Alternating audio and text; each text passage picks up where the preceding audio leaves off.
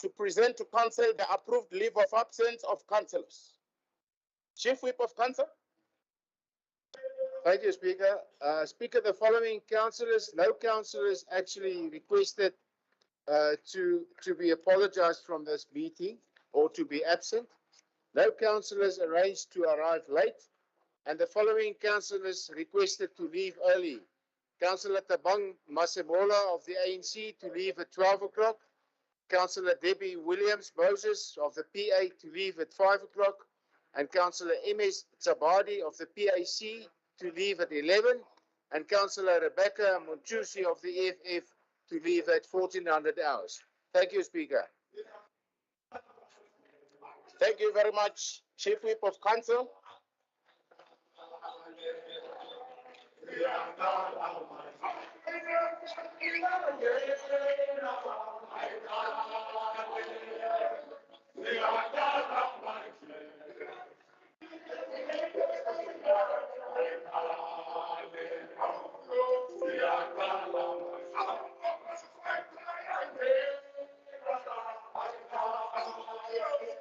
Just a second as the EFF take their seats, then we proceed with the agenda.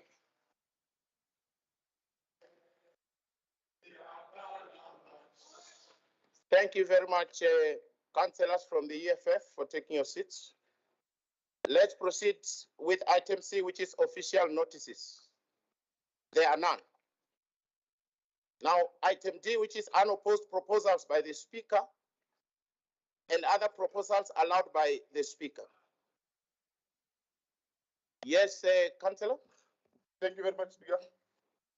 Before you proceed, Speaker, we have a problem. Hey, however, my pay too much. I don't know how translate that. Speaker, you have something else.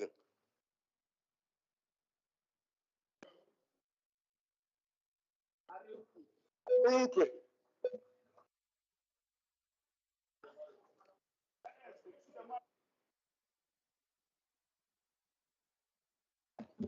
Thank you very much for switching your mic. Check, you should be able to see those accessories. They are provided for you. Just check. Councillors, thank you very much. I can see some of the councillors are already, yeah, that will be attended to. Okay, councillors, when you sign, actually I'm told you get them at the entrance. So just make sure that you pick them up as you enter there. Thank you very much. Speaker, may we have your indulgence. No, thank you very much, Speaker. If you allow us, we want to, on this item, move without notice to congratulate the vanguard of all protest movement in Africa and in the whole continent. The only anti-capitalist, anti-imperialist, pan-continental movement, the economic freedom fighters for 29 years. 9 years, my man. So I want to say to all doomsayers who said in 2013 when we were establishing that IFITAFELA, that we are here, Honorable Speaker, to take over South Africa from the ANC. So we're in a project of capturing the mass power. And ultimately, after capturing the mass power, we're going to use the mass power to capture the state power so that we remove the ANC from power. Now, Speaker, the future of South Africa does not have space for both the ANC and the EFF. One has to die, and that has to be the ANC. Thank you very much.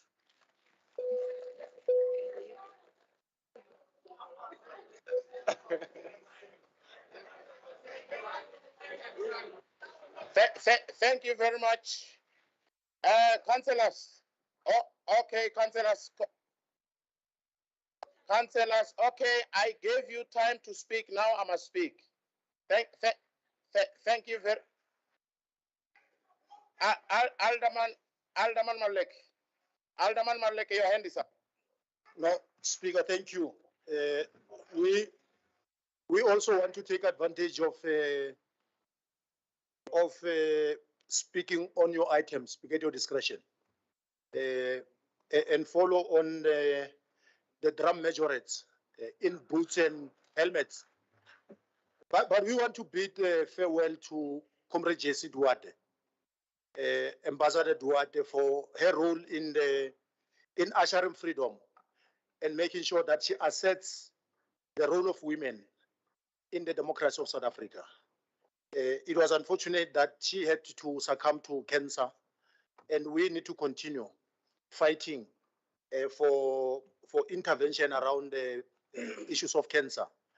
As council, we need to have programs, MMC for Health, that speaks to our programs that will take to communities around the intervention. It's very expensive to deal with cancer. Many people do not afford medication that comes with the disease. But further to that, Speaker, let me also piggyback on remembering Professor Carlo, Tito Carlo. Professor Carlo emerged from the dusty and rural universities in Harangua, formerly known as Sitlogelo, in TNG. When the merger came in of TUT, Prof has always been there since 1992 in this institution of the people called TUT. He was a member of City of Tshwane Council, and it was very worrying that we didn't see the representation of council in honoring this gallant volunteer of the community. Many students, he has supervised their master's degrees. He has been with communities of Atteridgeville. He has stayed in Atteridgeville until his untimely death. We need to bid farewell to also this gallant. I think it also, in my last point, it befits that we recognize the role of Nelson Mandela in this democracy. We know that United Nations back took a decision to have Mandela Day across the world to be celebrated. But it's important that in South Africa, we should remember, especially the city of Tshwane, that we gave him the freedom of the city. The theme of this year, it's around issues of gardening and food security. We need to go out and remember many people that can afford to have a decent meal in their homes. Our programs must speak to making sure that we encourage food gardens so that people can have security around a decent meal. Thank you, Speaker.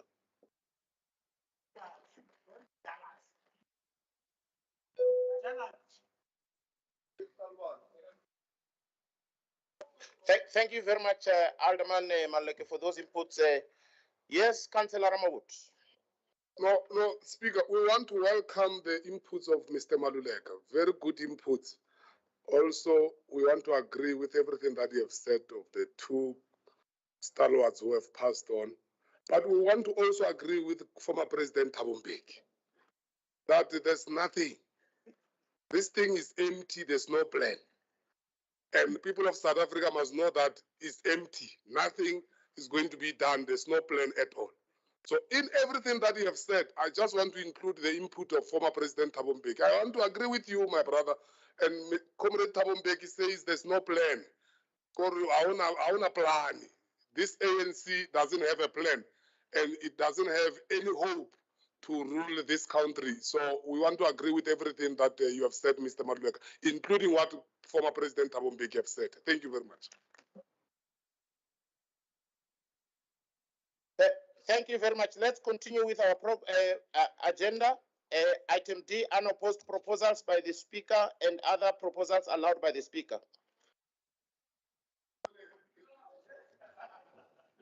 Deputy Chief Whip Makali.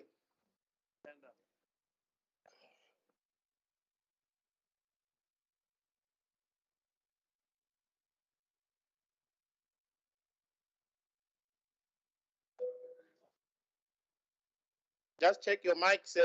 The last speaker, check if your mic is not on.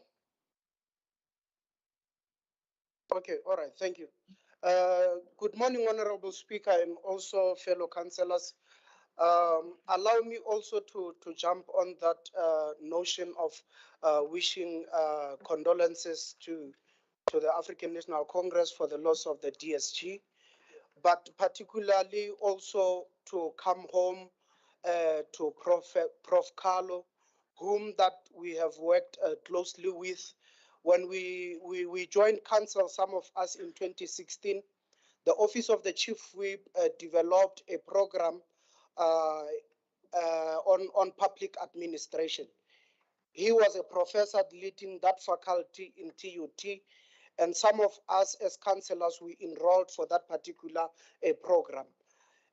He sharpened us to understand governance and administration. He sharpened us to understand what entails in the statutes of local government.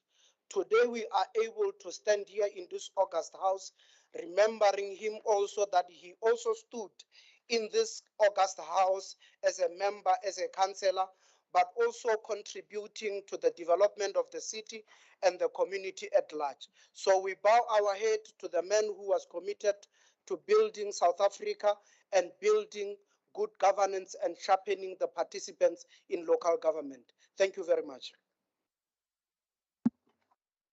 Thank you so much, Deputy Chief Whip Makale, for your input. I see another hand right at the back, and that should be Councillor Mlantwa at the back. Thank you. Thanks, Speaker. Thanks very much. Ke leboga go ba o tsweleditše leina le mongwe wa bagale ba mokgatlo wa the Pan-Africanist ntle le go tsweletša gore be le mololoko wa PAC o a fetileng Ntate Don Matera. Well, ke tlwaelo gore maloloko a rena ke ka hlaloswa ka botlalo gore ke karolo e efe ba e bapetšeng. When they are mentioned, they've been mentioned in passing.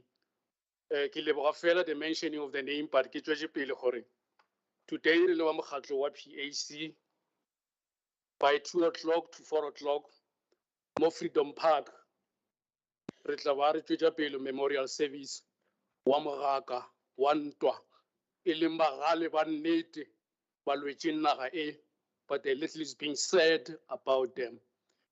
Don Matera that you mentioned lived his life officially bitleng e le mololoko wa the Pan-Africanist e o se go a tlamega go e fihla e bile mololoko wa the Pan-Africanist go fihla lehung. Ke a leboga, Comrade Speaker. Thank you so much, Councillor Tabadi, for those words. And I think we should now proceed with item number D, starting with 1, which is late but urgent reports for submission to the council meeting of the 28th of July 2022, which is today. Honorable councillors, the reports contained in part 2 of our agenda were received from the leader of executive business on the 21st of July 2022 and delivered to you on SharePoint on the same day. These reports are urgent and some legislated, and therefore they must serve today. I trust that the executive mayor will also speak to these items when he submits his reports to us today. Part 2 of this item is reports allowed by the speaker at his discretion in terms of section 81K of the rules and orders. Honorable councillors, section 81K of the rules and orders provides for the reports or matters not contained in the notice of the meeting to be allowed at the discretion of the speaker. I have allowed the following reports under section 81K of the rules and orders, and we will deal with these reports towards the end of the agenda. The first report from the office of the speaker is the appointment of a councillor to act as a speaker in case or cases where the speaker is not available to perform the functions of the speaker.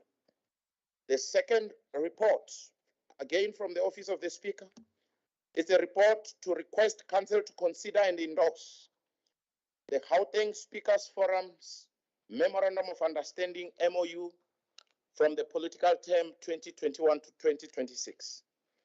And the last report from the office of the speaker will be a status update report of the investigations on allegations made against the Speaker of Council.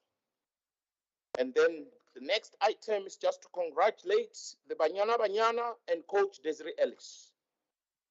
Honorable councillors, let me on behalf of the city of Tshwane congratulate the South African women soccer team Banyana for being crowned the Women Africa Cup of Nations champions recently, beating the host country Morocco, and Coach Desiree Ellis for winning CAF Coach of the Year. This is a big achievement for our ladies and hope that they also do well at the coming Women's World Cup. Well done, ladies.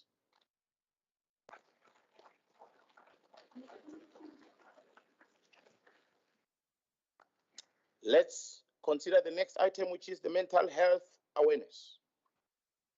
Honorable councillors, I have received a request from the councillor, our wellness ambassadors for their representatives to address council on mental health awareness for 10 minutes during this council meeting. The council awareness ambassadors are mandated as part of their duties to advocate for health and wellness activities for councillors. I will now request the wellness ambassadors convener, Councillor Nzwanana, to brief council on the activities of the council wellness committee, and also allow the following two members of the committee to address council on the theme of mental health awareness: M. Hubert and M. Baron. Thank you.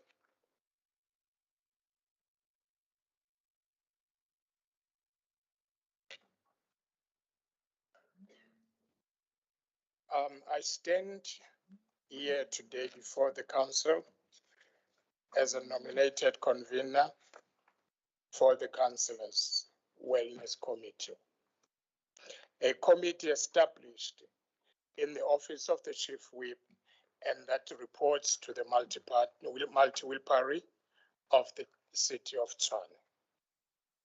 The councillors' wellness committee was established as promulgated by the city of Tshwane Wipari, model as approved by the council meeting of 31st March 2022.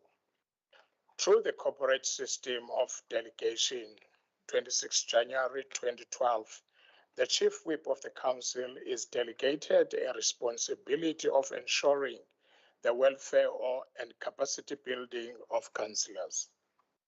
By establishing the Councillors' Wellness Committee, the Chief Whip is fulfilling the responsibility by creating a space intended to strategically cater entirely to the needs of the councillors.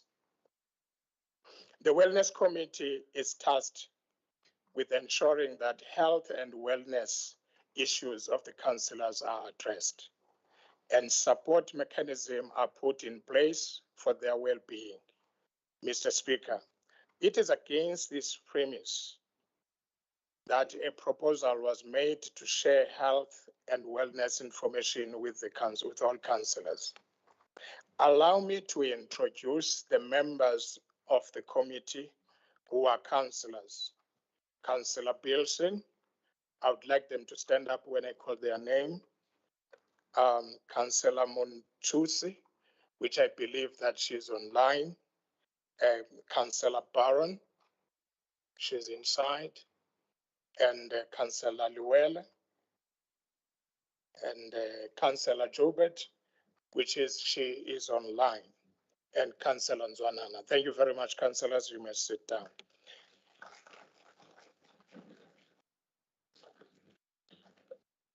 Mr. Speaker, today both Councillor Baron and Joubert will deliver speeches on the topic of mental health awareness as part of the theme outlined in the National Health Calendar for the month of July. In this point, I will be giving a speech on behalf of Councillor Joubert as she is not in the building today. Thank you very much, Speaker. I will go straight to the speech of Councillor Joubert. Mr. Speaker, the main emphasis of this debate is to articulate on the mental health according to the National Health Awareness Calendar of 2022. The month of July highlights mental health as one of the health issues to bring attention to our communities. While World Mental Health Day is celebrated on the 10th of October every year, both are regarded as days that seek to inspire, appreciation, and discuss of the topics surrounding the mental illness. In addition, there are another acknowledged days internationally and locally that helps uphold consciousness during the year. For instance, in South Africa, Teen Suicide Prevention Week start off the year in February, following by Substance Abuse Awareness Day on June 26. Along with World Suicide Prevention Day on the 10th September. Mental health awareness is crucial such that it helps to educate the public about the mental health, but also lessen the stigma and discrimination that people with mental illness are often subjected to.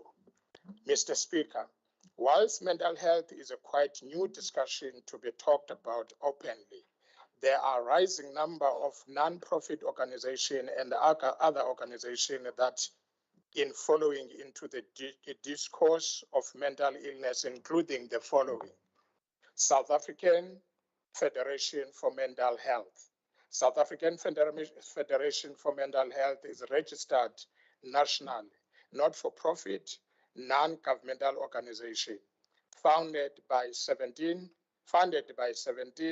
mental health societies and 107 member organizations, all actively involved in the field of intellectual and psychosocial disability and mental well-being. The organization was established in 1920 with the aim to coordinate, monitor, and promote services for persons with intellectual and psychosocial disability, as well as promoting good mental health and well-being amongst the South African public.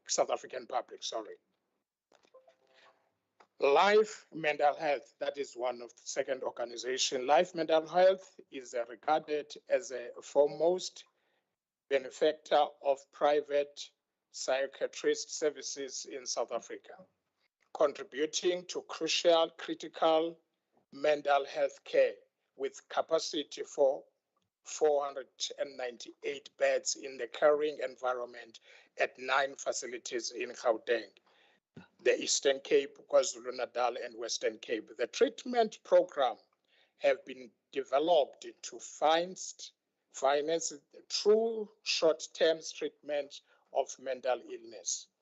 The South African Depression Anxiety Group. The South Africa Depression Anxiety Group permits patients to speak or instead message direct with mental health professionals through cell phones or landlines. During COVID-19 lockdown in South Africa, the South African Depression Anxiety Group helps called doubled, which saw an increase of 53% from the previous year. Further, SADAG has launched a toll-free mental health hotline that offers non-profit workers 24 hours access to a mental health service. In addition to the above organization, there are other institutions that deals with inpatient and or outpatient physical services, including Vescopis Psychiatrist Hospital in Pretoria West, Lodium Mental Health Foundation, ProCare Psychosocial, and in Arcadia, and others. In the city of Tshwane, access to employees assistance program is open to all employees of municipality, including councillors and their immediate families. The EAP's services can be assessed through referral by the family members, colleagues, and medical staff. The EAP is available at no cost to employees, including counselors. The Councillors Wellness Committee is prepared to assist all caucuses with further details on these institutions for easy access for all councillors. The South African Medical Foundation has started with mental health projects in facilities around South Africa. The SME Foundation is of the view that the legitimacy of mental health care in South Africa is often ignored. In an article about the help available on mental health patients, the South African Depression Anxiety Group expressed that the biggest problem is a lack of treatment in public health institutions and the stigma attached to the mental health. Mr. Speaker, in South Africa, treatment can be difficult to access, while a fear of stigma also prevents many people from seeking the help required to live healthy and productive lives. Moreover, a severe shortage of mental health professionals create a blockage to get psychiatric care in South Africa. Currently, the country has only one psychiatrist for every 100,000 people.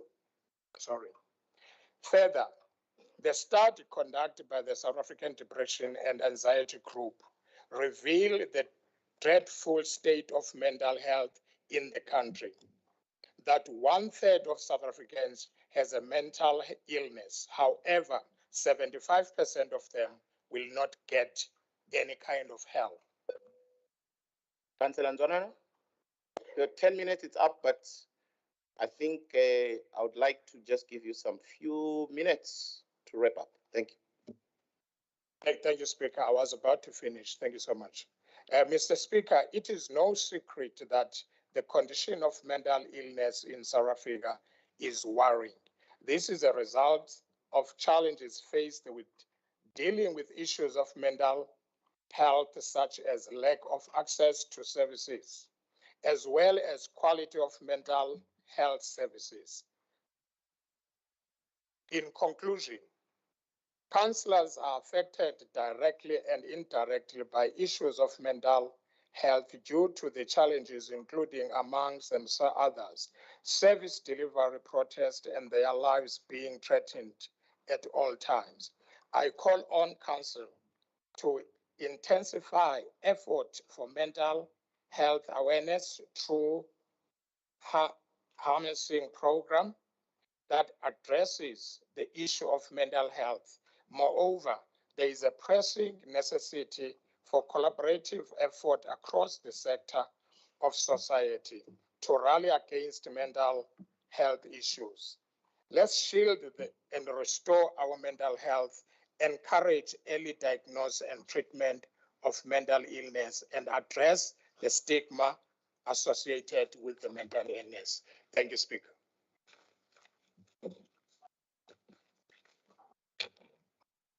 Thank you very much, Councillor Nzwanana, for your speech and 2 minutes of my grace. Let's proceed to item number E, which is the consideration of the minutes of the previous council meeting of the 30th of June, 2022. Honorable councillors, I now put to you the minutes of the council meeting of the 30th of June, 2022 for approval. Approved? Thank you. Let's move to F, which is the reports to council. Oh. Councillor Skosan. If I'm not mistaken, you were supposed to grant the two ladies their time. I'm not sure when are you intending to grant them. Councillor Skosana, I had allocated 10 minutes and that 10 minutes is over. So it was up to their discretion to use it. Speaker, ke basadi, nko be le mohau, ke basadi hle. Please. Ra kgopela ka moya ketso. Now, thank you very much. Let's proceed, councillors. Now, let's go to reports to council. Executive Mayor.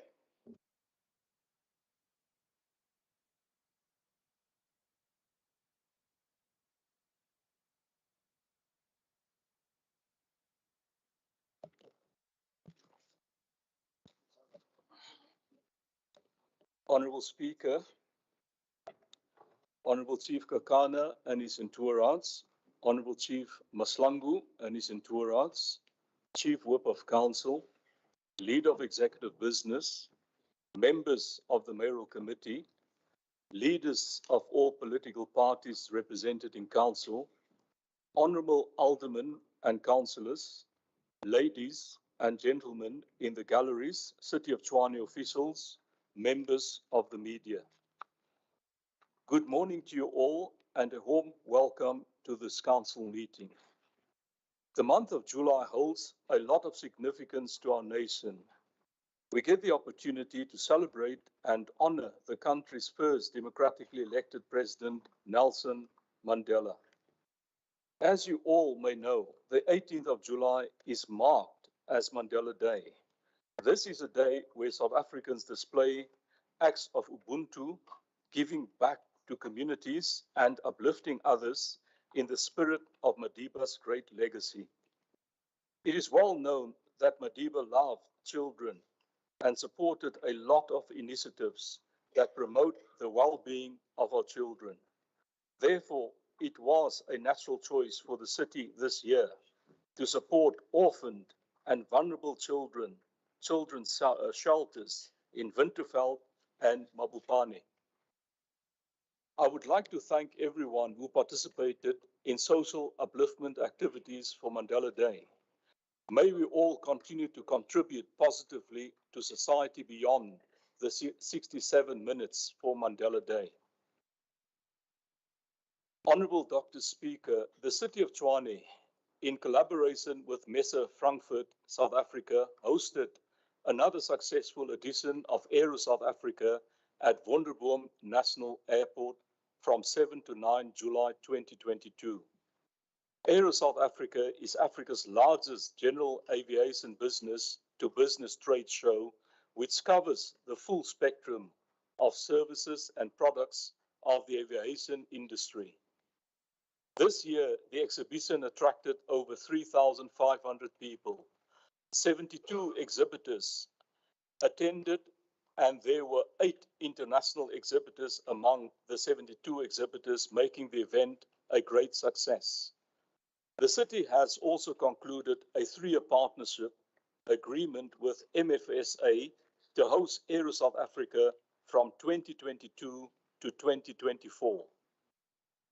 Honourable Dr. Speaker, we are also thrilled to be part of the upcoming Africa Aerospace and Defence Expo and Air Show. Tshwane is the proud host city of this event, making the city a strategic partner contributing to the Expo's success. The AAD Expo is a family-friendly event with an exciting air show that will be open to the public for 2 days on 24th and 25th September 2022. The City of Tshwane is fully behind this event, as the AAD Expo is Africa's only aerospace and defense expo that combines a trade exhibition and an air show.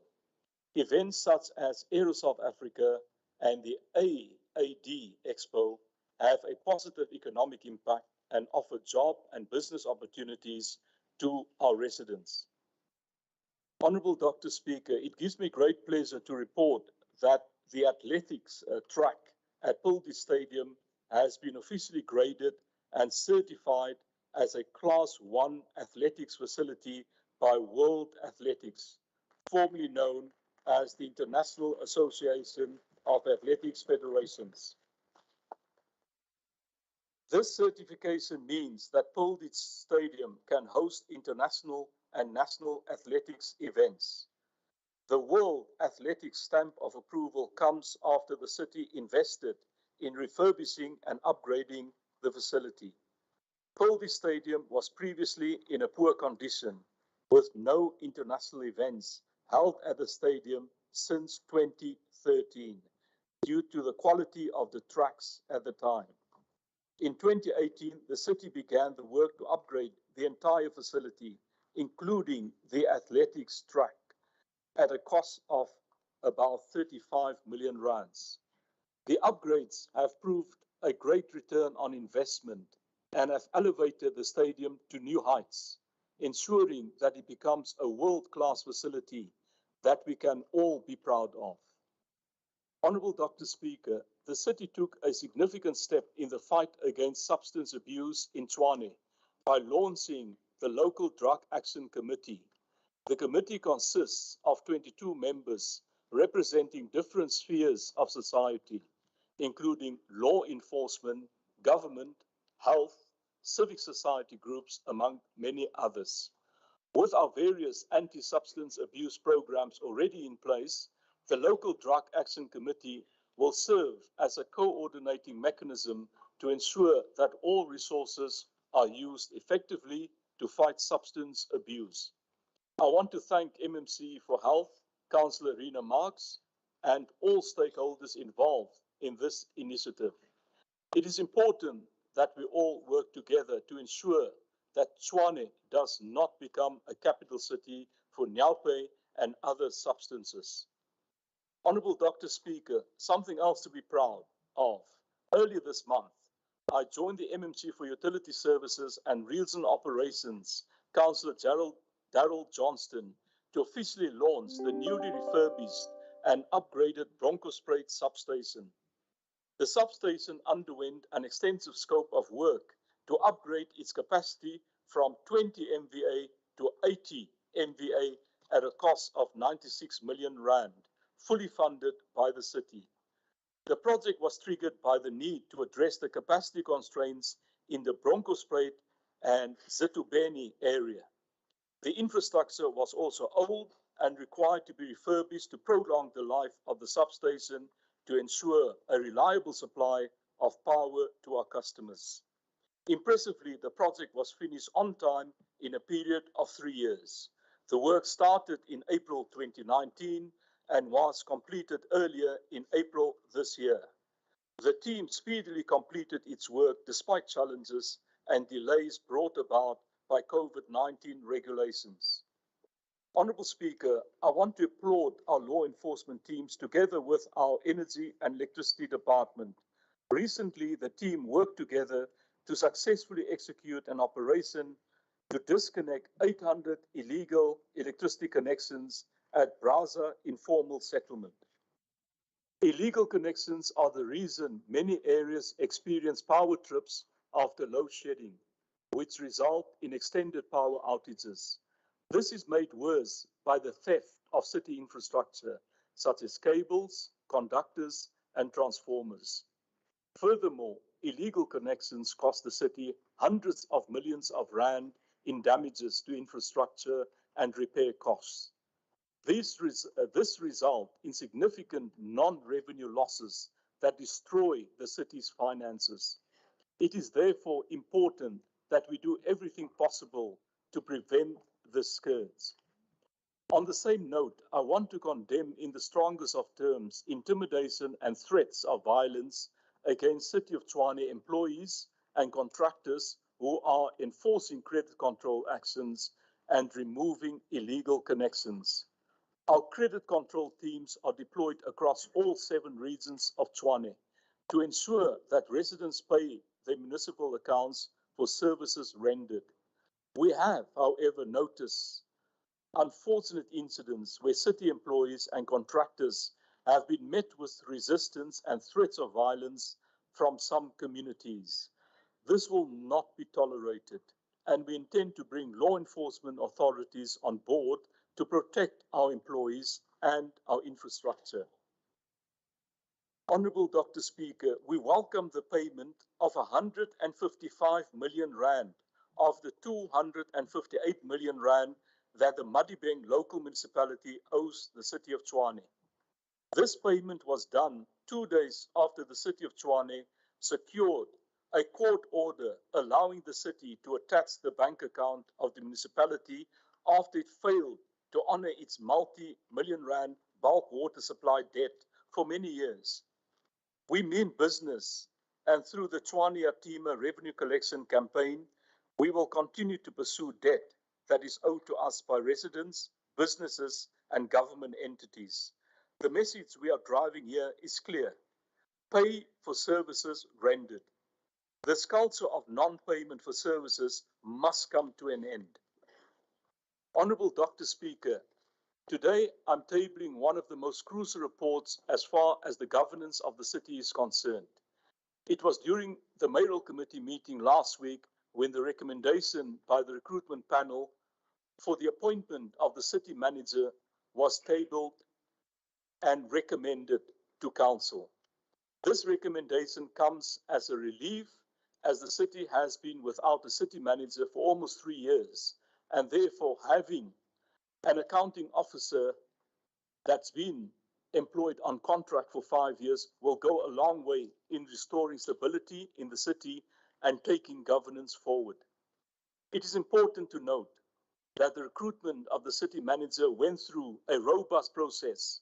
We started with a shortlisting of 139 candidates, followed by interviewing suitable candidates, whom after was sent for competency assessment as well as security vetting to satisfy ourselves that we get the suitable candidate. Honourable Dr. Speaker, that concludes my council remarks. The reports are tabled. Thank you very much. Thank you, councillors. Thank you very much, Executive Mayor. Thank you, councillors. Thank you, councillors. Thank you very much. Thank you, EM, for your words. And we now go straight to part one. Yes, Chief Whip. Speaker, I think there was a misunderstanding when the wellness ambassadors did their speeches, because they were also supposed to submit a pledge to council. Can I please ask that that pledge be allowed to be submitted to council?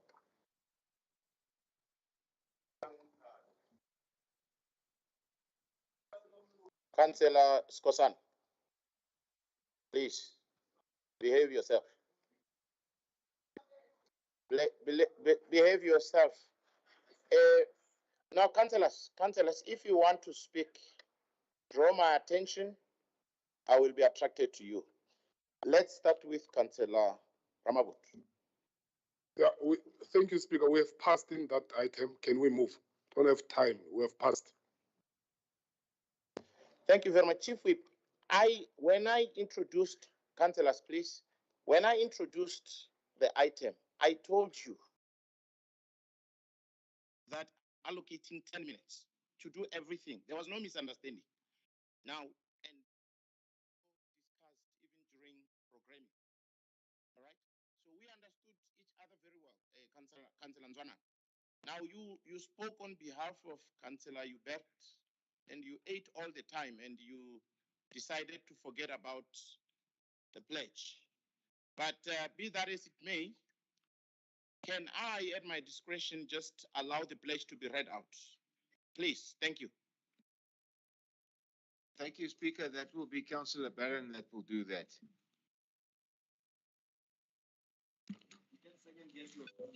No, Speaker, let me tell you something, Speaker. You see, we are very disciplined. We are quiet. We want to maintain the quorum of the House. But if you want to push us to the level that you want to push us, we are ready to go. We can't have a situation where you make rulings and when a fellow, and you will want me to raise issues. Because there's a fellow who gave you the same proposal. You didn't agree with the proposal. This guy comes and gives you a proposal. Because he have a level of authority, I don't know from which side, then you want to side with the proposal. It's wrong. If you want to continue like that, you are setting a wrong precedence. We are going to follow to that, and we're going to hold you accountable in terms of how you run the House. So we are fine. If you want to continue and be cozy with them, you can continue, but we are not happy as the EFF. And we want to tell you that this is not how you run the House. This is not a tuck shop where people can just buy Zimbas and open them and bring them back. What kind of an arrangement is this? So this is nonsense. Yes, it's nonsense.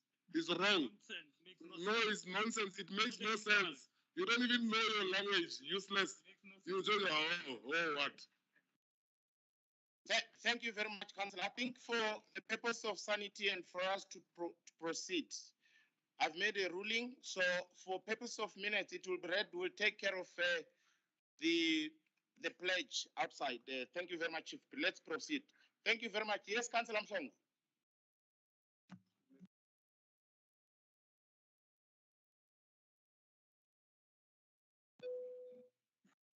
Ngiyabonga Speaker.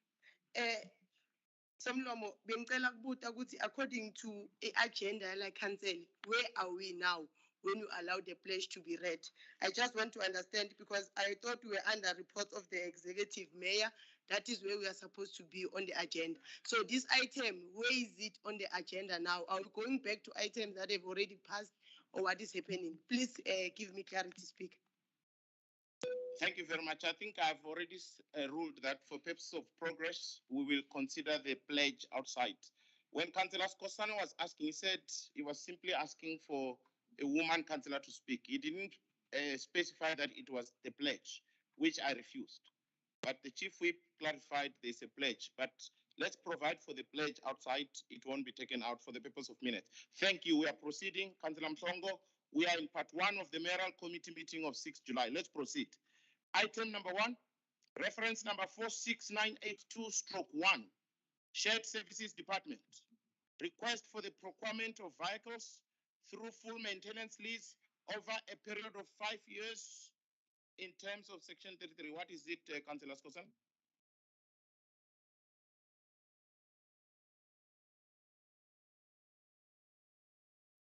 Speak, just speak loud so that I can hear.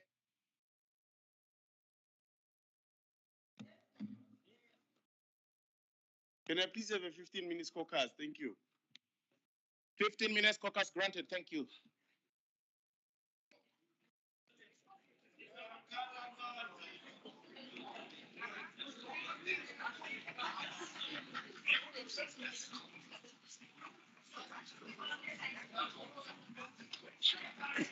Hi, your friends, you are dangerous.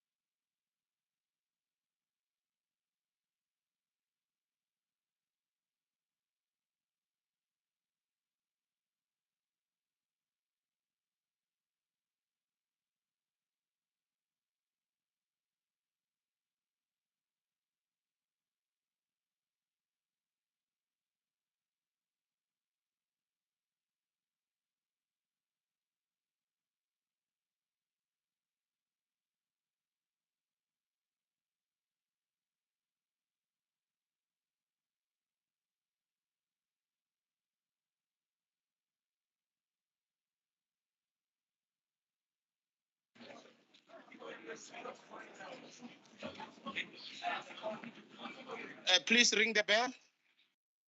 15 minutes is up.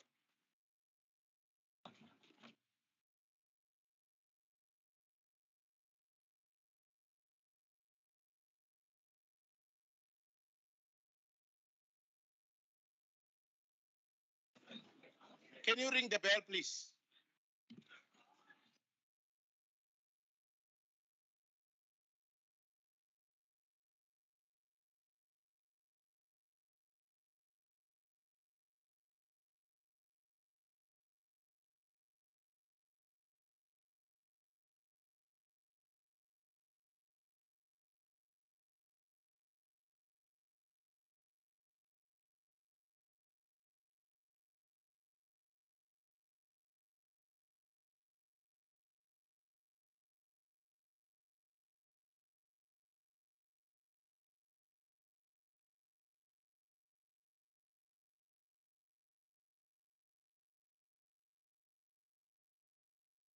Order.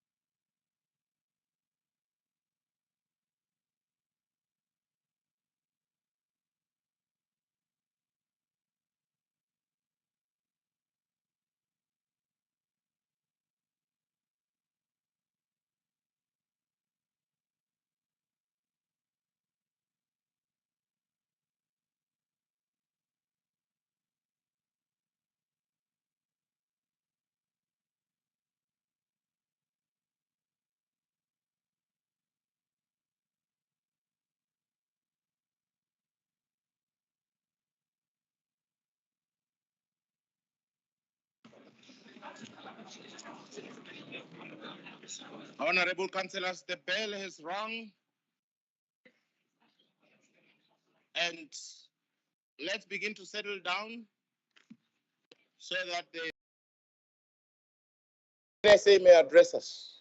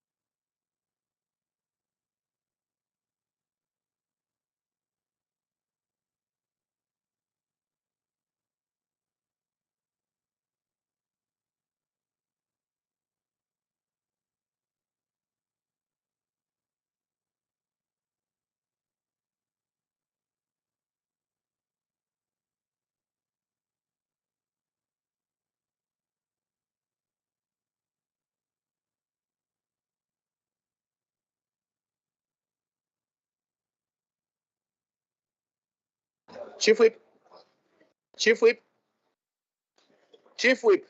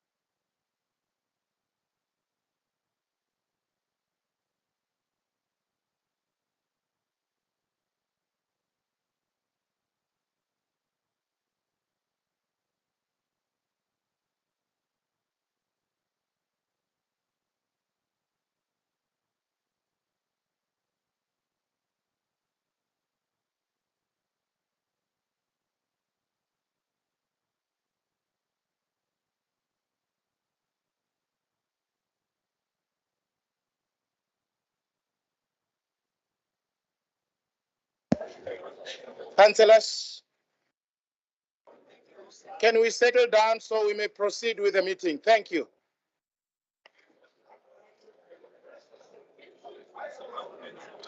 Honorable councillors, please take your seats.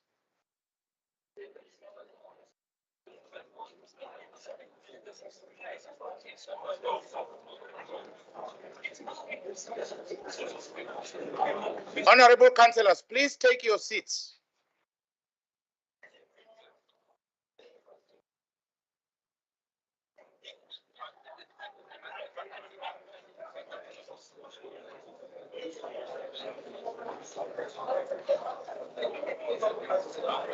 MMC Johnson, please take your seats. Councillor Mhlana, please take your seats. Thank you. Alderman Erasmus, please take your seats.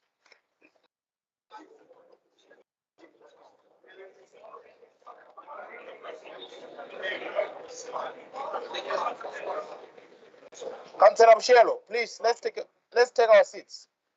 Thank you very much.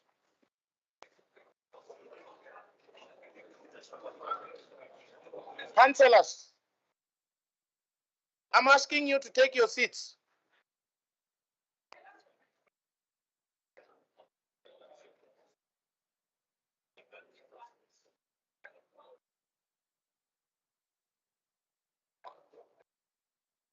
Now, in terms of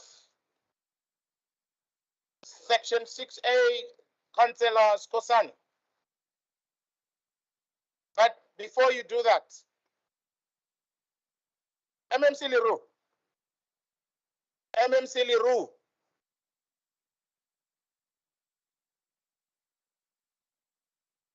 Chairperson Governor, please take your seat. Take your seat.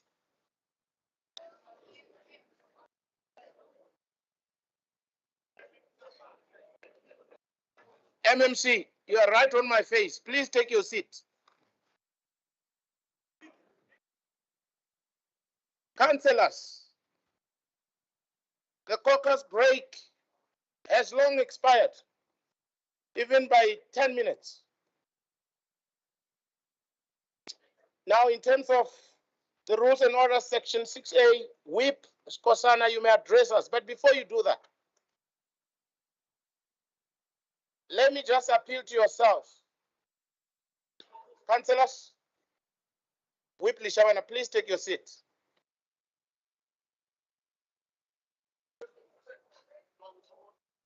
Dr. Maepa, please take your seat. Alderman Maleke, please take your seat.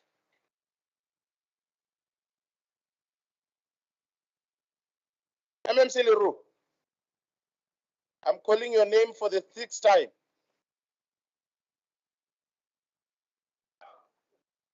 Evan. Okay, now, Whip Skosana, before you address us, I want to appeal to yourself. You requested me for 15 minutes caucus break. Dr. Maepa, please take your seat. You requested for 15 minutes. I granted you exactly 15 minutes.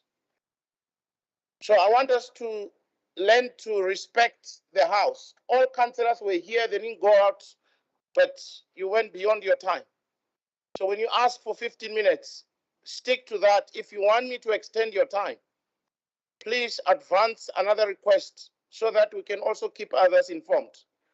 Don't grant yourself extra time. Thank you very much. Whip Skosan.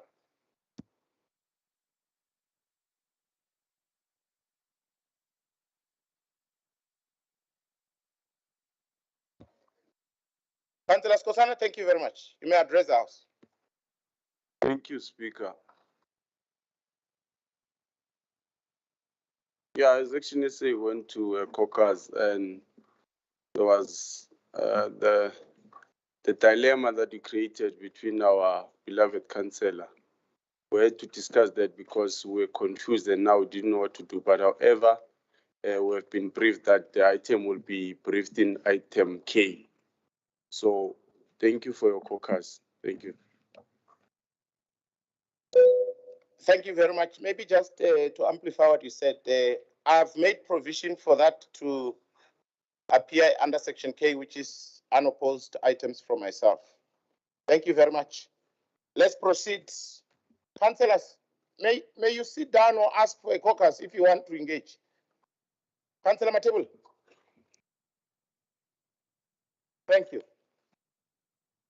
Now, part one, which is from the Mayoral Committee meeting of the 6th of July, 2022, item number 1, reference number 46982/1. Shared Services Department, request for the procurement of vehicles through full maintenance lease over a period of 5 years in terms of section 33 of the Municipal Finance Management Act, MFMA. The item is on page 6 to page 15 with recommendations on page 15. Now, I have a list of speakers here on this item. I have 4 speakers. Let me start with the ANC, Councillor V. Palwane, 3 minutes. Thank you.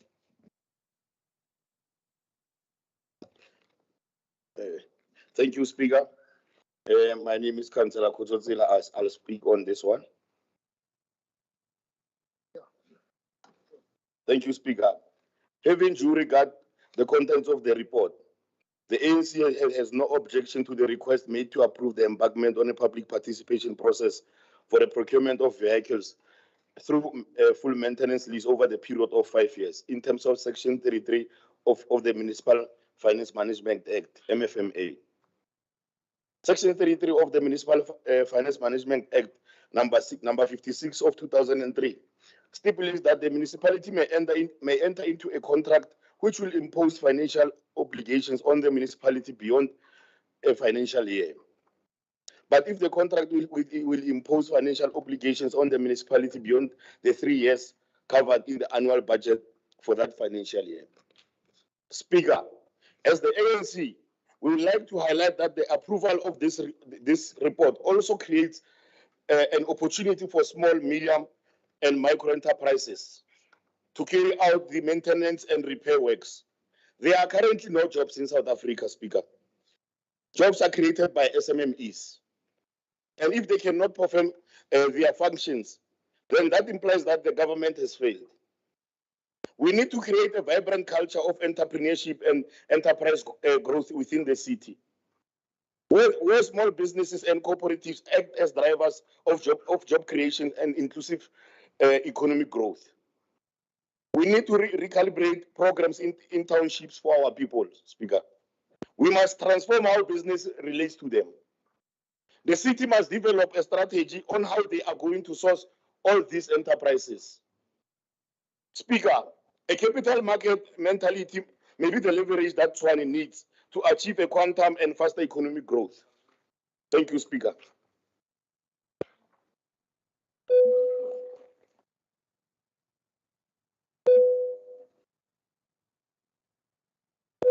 Councillor Tila, just switch off your mic.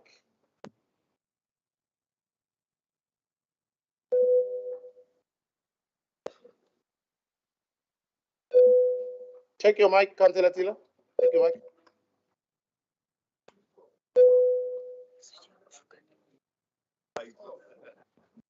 Okay, no, thank you. It's back. Thank you very much, Councillor Tila, for your inputs. Thank you very much, Councillor. Let's now move to the EFF. I will call upon Councillor Nontununu from the EFF, 3 minutes. Thank you. Address the House.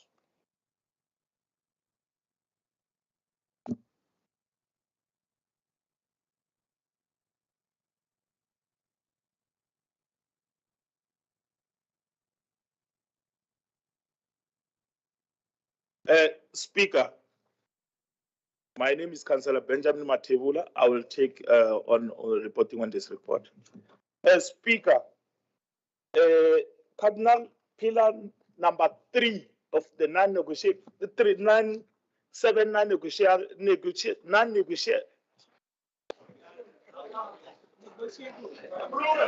Speaker, wait. I'm not white, but I'm black.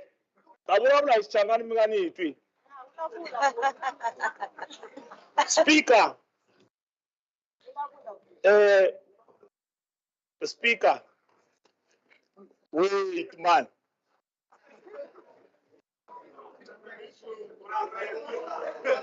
Speaker, focus. Councillors, please.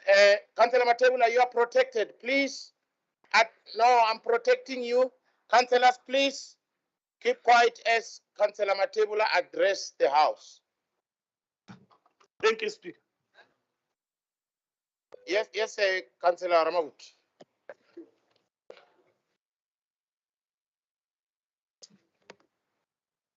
Matebula, switch off your mic first. Yes, Councillor Ramavut. Thank you very much, Speaker. We ask you to protect our members. We are not obsessed with a language that is not ours. We are just doing it as a favor, as a courtesy. It's not ours. Actually, according to the EFF, we're supposed to speak a different language. This is a language of colonizers. I'm not going to come here and be turned into mockery because of the language that is not ours. It's not ours.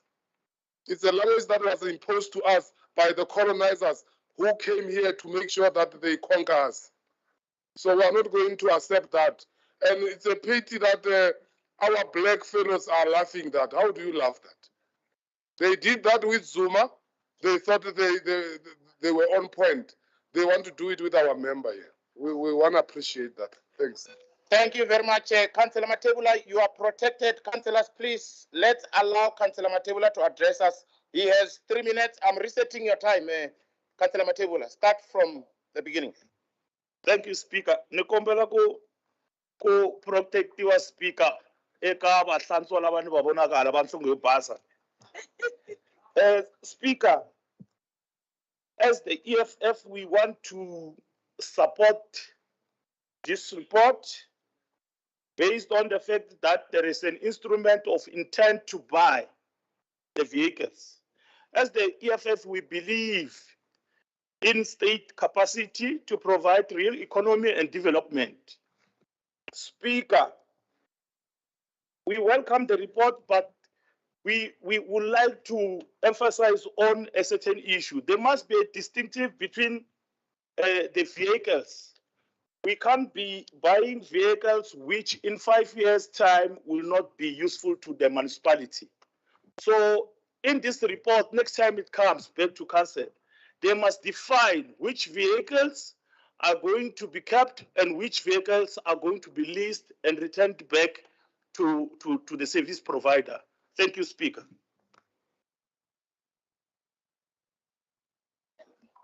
Thank you so much, Councillor Matebula, for your inputs. Let's now move to Action SA, and I will call upon Councillor Kosiamang, 3 minutes to address the House. Thank you.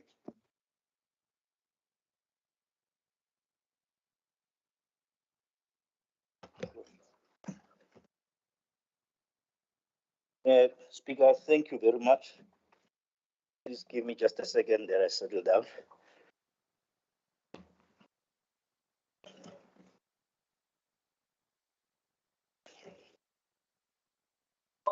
Okay, Speaker, thanks for the opportunity. Thanks for the opportunity, Speaker. Section SA, we welcome the report.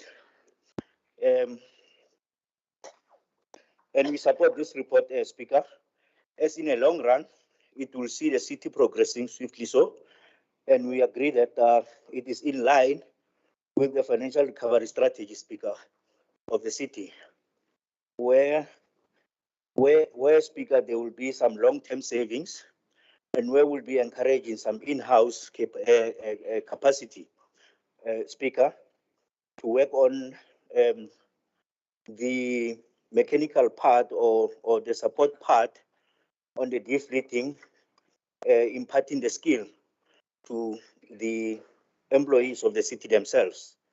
Speaker, I don't want to deplete all the minutes that we've been given. The long and short of it, we do support. Thank you.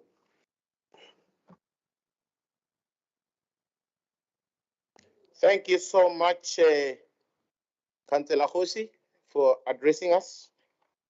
The last speaker from the list should come from the DA, and that will be the Deputy Chief Whip Makali. Thank you very much. 3 minutes. Thank you, Honorable Speaker. Greetings to Honorable Councillors and the Executive Mayor. and public at large. A big sigh, Honorable Speaker, of relief. It's what we breathe as we see the end of the contract that has been hemorrhaging the city money. The previous broadband fleet project that was popularly known as Miponi, it's seeing the sunset. Then, as we continue to deliver on our promises of getting things done, then we see a new dawn, a coming of this new broadband contract. The report seeks an approval from Council to embark on a public participation. We encourage that also stakeholders, as the city is well blessed with 4 automotive plants, to also engage such stakeholders, to engage and go out to the community whom they will also indulge on this particular report. As the DA, we support, as we are going to see an outright purchase plan outlined in this report, and we applaud it because it's going to save millions from the city. The city is already limping, and this is going to assist that we also prioritize in service delivery. The process undertaken to this accusation on city-owned fleet, convening one-sum leases and others being owned by the city, it's a well-recommended one. Well done to the collective, well done to the coalition partners, and also to the MMC. So I will be saying thank you, and thank you to everyone. Give the opportunity to the MMC. Thank you very much. Thank you so much. MMC Weckling, would you like to round up the discussion? Thank you very much. Good morning, Dr. Speaker, and a warm welcome to all my colleagues. Good to see you back in the House. Dr. Speaker, it would be very prudent of me to remind us of the pain and suffering we have endured in the last 5 years. The contract that has seen the end of it now, we closed that door behind us, that history of pain, cost the city almost 2 billion rand. And I want to remind us, when we do a triple P, the result of a triple P is to ensure that both parties benefit and not just the supplier. I want to ensure that going forward in the future that this city will ensure that we will not engage in triple Ps where only one party benefits. That's the principle of triple Ps. I would also like to acknowledge the previous speakers, and I want to thank them for their support. I want to ensure them on a number of things. The one thing I want to ensure them, we will never use a middleman again doing business with us. We are going to work directly with the original equipment manufacturers and the small business people that have suffered under the hand of that middleman. We're going to work directly with the small business people, the mechanics, the auto electricians, those people that have actually done the work. We are dealing with them directly. We are clearing the back payments with them as we speak. We're going forward and engaging with them directly. It's important to understand, because of the financial situation, we wish to have purchased all the vehicles, but we are not in a position to do so. That's why we've chosen a hybrid model. But we're going to get there.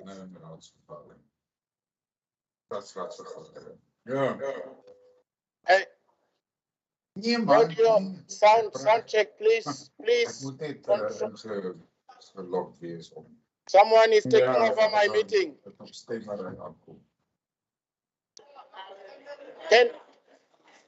Can you check your audio, please? Thank you. Thank you very much. Thank you. Thank you, colleagues. Thank you. Yes, okay, councillors, it's okay.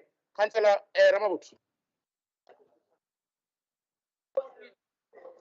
Speaker, why do we allow that guy who met with the mayor of Johannesburg to speak on this meeting, Johan Metler? What is he looking for here? Why do we allow this? It's wrong. It's wrong. We must check. It's him. I know his voice from Nelson Mandela. It's him. He wants to interrupt here. He's already fettling. He's already fettling with the system. Already. Meddling already. So please check with your team there. It's Mandela there on that thing. I can tell you. Thank you very much. I think I got my sound back on it well. As recommended. Thank you. Yes. Oh, okay.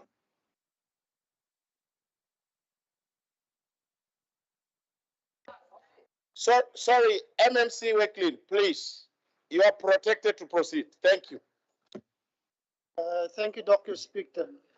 Let me also just remind us, apart from the SMMEs that we're going to engage, we're going to own the vehicles once we've paid for them, and not going through the same pain that we are going through right now, trying to engage on our first right, where we can purchase back the vehicles that we deem still fit to be utilized. As it stands at the moment, as you're aware, APSA has sued Maponi for 90 million. But we are going to take the first right to deal with the matter, and we're not going to leave it there. We cannot continue with the hemorrhaging as it continues. And then finally, Speaker, I think it's important to note that we will also capacitate our own workshop in the next coming few years, and also elaborate and expand on the current staff that we've got, and also empower our own staff to look after the vehicles that will be out of the 100,000 kilometer range. Thank you, Speaker. Thank you so much, MMC Wakely, for your concluding remarks on the item. As recommended. Thank you. Let's proceed to item number 2, colleagues. Reference number 60622/1. Office of the Executive Mayor. Report for the approval of the reviewed service delivery agreement between the City of Tshwane and the Tshwane Economic Development Agency, TIDA. The report is captured on pages 16 to 72, with recommendations appearing on page 23. I have lined up for this item 4 speakers, and I will start with the ANC. Councillor Tema, 3 minutes, please. No, by a speaker. And in fact, in April, Speaker, the ANC caucus sponsored a recommendation that TIDA be removed from the office of the mayor in order for it to execute its mandate. And in doing so, the city will then indeed be one of that promotes business-friendly city, that promotes employment and economic growth. And I want to tell you, Speaker, that TIDA was established to make a real difference in the city. These functions must be returned to Economic Development and Spatial Planning Department so that its vision and mission, strategic intent and objectives can be executed accordingly. The budget allocated to TIDA, in fact, also does not really plow back to the city. We do not see any return on investment. Speaker, the DA administration has literally killed TIDA, its mandate and its vision. And in fact, today, what the ANC is saying on this matter is that we must be able to get the right people to run and lead TIDA. I mean, it's a known fact that the DA administration wants to get rid of TIDA. For all intent and purpose, the fact that they took it from the rightful hands and based it in the hands of a chief of staff in the office of the executive mayor clearly states that the current administration does not really know what it needs to do. We as the ANC want to remind you, executive mayor, of what makes a great city, and in fact, a successful city for that matter. Let's get the right people to run TIDA, people who have knowledge-intensive industries. I mean, talented employees, employees who will have a range of vocational and specialist skills. So, Speaker, TIDA must start to rebuild itself, which is why building a brand is a contributing factor to a great city. The city of Tshwane is not even actually in the top 20 of the great cities in Africa. I mean, I can tell you, seated where you seated, Speaker, I mean, Nairobi, Cairo, Accra, even our neighbors, Gaborone, they actually have a great economic development plan. And then Gaborone, and in terms, not even Gaborone, Maseru, it's even excellent in terms of their business plans. I mean, Maseru, you can just imagine, Maseru. I mean, Lagos and Windhoek, I mean, I can name a few. Devon, Josie, and others, they're actually flourishing in this space. The city of Tshwane, unfortunately, has a swag under this current administration. Via swag, like Ferteljo Vandag. Under the current leadership, we must be able to get TIDA right, and the city will, in fact, attract investments and good leaders. To realize the city's vision, we must see TIDA remaining a reputation for the city of Tshwane. Bye, thank you, Speaker.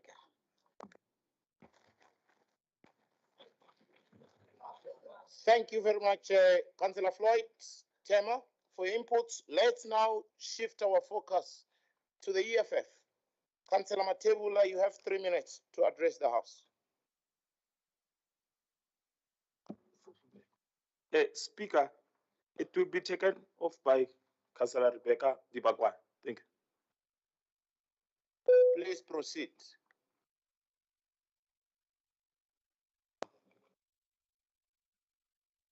Thank you, Speaker. As the EFF caucus in Tshwane, we welcome the report of Service Delivery Agreement between Economic Development and TIDA. Speaker, Cardinal Pillar number 3 of the EFF talks about building a state capacity to drive real economic development and provide better services.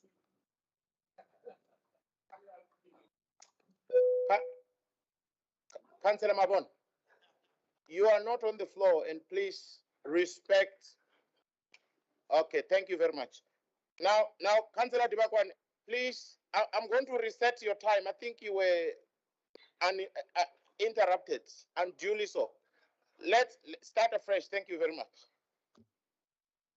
Thank you. As the EFF caucus in Tshwane, we welcome the report of Service Delivery Agreement between Economic Development and TIDA. Cardinal Pillar number 3 of the EFF talks about building state capacity to drive real economic development and provide better services. We also note that a new board of TIDA was appointed and it's chaired by a woman. Hopefully, the woman on top will strive to achieve the agreed target. Wow. But okay, councillors. Okay. Allow her to finish.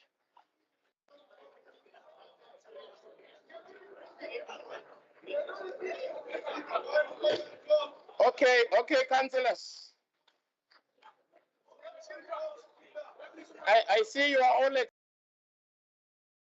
about, but please, let's allow her to finish. Allow her to finish. Councillors, okay, EFF, thank you very much. Councillor Dibakwa, no, allow her to finish. She's done. She has closed it with a woman on top. We are fine. We can move on. it's what? Women on top. What? Okay, I think you are excited. Thank you very much, Councillor Dibakwan. Thank you very much for sticking to your time. You have saved 2 minutes, but I will now shift the attention to the DA, and I'll ask Councillor Lawrence to address the House. Councillor Lawrence, you have 3 minutes on this item.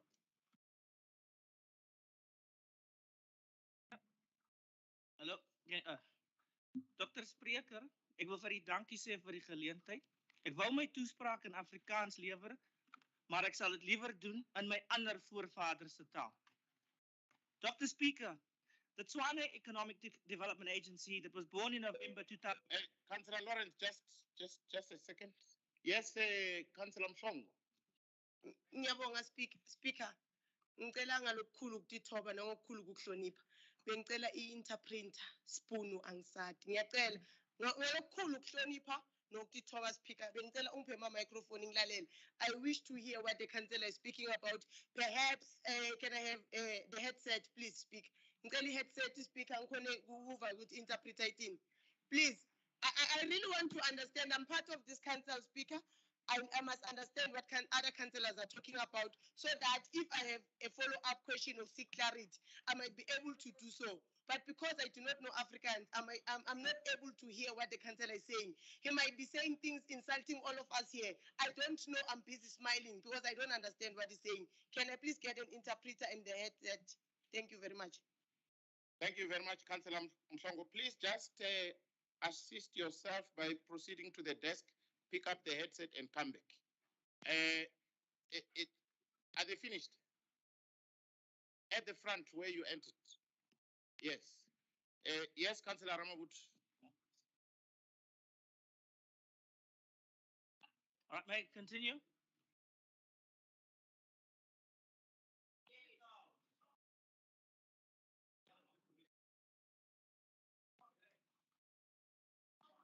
Councillor Ramabut.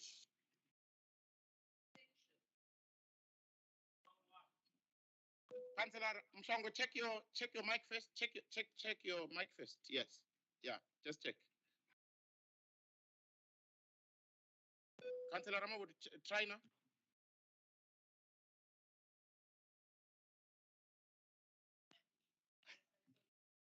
Right next door, Chief Lishabana, just try if yours can be on. Just check.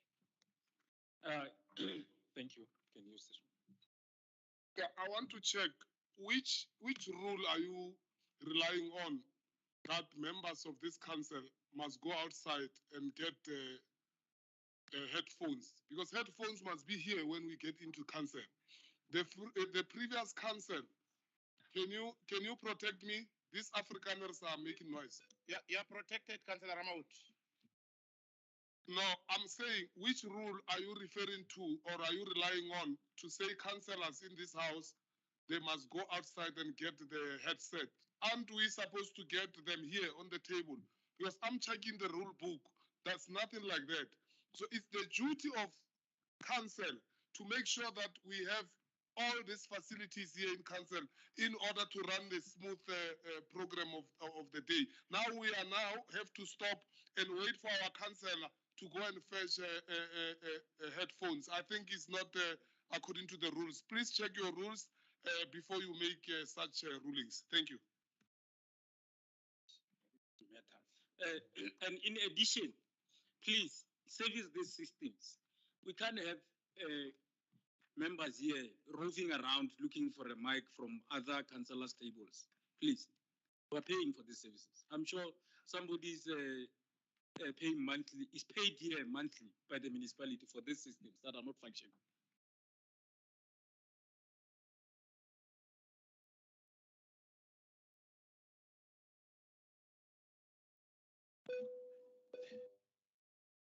Thank you very much, councillors. I think let me just remind yourselves, when we started, I indicated that for purposes of efficiency and accountability, the mics are there at the front. The reason being that past experience is that if mics were left here, not allocated to a councillor, they would somehow disappear. Can I finish? No, I'm saying that, can I speak? Thank you. So the purpose was that as you enter, you sign.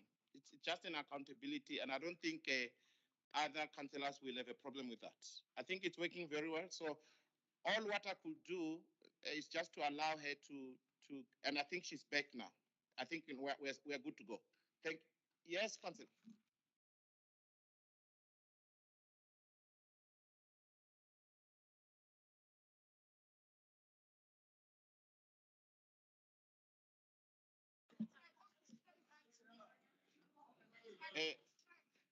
It's on, man. Let's just check. Yeah, officials, please attend to that. But now I think let's settle down so that we can proceed, councillors. Now let me come back now to Councillor Lawrence. Councillor Lawrence, I will reset your clock to start addressing us again. Councillor Lawrence, 3 minutes. Thank you.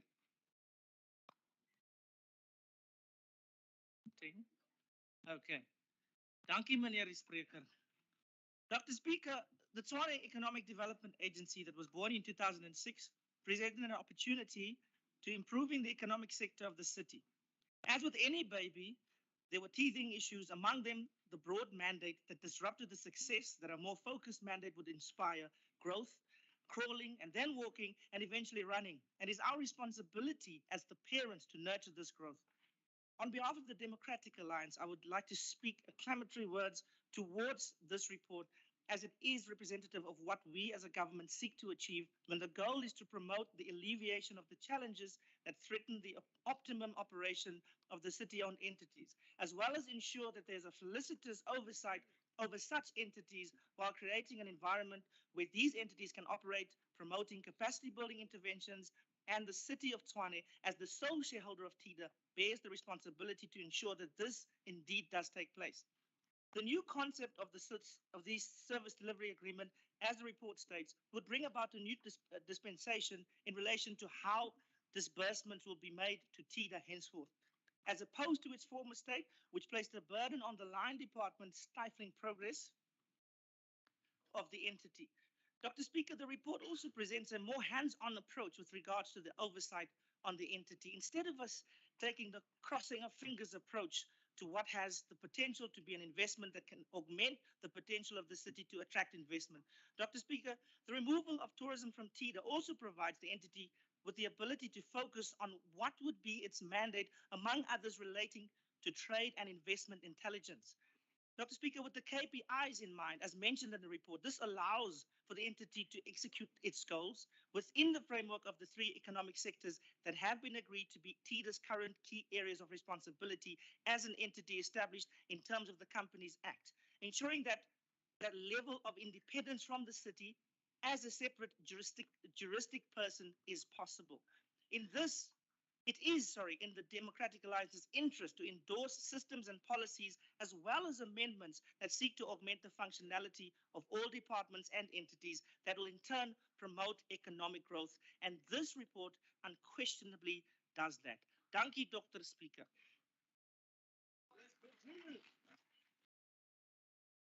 Thank you so much, Councillor Lawrence, for sticking to your time. Yes, I think before I proceed to the next speaker, let me draw my attention to you, Councillor Ramau.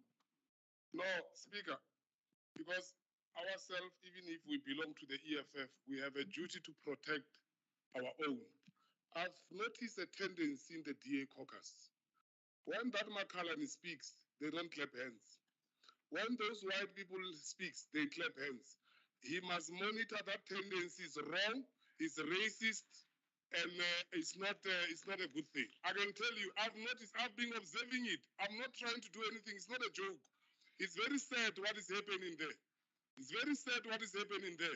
How do a leader of a party, in terms of a whip, speaks, they don't clap hands? That Afrikaner, because it's one of their own, he speaks, they clap hands until they want even to stand up. This tendency is wrong, it's racist.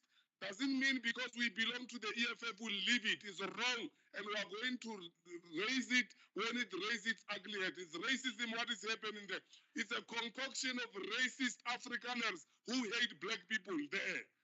A group, proper racist there. Thank you very much. Councillor Ramabut, I think in terms of Section 36, this is irrelevant. So let's proceed to, okay, you don't have to clap for me. Okay, thank you. So let's now go to MMC Leroux. MMC Leroux, I thought you speaker or you are sweeping over the matter. So you can do both. Thank you. Dr. Speaker, thank you very much. I welcome this report, and I also welcome the support from my EFF colleagues in terms of the women on top. As chairperson, with the impending Women's Month, I think that's a celebration of women, and I welcome their support. This report is overdue. It is necessary to streamline the service delivery agreement for TIDA and to make sure they operate optimally in order to do what they have to do. this has done a lot in terms of clearing governance issues and their mandate. And I am looking forward to working with TIDA, and I welcome input from any of the councillors on this floor and my office. If they've got any suggestions, please come and talk to me. We are all in this together for Tshwane, and with this, I just thank you all. Thank you. Yeah.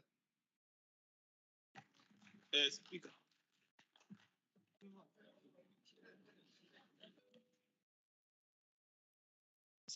MMC Leroux, check your mic, please. Thank you. Speaker. I'm raising on a point of information, Speaker.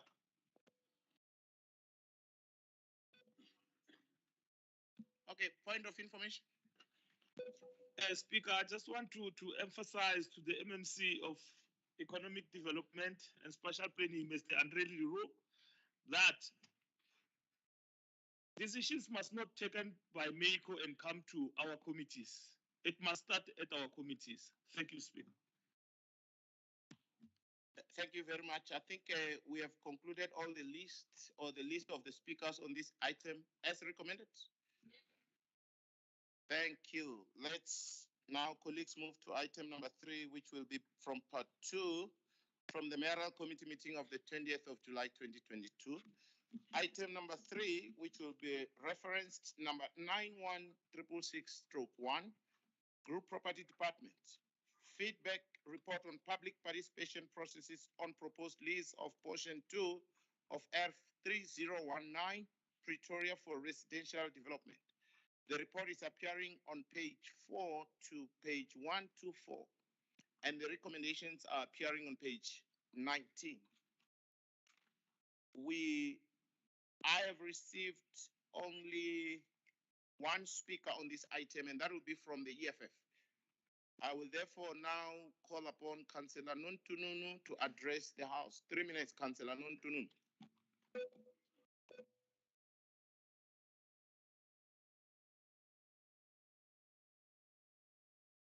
Please, just a second. I'm going through the laptop, is a bit freezing. Please be patient with me, Speaker, just a second.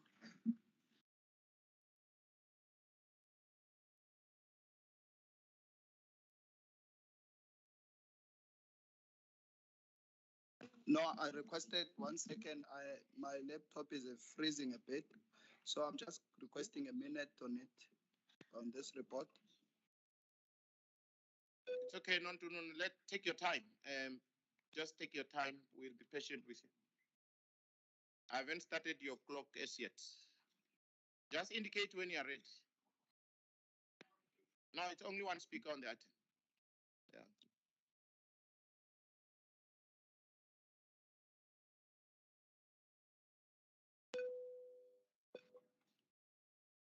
I may also perhaps park the item and then only one speaker, and then we go to another item. Thank you.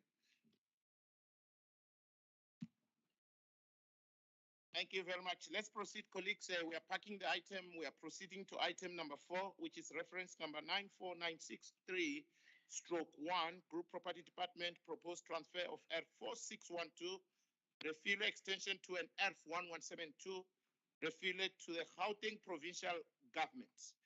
The report is appearing on pages 125 to 137 with recommendations on page 134. I only have 2 speakers on this item, one from the EFF and the other one from Action SI. Let's start with Action EFF. Councillor Mnisi, 3 minutes on the item.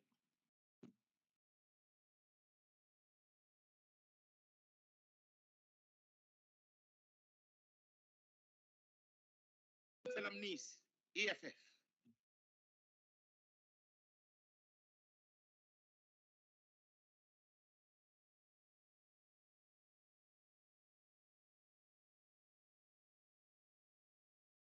Okay, if EFF is not ready, let me also allow you space. I will proceed to Action SA. Let me request Councillor Skutane from Action SA 3 minutes to address us.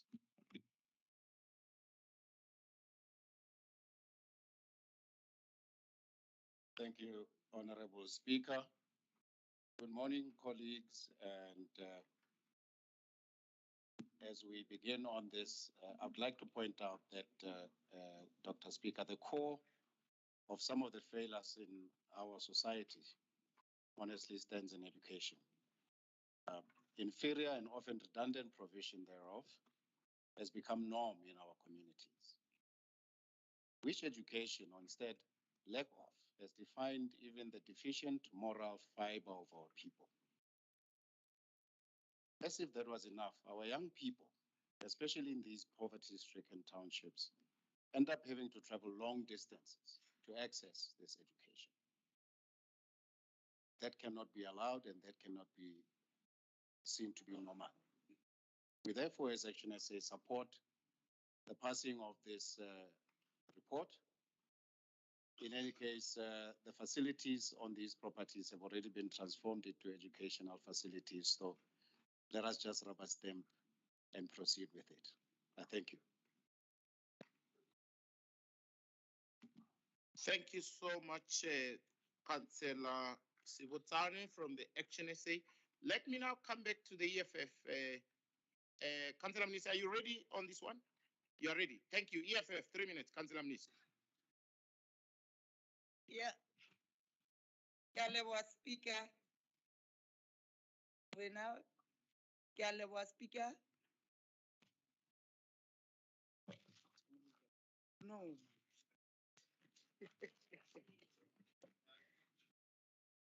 I write it here.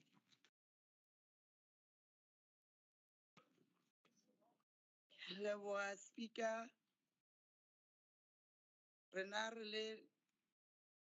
Palokula EFF. Relebo.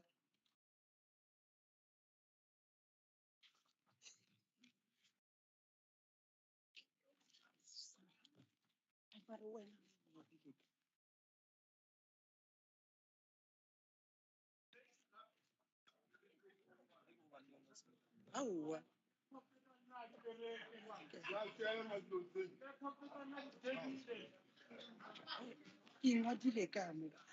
Yes, Councillor Ramabut.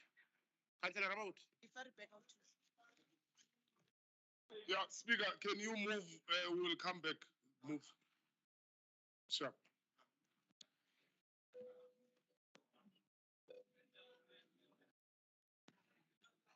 Thanks very much. Councillor Nontununu, are you ready? You are ready.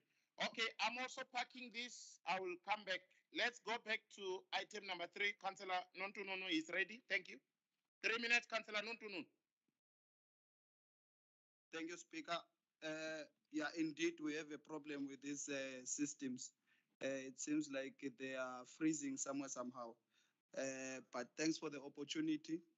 The report is report number 3 to provide the council with the results of the public processes, participation processes on the proposed lease of Paul Kruger building. And we second the report, and we would like the council to reconsider the valuation of the property because it took for a very long time before the previous valuation. So we think that the current valuation is a little bit different given these things of basis point and all that. Thank you.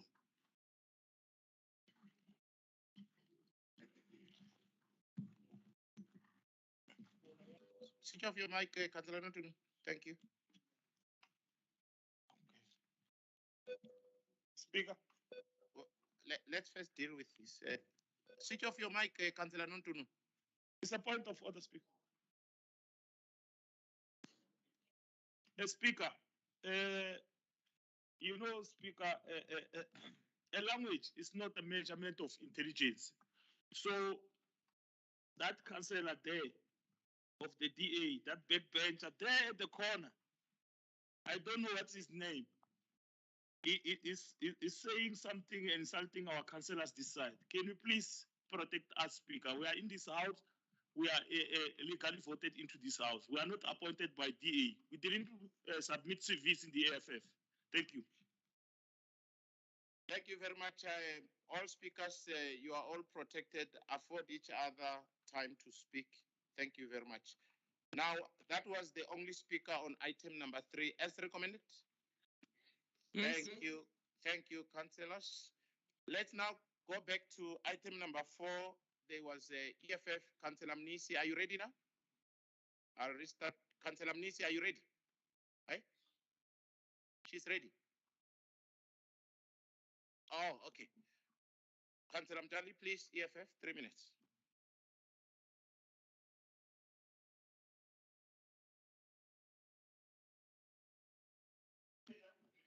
Thank you. They have waived as recommended. Thank you. Let's proceed to the next item on our agenda, which is item number 5, reference number 19652/1, Shared Services Department report to council regarding the amendment of broadband project contract to reduce the scope of work. The report is appearing on page 1338 to 225, with recommendations appearing on page 145. I have 3 speakers, and let me start with the ANC. Councillor Mpapo, ANC, 3 minutes. Thank you. Thank you, Honorable Dr. Speaker, colleagues in council, Lochise, Bomchate, Bagakekana, Nebaga Mashangu, who are custodians of the land that we find ourselves in.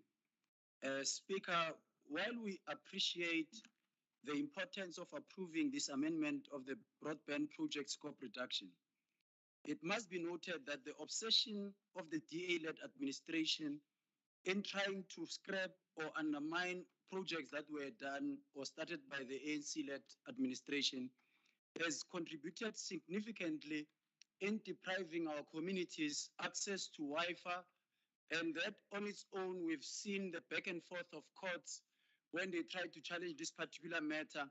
And 5 years later, when they come, they're reducing the scope, primarily because the big conglomerates, your Vodacom and MTN, have rolled out Wi-Fi and fiber on the suburban areas where only the privileged have access to Wi-Fi, and our people continue to suffer not to have access to Wi-Fi, which has impacted significantly to students being able to do research when they have access to free Wi-Fi. This can also be demonstrated that it is not in their interest to undermine the spatial infrastructure rollout of the city. Hence, the priority always looks into the suburb and never looks taken a glimpse of looking into the township.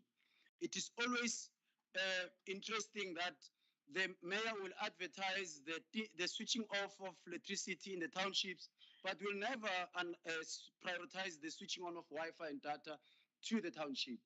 But it's true to the nature of how the DA continue to run.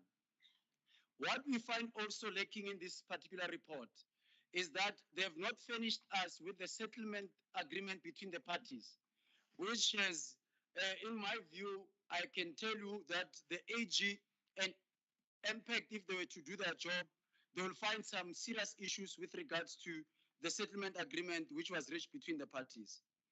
Also, we must start to take to task those who continue to expose the city to litigations, which we subsequently lose as a city when they are not advising those who are responsible for those particular institutions to do the right thing.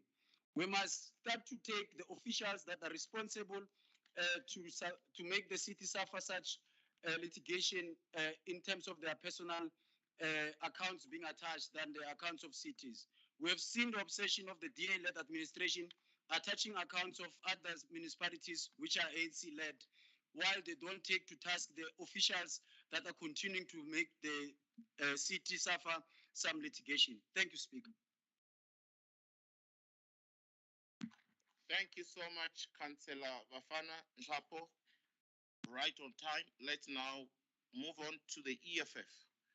And I will request Councillor Chauke to address the House. 3 minutes, Councillor Chauke.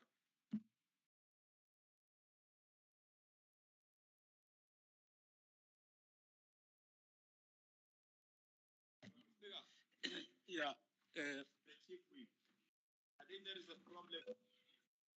Yes, Whip Lishaban, please address the House 3 minutes. Thank you. Yes, before I address the House, just on hold, Honorable Doctor, save my time to address on the report. I just want to clarify to the House that it appears that the list of speakers that the EFF has differs from the list of the names that are called. And I don't know what went wrong. That's why it appears like some of the councillors of the EFF are stuck because their names are called on wrong reports that they've not prepared for. Now, on this report, the reflection should have been that the EFF chief whip must deliberate on the report, not Chauke. Now, if I was not here and aware of this problem, it was going to be recorded that the EFF councillors are not capacitated to engage. They are more capacitated, and I'm sure that the coalition knows very well the clause of the EFF councillors. Now, can we start, Doctor, to allocate my correct time so that I can now engage on this key report?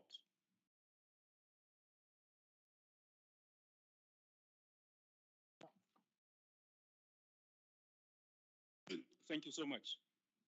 Thank you so much. Honorable Dr. Speaker of this council and the members of the EFF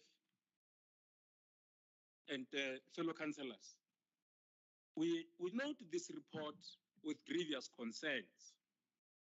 This report is one of the reports that should have not even been brought to council for consideration. When one goes through this report, you identify a lot of what one sitting on the bench I'm sitting on would suspect that it's a grievous dishonesty to this sitting. Now, there's one aspect that I agree with, which has been raised by the latter speaker about the settlement report, the settlement agreement that has been entered into with the service provider by the municipality. It is not part of this bundle. This report on its own refers to court orders. We are dealing with a report that predates 2015-2016 in terms of the appointment as it reflects here. And from that time of appointment, the documents that are attached are very old documents, 2016, 2015. That is the only reflection that appears on this report. But yet, we are informed by this Department of Shared Services that in 2018 up to 2021, there has been a legal battle. That legal battle is not exposed to councillors, but yet councillors are expected to support this in the dark on all the records. Now, no settlement agreement is encapsulated here. Now, we are also informed that it's a reduction of scope. What scope? Reduced from what to what? Now, the history teaches us in this council that if the scope is going to be reduced on this key report, the areas that are going to be affected on the reduction is not the white dominated areas. You are going to reduce the scope in Hammanskraal because they are the main targets. You are going to reduce the scope in Soshanguve, in Mamelodi, and Atteridgeville. And nowhere in the white populated areas is the scope going to be reduced. Now, the areas that are affected here are not reflected. Yet you want these councillors from these black disadvantaged communities to vote for this thing. So this report must be referred to MPEC before you cut me short. There's a huge amount of money that is involved here. If my calculation is correct, according to this report, we are speaking of about 3,660,000,000, if I'm accurate in terms of a reading of the figures. Now, if that is so, we're not even informed in depth. Where do we start? Where do we end? I want to submit on the basis of the mandate that I have from the EFF that this report must be referred. And we're not going to sit here, compromise the municipality. Already we're informed that the litigation against the municipality is ranging around 8 billion rands as a liability of the municipality. Now, if that is so, Honorable Speaker, what were the basis of fighting this from the High Court to the Constitutional Court? And what repercussions are there for those who are fighting this battle? Because I don't want to be entangled into a political battle of who's the administrator today of the municipality between the ANC and the DA. It can be correct. If a company was appointed, you want to terminate the contract, you bring it here, you lose in court, now you must endorse reduction of the scope of work because you lost the case to disarm these people. So we are of the view that it must be referred. All the recommendations here must be removed because this is a blank report. So shameful. We can't. I don't think that I can participate in this type of an activity. As the EFF was referred to MPEG. Thank you, Speaker. Yes, I.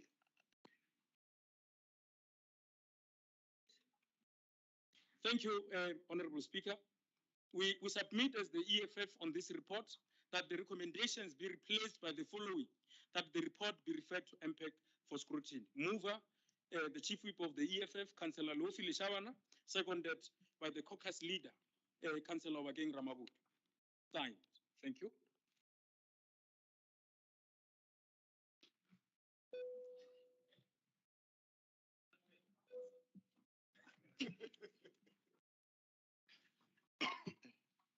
Thank you very much, Whip Lishavane.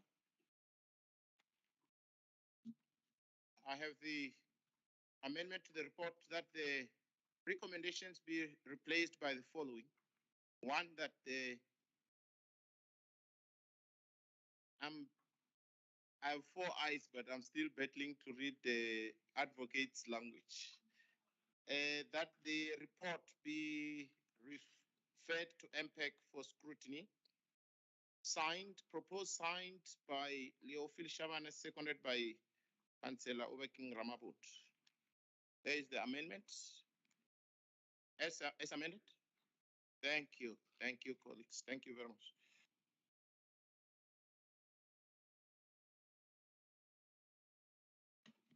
Thank you. Let's proceed to the next item, which is item number 6. It's referenced 27682/1.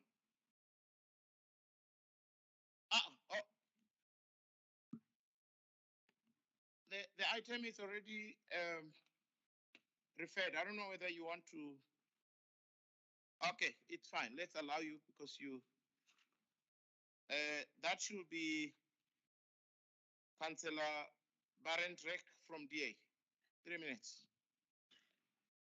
Thank you very much, Mr. Speaker, Dr. Speaker, for the opportunity.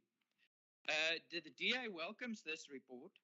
It thanks the coalition government and MMC Wakeland for the action taken. I just want to say that it should be. The contract was signed in 2015 by Jason Kubeni, the city manager under the ANC administration. Yes, Councillor Barend, please there's a point of order. No, thank you, Speaker. I agree. We will help each other here. How does it work? You have recommendations with you. Yeah. Yes. Now, have you endorsed those recommendations? Oh, we are fine. So, okay, no, we are proper. So this one is talking about what? Sit down. He's talking about the recommendations that have already been endorsed. Yes. No, you must keep quiet. Let's move, man. We'll continue. Start seeing talking about tunako lwena man doctor. Una le khetesinyana. Tuela motho wa ana ntwa tlo ibolelang a ka se change sepe. We are done. That was an case of Speaker.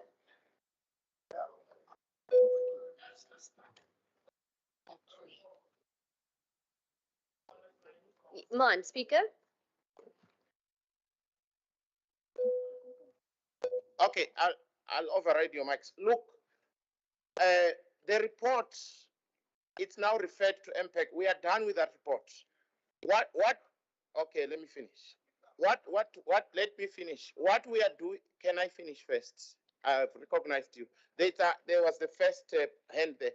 What we are doing now, remember we have a list of speakers, okay? It's already recorded, but we don't want to deprive the speakers who are already on the list. But the action has already been taken on the report. Okay, so let's proceed in that fashion. Yes, thank you. Now let's proceed now, Councillor Barendrecht from the DA. I will reset your clock to 3 minutes. Thank you very much. Thank you very much, Mr. Speaker. to impact. Is my mic on, sir? Thank you. Thank you, Dr. Speaker. I don't mind also speaking to the amendment because the amendment is not really needed, but we have approved it. So impact can also look into all these things that happen. So in 2015, this contract was signed by Jason Kubeni on behalf of the city of Tshwane under the ANC government. What then happened is, because there were a lot of money involved, we had to look at a solution to the problem. The DA is a party which believes in the rule of law. The Constitutional Court made a ruling against the Tshwane Metropolitan Municipality in that the broadband contract remained in force. The coalition government had to comply with the court ruling, but also realized that the financial burden will be heavy on the city. In light of the dire financial situation, the continuance of this agreement as it stood would not have been in the city and its residents' interest. The city then negotiated a new agreement with Tobela Telecoms that ensured a more affordable agreement. The scope was reduced from 8 to 4 core sites, 400 to 200 installation sites, and 1,500 kilometers to 850 kilometers of fiber infrastructure. This led to a cost saving as a result of this agreement of a staggering 2.7 billion rand. This is a very responsible approach and ensures that we as a city both comply with our legal obligations as well as our fiduciary responsibilities towards our residents. We are using our residents' money and should ensure that we use it to their benefit, but only to the extent that we can afford it. By reducing the scope of this project, we are achieving 3 important goals. We are complying with the rule of law. We are providing a good service to our residents. We ensure that the service is affordable. All these goals are in line with the DA service offering to our residents. We provide good and affordable services within the framework of the law to our residents. The new negotiated contract is thus a shining example of a situation where a loss in a court of law can be turned into a win-win situation for all. We congratulate the coalition government and especially the DA-MMC and its officials for the innovative way in which they turned something that seemed to be a negative occurrence into a positive outcome for all concerned.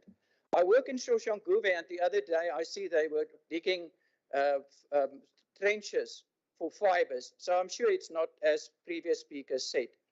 It confirms the saying that the DA gets things done. Thank you, Dr. Speaker. Order, Speaker. Thank you very much. We have already ruled on the item. Let's proceed.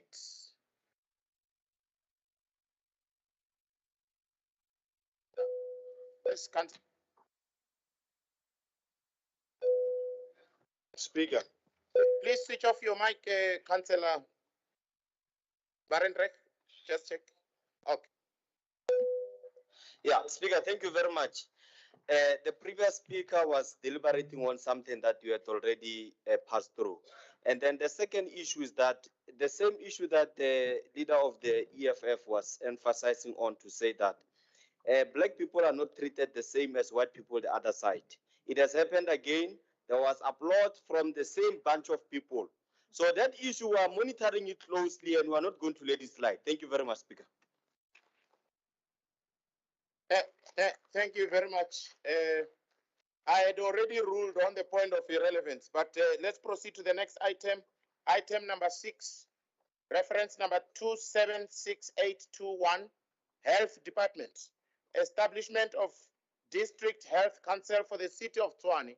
The report is on page 226 to 233, with recommendations on page 232.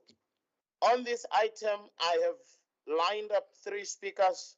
Let me turn my attention to the ANC. Councillor Nhlapo, I don't see Councillor Nhlapo. Oh, there you go. Councillor Nhlapo, you're the next speaker on the item. Let's allow you 2 seconds to relax yourself on your seat.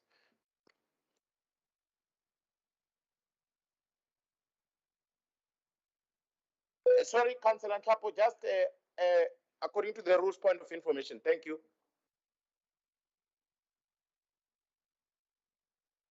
Mngani wami ungawari man. Speaker, it's precisely on the matter of there is a difference between adopting a report and the acceptance of an amendment. So the report, Councillor Lofi sponsored an amendment, and then you asked if the amendment was carried. Yes, the amendment is carried. Then if the report is it carried, then it's another thing to be done. Is it done also on the previous report?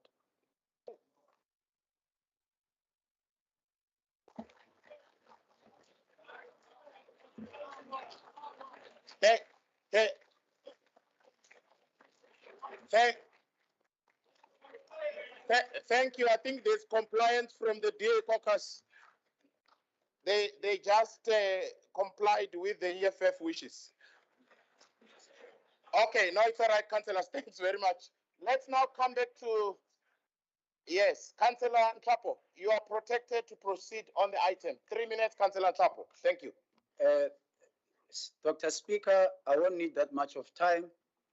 We endorse the establishment of the Tshwane Health District Health Committee. However, I want to just put it before the Chief Whip of Council that the allocation, because in terms of the recommendation, there's allocation of members of that council. Please do likewise as the voters have done. The ANC are a majority party in the city. Thank you very much, Speaker. Thank you so much, Councillor Chapo, for your comments. Right on time. Let's proceed to the next speaker, and this speaker will come from the EFF. Maybe let me just check, Whipley Shaban. Let me just check first. I should have done this. Councillor Mhlongo, are you the correct speaker for this? So that correct before we proceed. Councillor Mhlongo, you are not the one. Okay, let's do this so that we don't keep on repeating this anomaly. Councillor Shaban, can I just allow you a minute, just a minute, 3 minutes to liaise with the Chief Whip and just make sure that the list is aligned so that we don't keep on repeating this mistake. Chief Whip and Whipley Shaban, just 3 minutes, please, just exchange your notes. Thank you. Honorable, I see it's 1:45.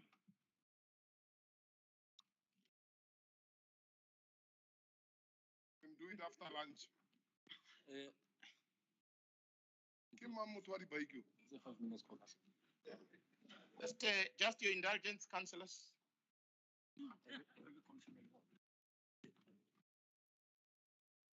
Oh, what he buy you, man.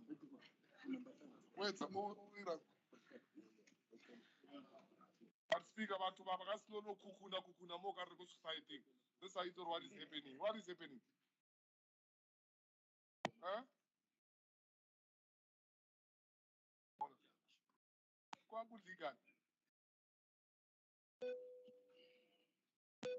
Thanks very much, Chief Whip and Councillor Shaban. Let me just allow you 3 minutes to check your lists of speakers.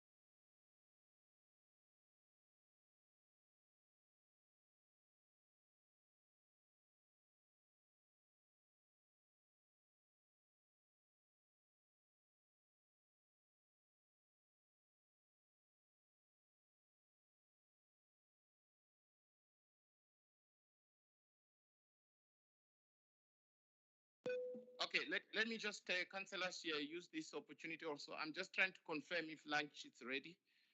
Then,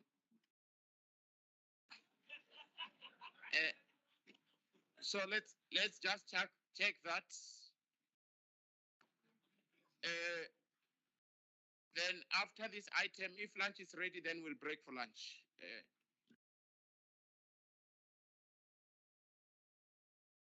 Okay, I already got feedback. After this item, we'll break for lunch. Lunch is ready. It will be ready at 1, but I'm sure it will be, when we finish the item, we'll break for lunch. While I'm also waiting, I had made an announcement, councillors. Dates. One of you has left car keys at the front. They are here with me, so please, before you get stranded late or after the meeting, make sure you reclaim your keys. They are with me.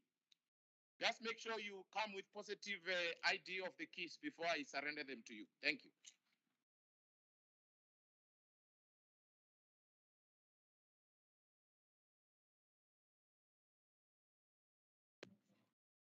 So, Speaker, what must we bring in order to be identified that we are the owners of the keys? ID book. No. You must identify the keys without me showing you. Then I'll compare the two. Otherwise, then it's my car.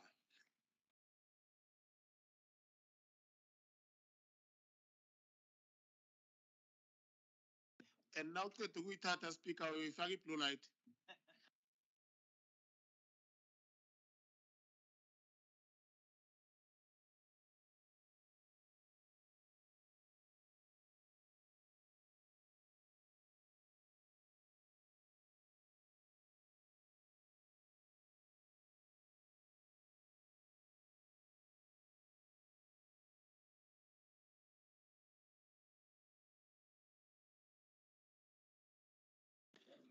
Kanti sikhosana wajabula kangakana kuthiwa ilantshi isifunzi sesiphelile ekhaya lena.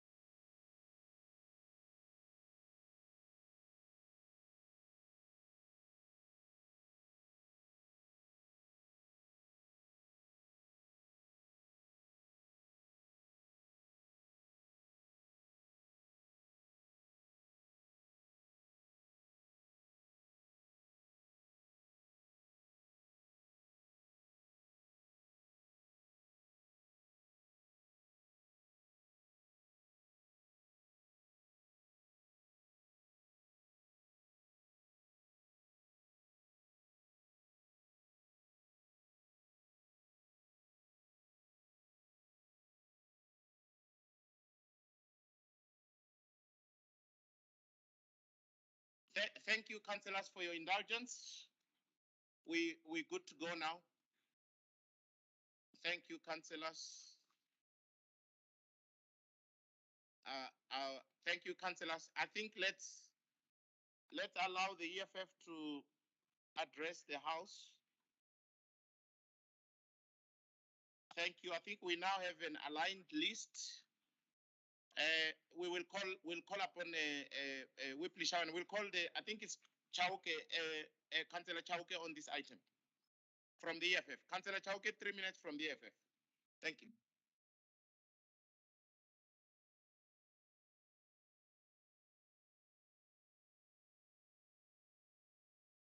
Councillor Chauke. Chauke from the EFF. Thank you.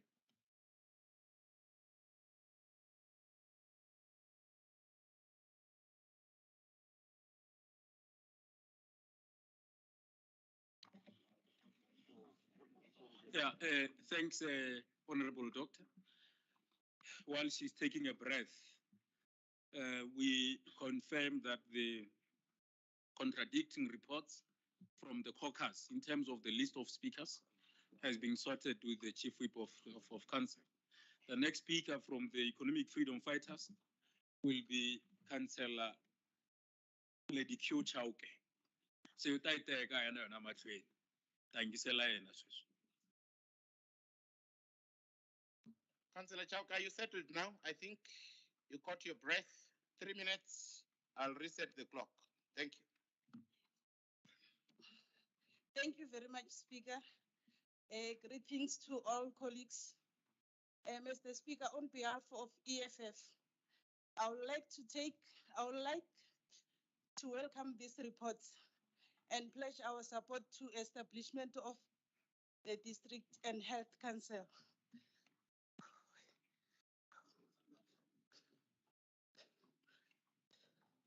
And we call on Chief Whip of Council to ensure fairly representation of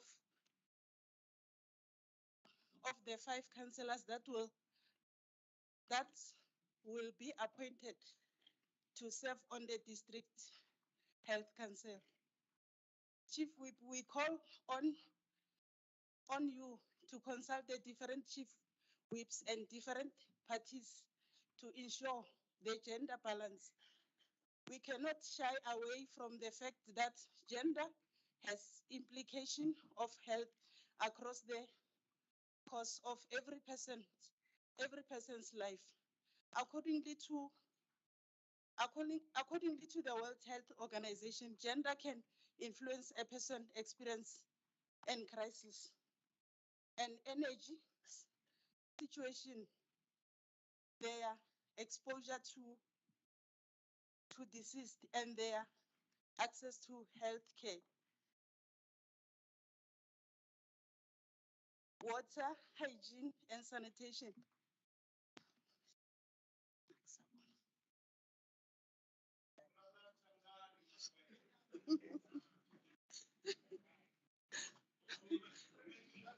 Councillor Chauke, you are protected. Please, Councillor Skosana, she is on the floor. You are not. Thank you. Councillor Chauke, you are protected. Thank you. Okay, thank you, Speaker. Gender inequality, this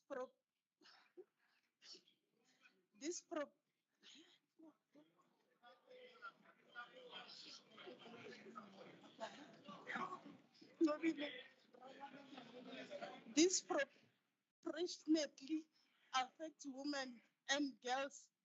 Consider more women. The speaker is protected. The speaker is protected. Thanks, Councillor Chauke. Proceed. Thank you. Councillors, please sit down. Please sit down. We are just about to go for lunch. Let's finish properly. Please. Councillor Hosi, please sit down. Councillors, please, let's settle down. We are about to break for lunch. Okay. Yeah, it's okay. Councillor Chauke, you're protected. Thank you.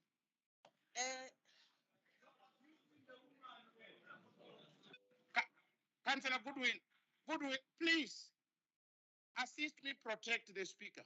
Thank you. Councillor Chauke, you are protected. Thank you. Thank you very much, Speaker, for protection. I'm done. Thank you.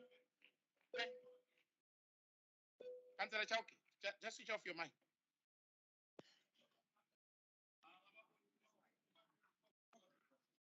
Thank you, Councillor Chauke. Thank you very much. The last speaker before lunch. Okay, councillors. Councillor Matebula, if you could hold on just for a few minutes, we will break for lunch. Thank you. Councillors, I request of you, Alderman Malek, I request of you, this is the last speaker between us and the lunch. Thank you. Now, Councillor Becker from the DA, 3 minutes. Thank you, Dr. Speaker. We support the approval to establish the City of Tshwane District Health Council in terms of Section 31 of the National Health Act 61 of 2003. Everyone has the right to have access to healthcare services, including reproductive healthcare. This constitutional right should be upheld by providing healthcare to the uninsured population. This council will ensure we create a healthy and vibrant city through oversight, coordination, planning, and monitoring of health services that affect residents in the city of Tshwane. There are no financial implications emanating as a result of this report for the city, and that overall there are no human resource implications to the city. The District Health Council will preside over district health services, including those provided by Provincial Health Department within the district. Therefore, a unique composition of the Tshwane Health District will enforce a close collaboration between the city's health department. Councillor Baker, please, just a second. Councillors, Alderman Malek, please assist me, work with me, please. Councillor Masilela, please, please. I beg of you, it's now just in 2 minutes we'll be done. Thank you. Thank you. Thank you.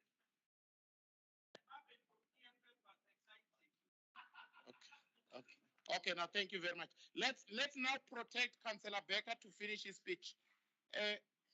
Councillor Baker. Councillor Baker, I'll allow you to continue so that you can conclude. Thank you very much, councillors. Councillors, please. Can we also protect Councillor Baker as you always request me to protect you? Thank you. Councillor Baker, you are protected. Thank you. Thank you, Dr. Speaker. I will not start from the beginning, but I'll just conclude my speech. The District Health Council will preside over district health services, including those provided by the Provincial Health Department within the district. Therefore, a unique composition of the Tshwane Health District will enforce a close collaboration between the city's health department and Gauteng Provincial Health Department. The collaboration will include, amongst others, functional integration, joint planning, resources sharing, and joint reporting at district health level for all health-related matters. Furthermore, the Tshwane District Health Council will involve the Provincial Health Department within Tshwane in its activities to ensure effective oversight. Specialists and experts in the fields of primary health care, environmental health, and pharmaceutical services respectively will be invited to serve on this District Health Council on a voluntary basis and at no cost to the city. And this will be a step into the right direction. Let us utilize this opportunity to deliver a better future to all residents in the city of Tshwane, working together with Gauteng Provincial Health Department. Thank you, Dr. Speaker.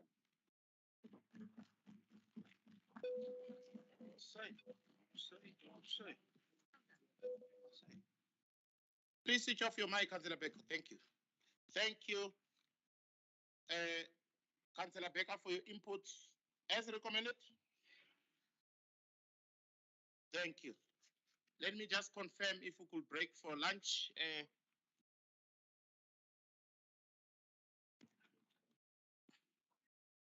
Yes, Councillor Makale.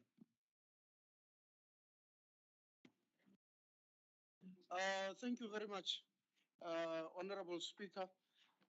I was going to ask for a caucus of 30 minutes of the DA, but since there is a break, we want to intertwine them, but in a way that we go, the minutes allocated for lunch, we go for a lunch and then it gets extended with the 30 minutes requested by the DA.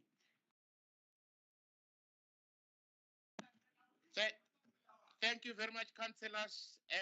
As recommended?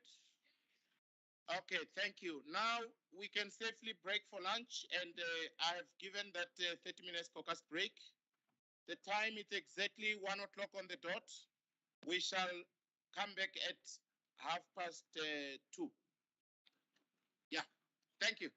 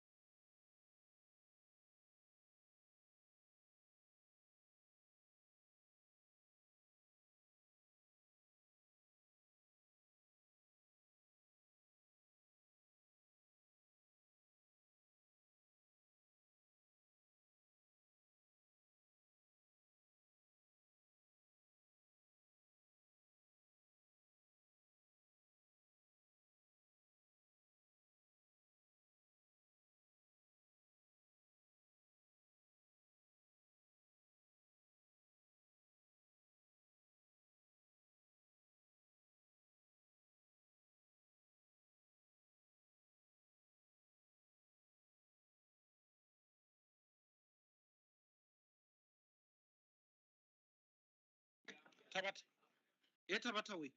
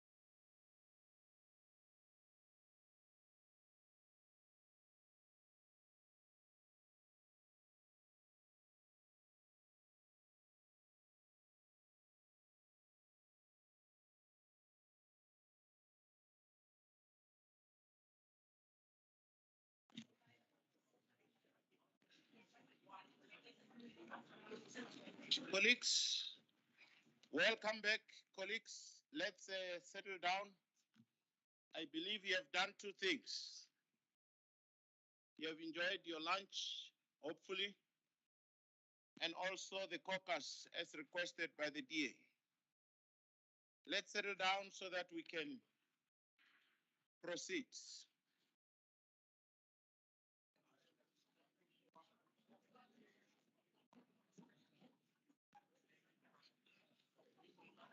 Councillor Lishaman, I had requested your indulgence and let's settle down. Thank you. Councillor Lishaman, I requested that I speak with you. If you can come.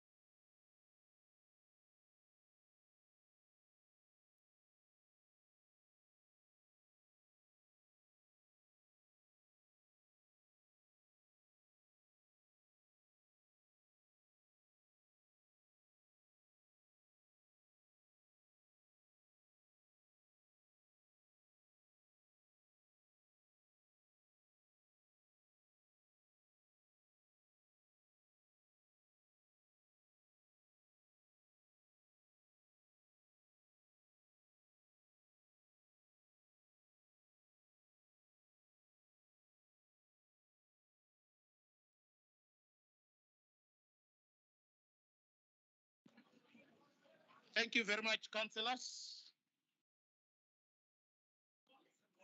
May we settle down, please.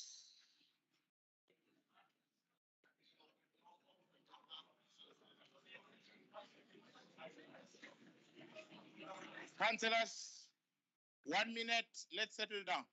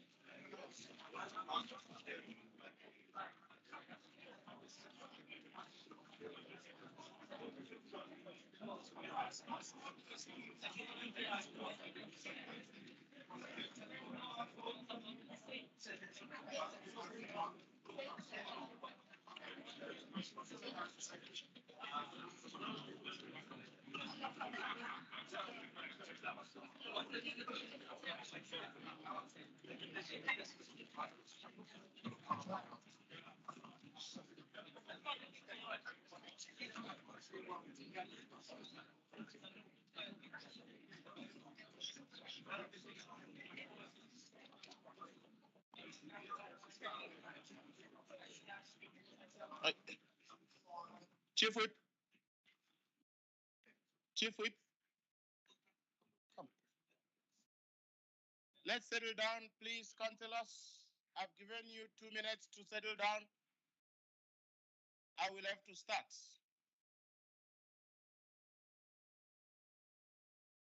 Okay, I'm giving you another minute to settle down.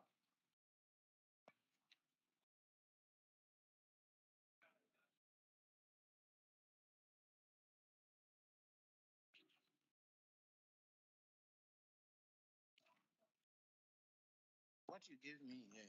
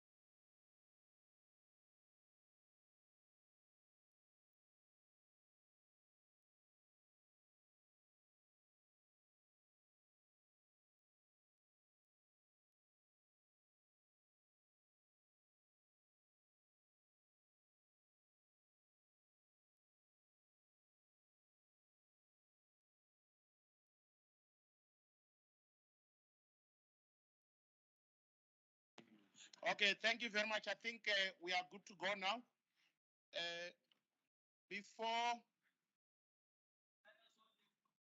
I allow the DA in terms of section 6A to address us, let me just put it on record that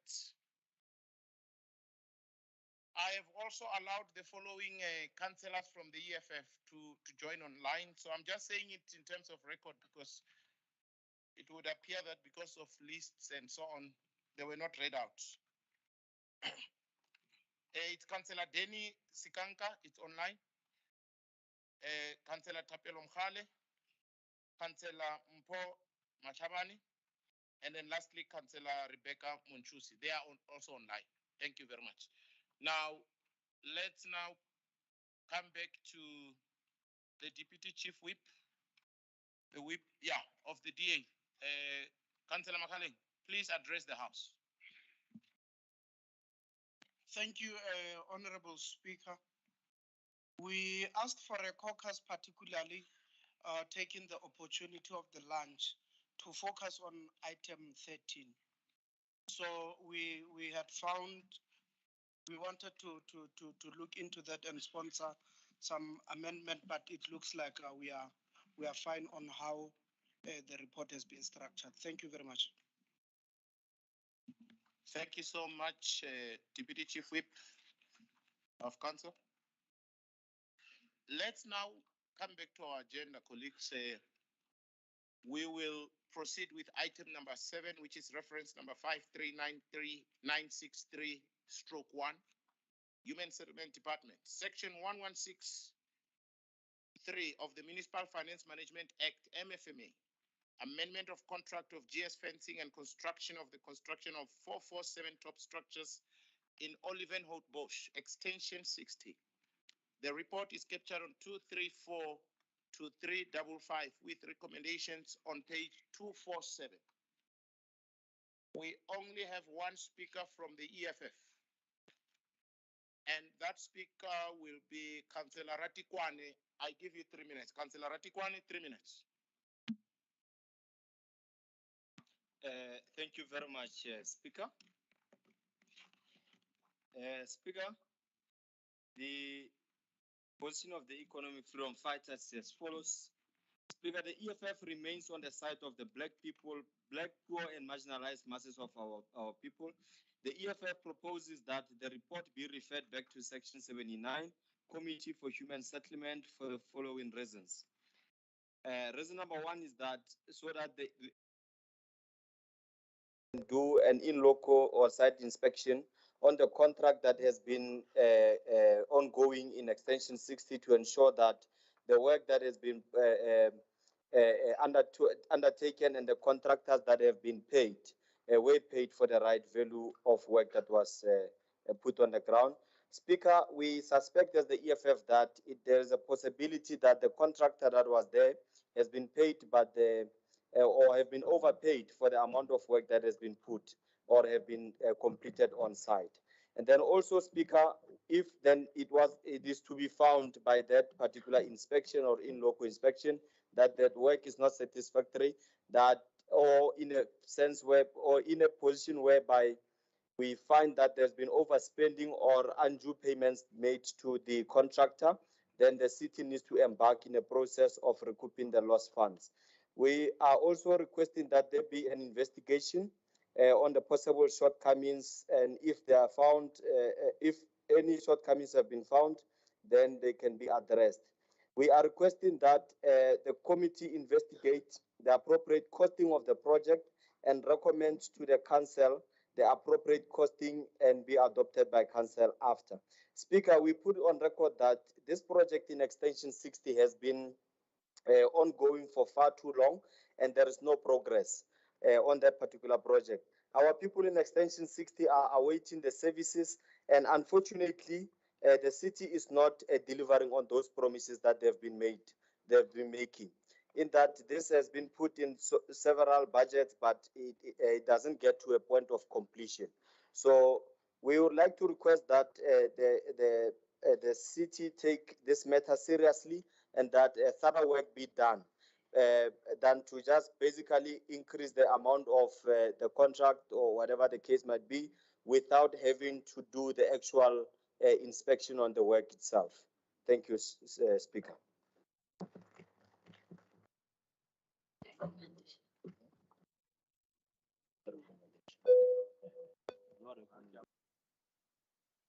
Switch off your mic, Ratugo. Yeah, thank you. As recommended. Thank you. Thank you. Let's go to item number.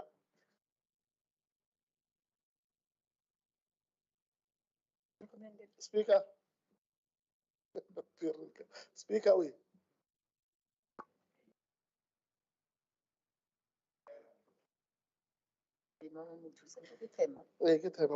Speaker. Thank you very much. Speaker, look, I think we might be conflating issues here. Section 79 and people who serve on Section 79 have every right to call any report, including what the previous speaker want to implore council to do. I think we would be really moving backwards if the recommendation is that council will refer its function back to that. They have every right. They can call a report that seeks to investigate. They can do an inspection in local. They can do whatever it is that they need to do. But in this case, we are in line with Section 116, imploring council to allow the amendment of this contract. Now, it's important for colleagues to read reports and to obviously, because then they speak to basically, I think there is a background to how we get to the space that we are in. In fact, this is one of those where it's a classic case of what the COVID pandemic has done, and that the report seeks to do three things. One is to extend the time on the time that was lost due to COVID. Secondly, it seeks to obviously amend that it is aligned with the current quantum, given that now the work needs to be completed now. And thirdly, it seeks to ensure that there is public participation in line with 116. Now, those are all embedded to ensure that the process in its entirety takes into account all elements. Now, it is unfortunate that the vanguard of the marginalized, as they would want to purport themselves, the EFF on the side of the people, is actually asking that let's take more time and ensure that people in 11 Old Bosch, by the way, who were on strike outside here just 2 weeks ago, that we are saying let's subject them to more delays and make sure that we get to a point where, again, the city is going to lose some more money in standing time for contractors, but also additionally, that we are going to lose more money in inflationary pressures that are there. And therefore, Speaker, I think that the kind of recommendation or proposal that is made is absurd at the least, and is calling for council to do what it shouldn't be required of council. Therefore, Speaker, I don't think that is the route to go. There is a report. I think if there is a diverging view, then let's divide the House, and colleagues, they know the remedies that are available to them. Thank you, Speaker. No, thank you very much. I think it's an indication that there's an amendment to the report. So when I asked for that, I was prompting. I didn't want to put words into the speaker's mouth, but I got a word that there's an amendment. So let's await the amendment, and we will talk to it. Thank you. Is it signed?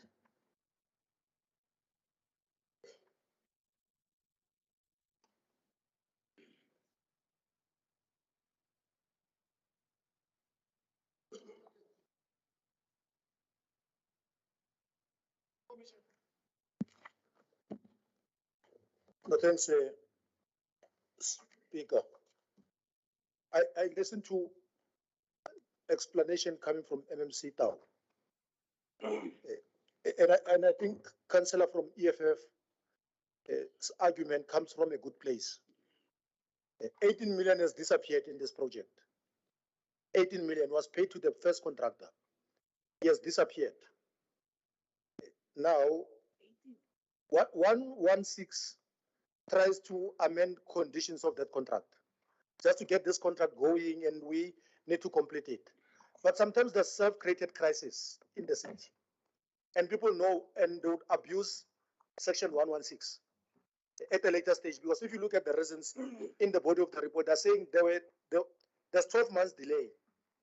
And I think Councillor Tau buttresses the point that people were marching and they were here. Therefore, there's evidence that there's a crisis and it needs to be attended urgently. But state coffers are pillaged here. And there's an issue that we need to take CAPEX. And when there's a shortfall, we must use OPEX to augment. These are some of the things that are wrong, Councillor Tau. Somebody's disturbing him there. But I'm saying, Speaker, we need to guard against such practices. That when there's a shortfall, we want to use OPEX to augment on a CAPEX project. And when there was 18 million that has disappeared, then the argument from EFF comes from a good place. How the amendments want to be fashioned here, it might be wrong, but we need to follow on the 18 million, and MMC must assist us. It can't fall within the cracks and be normal that we are going to take money somewhere, augment, when people have disappeared with 18 million. Thank you.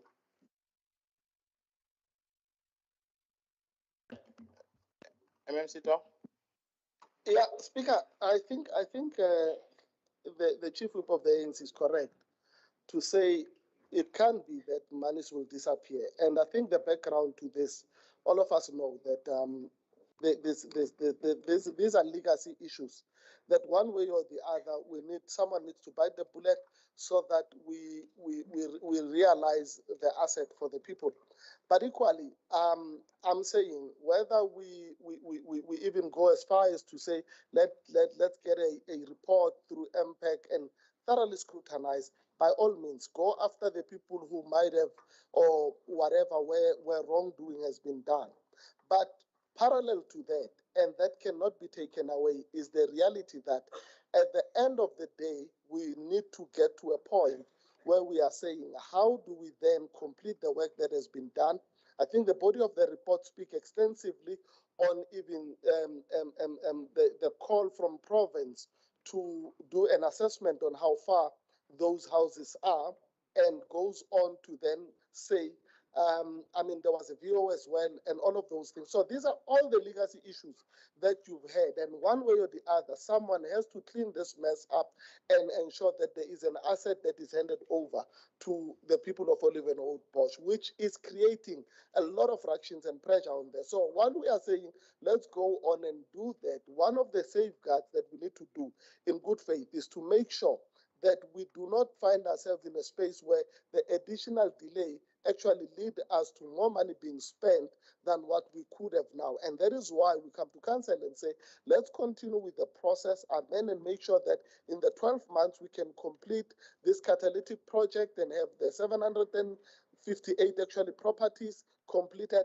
And then in that, then you can have other remedies as council would please. I don't think there's anyone who does not agree with the principle that accountability needs to be and culpability needs to be established, and that is something that needs to be done. But equally, we need to make sure that we push the work that needs to be done to complete. Speaker. Thank you.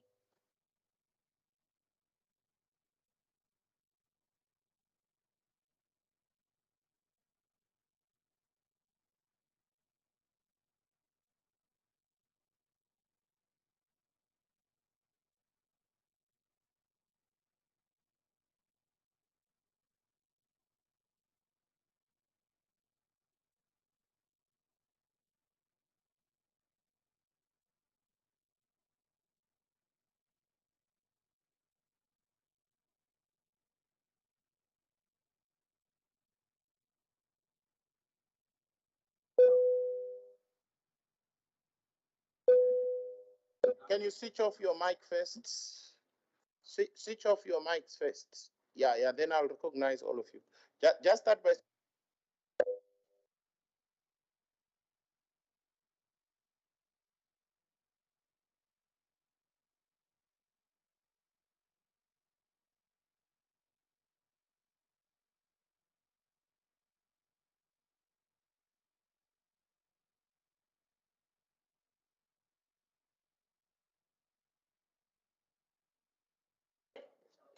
Thank you very much, Speaker. You see, Speaker, I think there is a sense of alignment and consensus in the House that we have a situation where money has been lost.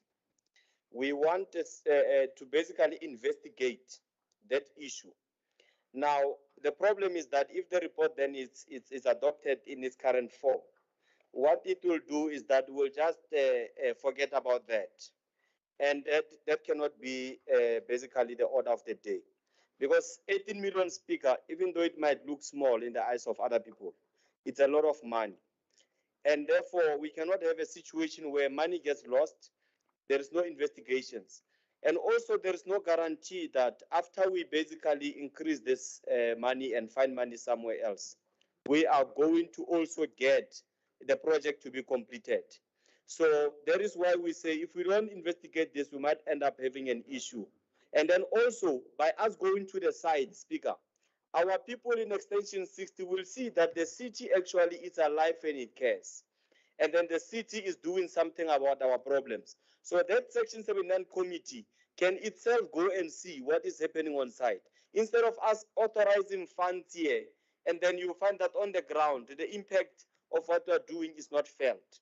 So it's very important, this thing, that we govern and our people can see our visibility on the ground. And they can also see we don't end up building white elephants or we keep on approving, contractors take the money, and there is no accountability whatsoever. So that is our request, Speaker. We cannot allow it to just slide for the sake of progress, as Mr. Tau is speaking, because repeating the same issue. We all understand the urgency of the project. We also understand that our people need those things, basically those services delivered to them.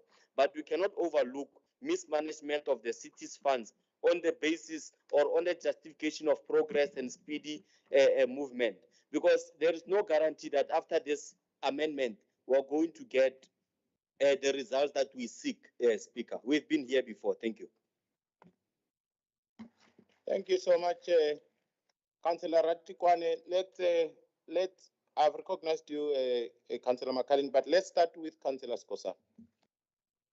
Speaker, you allowed the speaker to speak on the item twice, and he submitted something to you in a form of, and then so I want to understand council procedure then, that if we are going to have this dialogue that is transpiring while you have an amendment in your hand, are we going to allow that to be happening with some reports? Because now it becomes a dialogue between two people. Speaker. No. You can't speak before I appoint you. Before I allowed the two speakers an opportunity to speak, I indicated I'm carrying a recommendation signed here. Would you allow me to read it? But you insisted you want to speak. But the order of things is that I read it out, and if you want to ventilate further on this, then so it's like you're putting the cart before the horse. But nonetheless,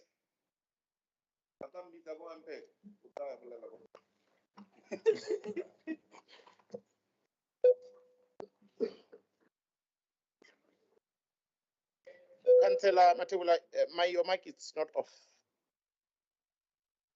Oh, thank you, Honorable Speaker. There is a hand of the chairperson of the committee there, but what I wanted to also suggest in this was that the report be put in abeyance, and MMC Tau and Councillor they see how they can resolve that particular amendment, or the Section 79 see how they can request a report from that particular the developments of.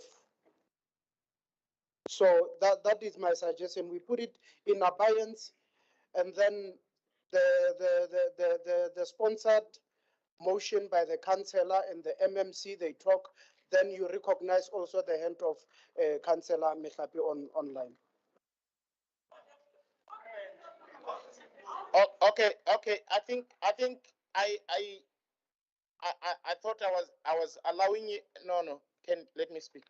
I thought I was allowing you an opportunity to take me forward, but I think you are now making the situation even worse. I have, as per the norm, you have a recommendation advanced. They are signed as per the rules and orders. Now, allow me to read them out to you, and then we'll take the process forward from there. Is that fine? Thank you very much. Now, the recommendation number 1, it says the report be referred to section 79 for further scrutiny. 2, section 79 investigate the appropriate costing of the project and recommend to cancel the appropriate cost, and council can approve after. 3, investigate if the payments made to the contractors and compare against work done. If the work done is less than amount, the lost funds be recouped. 4, in local inspection to be done by section 79, recommended, signed Councillor Ratkwan, seconded by Councillor Matebul. As recommended? Okay, all right, okay, all right, okay. Now, let's, now at this point, let me start by recognizing the chairperson here and then Councillor Madzibatila at the back in that order. Councillor Meshape, chairperson, I've recognized you, and after Councillor Madzibatila, let me also recognize Councillor Mataban in that order. Thank you. Thank you, Speaker. I do have nothing really against the recommendations that were presented by the EFF, that the matter be the report be presented back to section 79 for further investigation and for an inspection in local. I think yes, it is a matter of proper investigation that needs to be conducted. I don't believe certain things, but anyway, that's just me. I will support that, but I requested Deputy Chief Whip if he can also sponsor an amendment that when it's been sent back to section 79, how human settlement is also sent to MPEG for the investigation in terms of how the money was spent and so on and so forth. I think I do remember the project very well, and something tells me it was a provincial project before it was transferred to the city. So I think Section 79 will be best suited can make further investigation. And further, we would also recommend, the DCW will also do that, recommend that this particular report serves in the August Council, that the section we will deal with it now in August, and then in the council it should serve in council next month. I do take what MMC Tau is saying with regards to the delay to the services that are being delayed to the people. That is a serious concern. So for us not to stall the services, I think Section 7 it will be one of the priority reports that we'll look into the coming month. Thank you very much, Speaker. Thank you, Chairperson Mishape Zimu. Councillor Matsibati. Yes. Wait. I've recognized you after Councillor Mathaban. Yes. But let's go to Councillor Matsibatila there at the back. Thank you. Thank you, Speaker. I just wanted to bring a point of order, because you had said that you are going to read the recommendations and then consider what the Deputy Chief Whip said. So you were already moving on adopting those recommendations. So I wanted to bring you to order to say, do what you promised to do, read the recommendation, and let's consider what Councillor McCulling said about the MMC and the EFF issue. There was a recommendation and you never ruled on that one. Yeah, I think you are busy talking on the side. You didn't follow the process.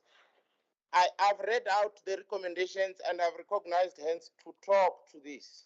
Now, that's what we are doing now. Now, I think the chairperson has said something with regard to the Deputy Chief Whip to align with these recommendations. But let me allow the Deputy Chief Whip to speak. Thank you. Thank you very much, Honorable Speaker. I'm asking a 15 minutes caucus of joint coalition. Thank you very much. Deputy Chief Whip, do you want it now, or do you want me to first exhaust the hands that I've recognized first, and thereafter I can? Is that fine? Sure. Is that fine, Deputy Chief Whip?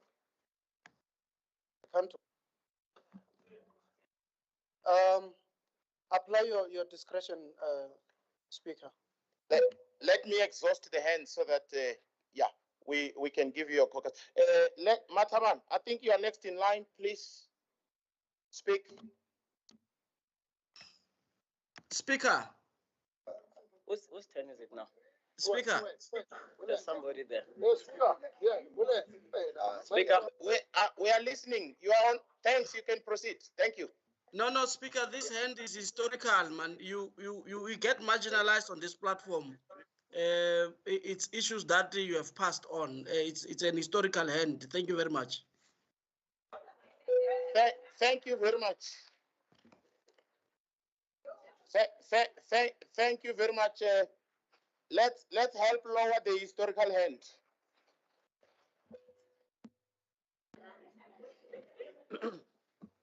Yeah, thank you, Speaker. Speaker, I think here we are moving in circles, and I hope that we'll be able to assist the House. And we are trying to assist the House in this fashion. I just want to point out something from the report. The report speaks about a delay of 12 months that has resulted in where we find ourselves today. But Speaker, I want to put it to the House that here to the community of Oliver North Bosch Extension 60, this is not a delay of 6 months, 12 months. It's a delay of 7 years that they've been staying in those tents waiting for the top structures to be completed. So any further delay to the community of Oliver North Bosch Extension 60 is not going to sit well with them. And this report, Speaker, when I read it, it does not seek to say to this council that we must approve the 18 million rand. It says that we must take this process as per section 116, subsection 3. This is 3B, that this report must be taken to public participation. And I believe this is where the parties can raise their concerns. And of course, we do raise those concerns ourselves about this high amount of value that has now been added onto this. But the visit of Section 79 and all these other investigations does not stop the process of public participation. Those processes can run concurrently. And that is our submission, Speaker. Thanks. Thank you very much. I think there's some semblance of alignment from the speakers. But before we divide the House, let me just afford the 15 minutes caucus break to yourself, and then we'll proceed when you come back. 15 minutes caucus break granted. Thank you.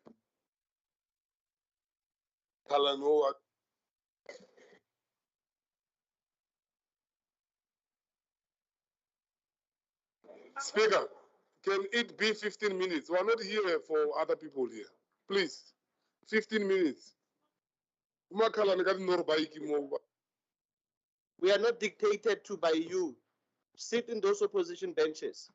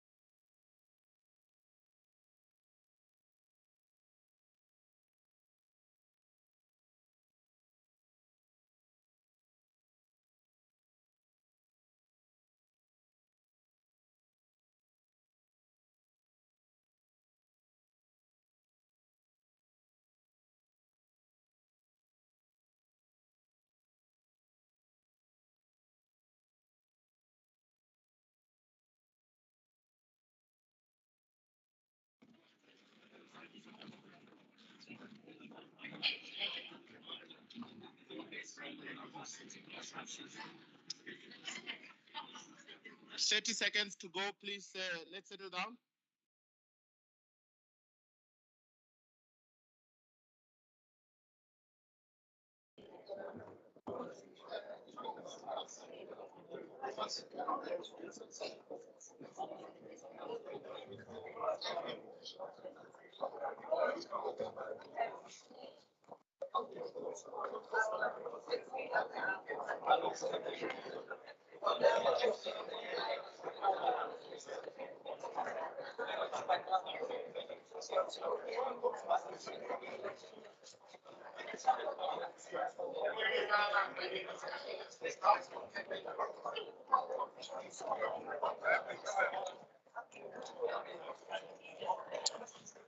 Colleagues, it's exactly 50 minutes on the dot. Please, let's proceed.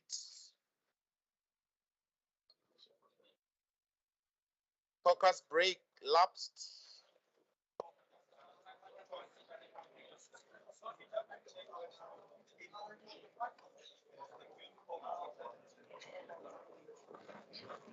Tim, check out more time.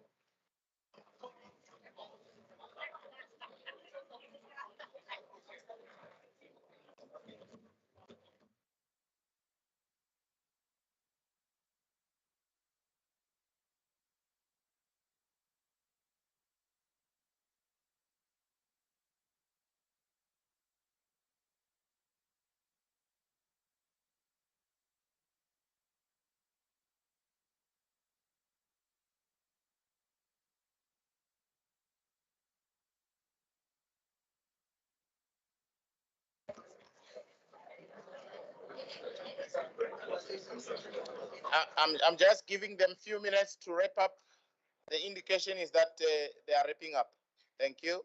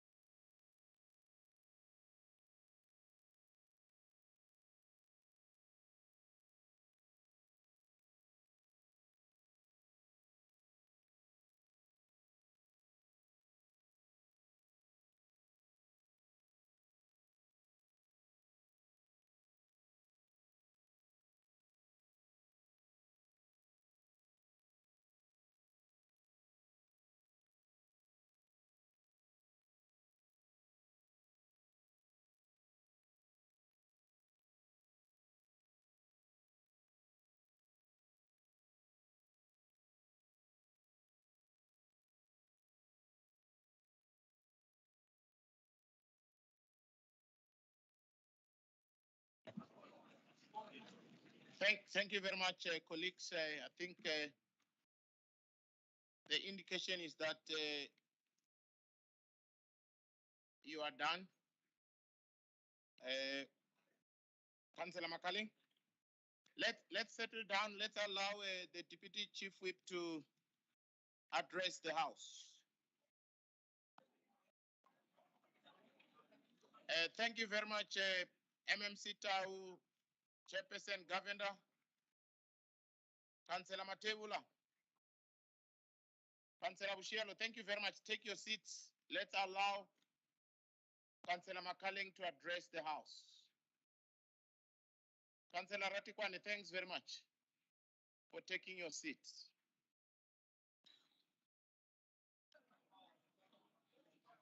Thank you. MMC Leroux, please take your seats. Thank you. Councillor Makaling. Councillor Ratikwan. Councillor Ratikwan. Councillor Ratikwan. You are ignoring me. I'm talking to you. Please take your seat. Take your seat. Thank you. Okay. Thank you. All right, Councillor Makaling. Let's protect Councillor Makaling to address the House.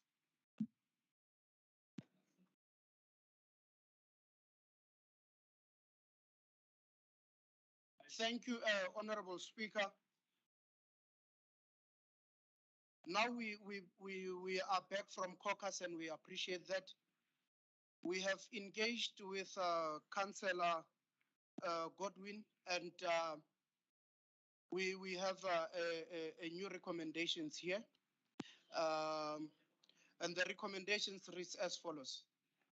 The report be referred to section 79. Sorry, Councillor Makaling. Councillors, Councillor Matebula.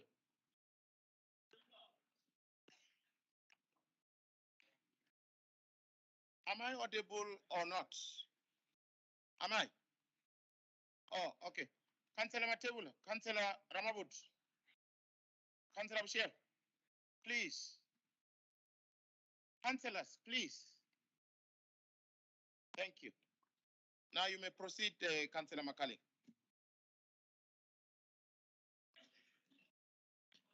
Thank you very much, Honorable Speaker. Recommendation of Councillor Goodwin, it's being withdrawn, and we have this new recommendation. The report be referred to section 79 for further scrutiny.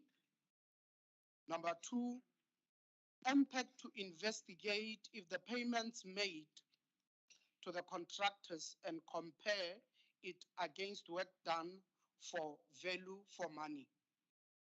Number 3, inspection in loco to be done by section 79 human settlement, housing and human settlement. The proposal by Katlego Mahaleng, seconded by MMC Abelta. Thank you.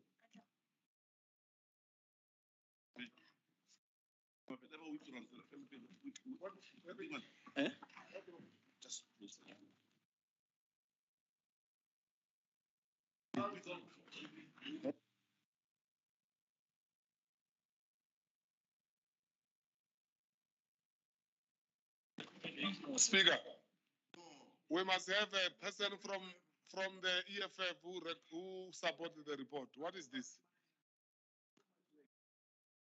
Why are they hijacking the report? Not multi-part. Yeah, man, put our name there and remove that action essay there. How?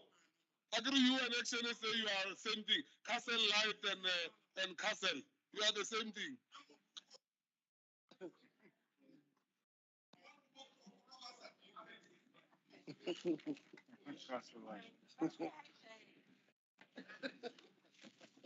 Seconded by Councillor Goodwin Ratukwan.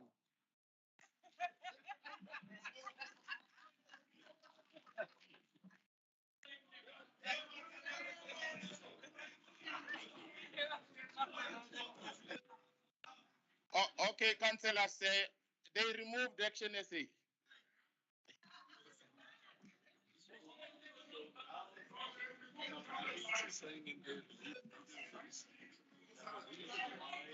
I'm getting this list, the company so that I can. Okay, thank you. Can I have the amendment, please?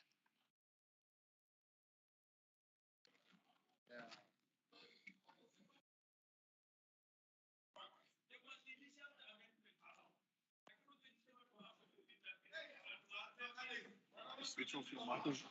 Doing it wrong.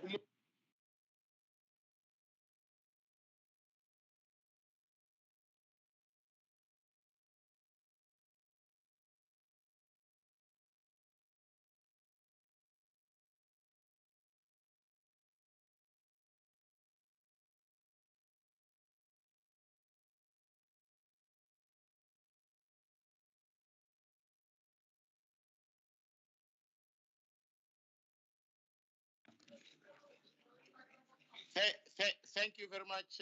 I now have the new amendment. Let me read it out to you, councillors. Number one, the report be referred to Section 79, Housing and Human Settlement for further scrutiny. Two, MPEC to investigate if the payments made to the contractors and compare against work done. If the work done is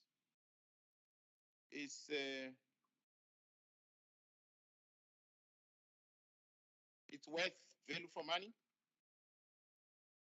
Three, in local inspection to be done by Section 79 Housing and Human Settlement. Recommended, signed by Councillor Katleho Mahaling, and seconded, signed by Councillor Goodwin Ratikwa. As amended. Thank you, colleagues. Let's proceed to the next item. The next item will be item number 8, reference number 82409/1, City Strategy and Organizational Performance Departments. Local Government Municipal Finance Management Act, MFMA, Section 52, Quarter 4 Performance Report on the implementation of the Service Delivery and Budget Implementation Plan, SDBIP, and the Integrated Development Plan, IDP. The report on page 356 to 625, with recommendations appearing on page 373. Now, on this item, I have a couple of speakers, I think 6 in total. Let's start with the ANC. I will therefore request Councillor Baloyi, JJ, 3 minutes. Thank you. Yes. Thank you, Speaker. As the ANC caucus, we were not surprised by the content of this report. Speaker, the summary of performance on service delivery budget implementation plan over quarter 4 of the 2021-22 financial year indicates that the 194 targets in the adjusted SDBIP, a total of 85 were due for reporting at the end of quarter 4 of the 2021-2022 financial year. Of the 194 targets, the city committed to deliver on 85 targets during the quarter 4 of the 2021-22 financial year. Speaker, only 45 of the 85 targets were achieved. What this in turn translates to, Speaker, is 53% of the set target achievement. This is certainly not something that we can write home about, Speaker. It is simply poor. Speaker, what this report is telling us is that this administration failed to achieve 41% of set targets committed to over the period under review. Sorry. Speaker, according to the report, the main reason cited for the notable variances, the underachievement of the target related to filling of vacant position because of budgetary constraints experienced by the city. Aging infrastructure led to increased water leaks. Unavailability of critical materials from the stores had a negative impact on the city's operation.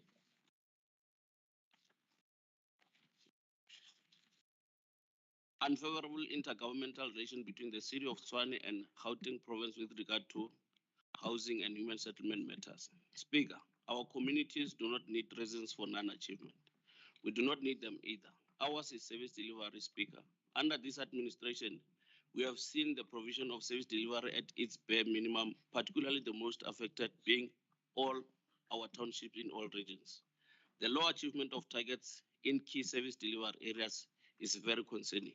The culture of non-performance and not hitting recommendation from the city strategy and internal audit is persisting.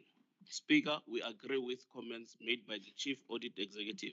Looking at this report, there is indeed a need to hold executive and management accountable for not delivering what they committed to. Thank you very much, Speaker. Thank you so much, Councillor JJ. And you saved some minutes. Let's now move to EFF. I will request Councillor Mutuwadze to address us. 3 minutes, Councillor Mutuwadze. Speaker, it is a cause for concern to note that the GA-led coalition failed to meet the SDBIP target that they set for themselves. The 41.18% of non-achievement of target is prevalent in our township because there is no service delivery.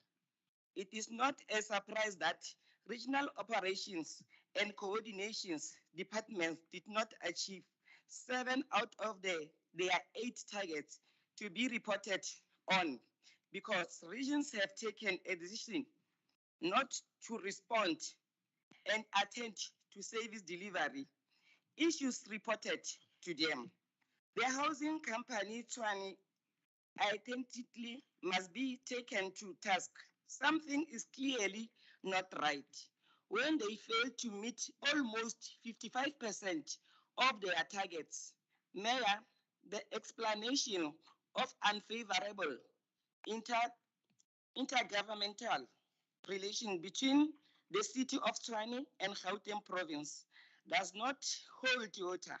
It simply means they have officials who are lazy to do their jobs and not to do follow-ups on matters.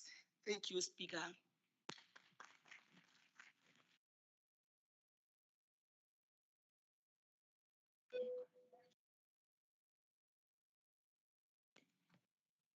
Please switch off your mic.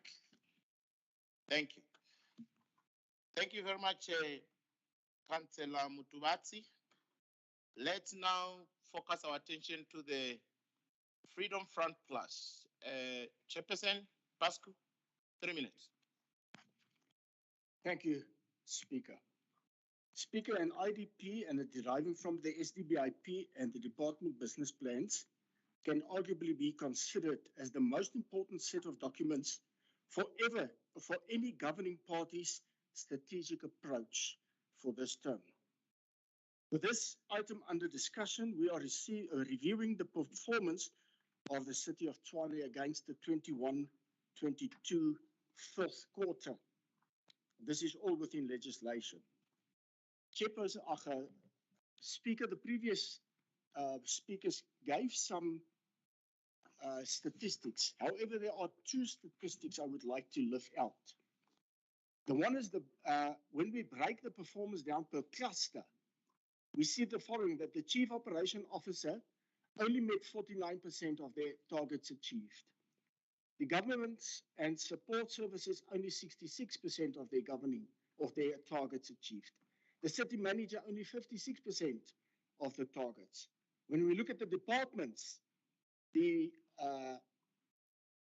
picture is even more bleaker. Group financial services, only 33% of their targets has been achieved. Human capital, 40%. Office of the Speaker, 0%. Energy and electricity, 17%. Rock, 13%. Water and sanitation, 33%. Housing, 55%. Roads and transport, 66%. In relation to the cumulative targets achieved, this quarter is not much, does not vary much with the 3 other quarters prior to this. Speaker, I believe that the targets we should reach should be 80%. not 50%. We reach less than 50%. These performances, or rather the lack of performances, brings us to adjectives.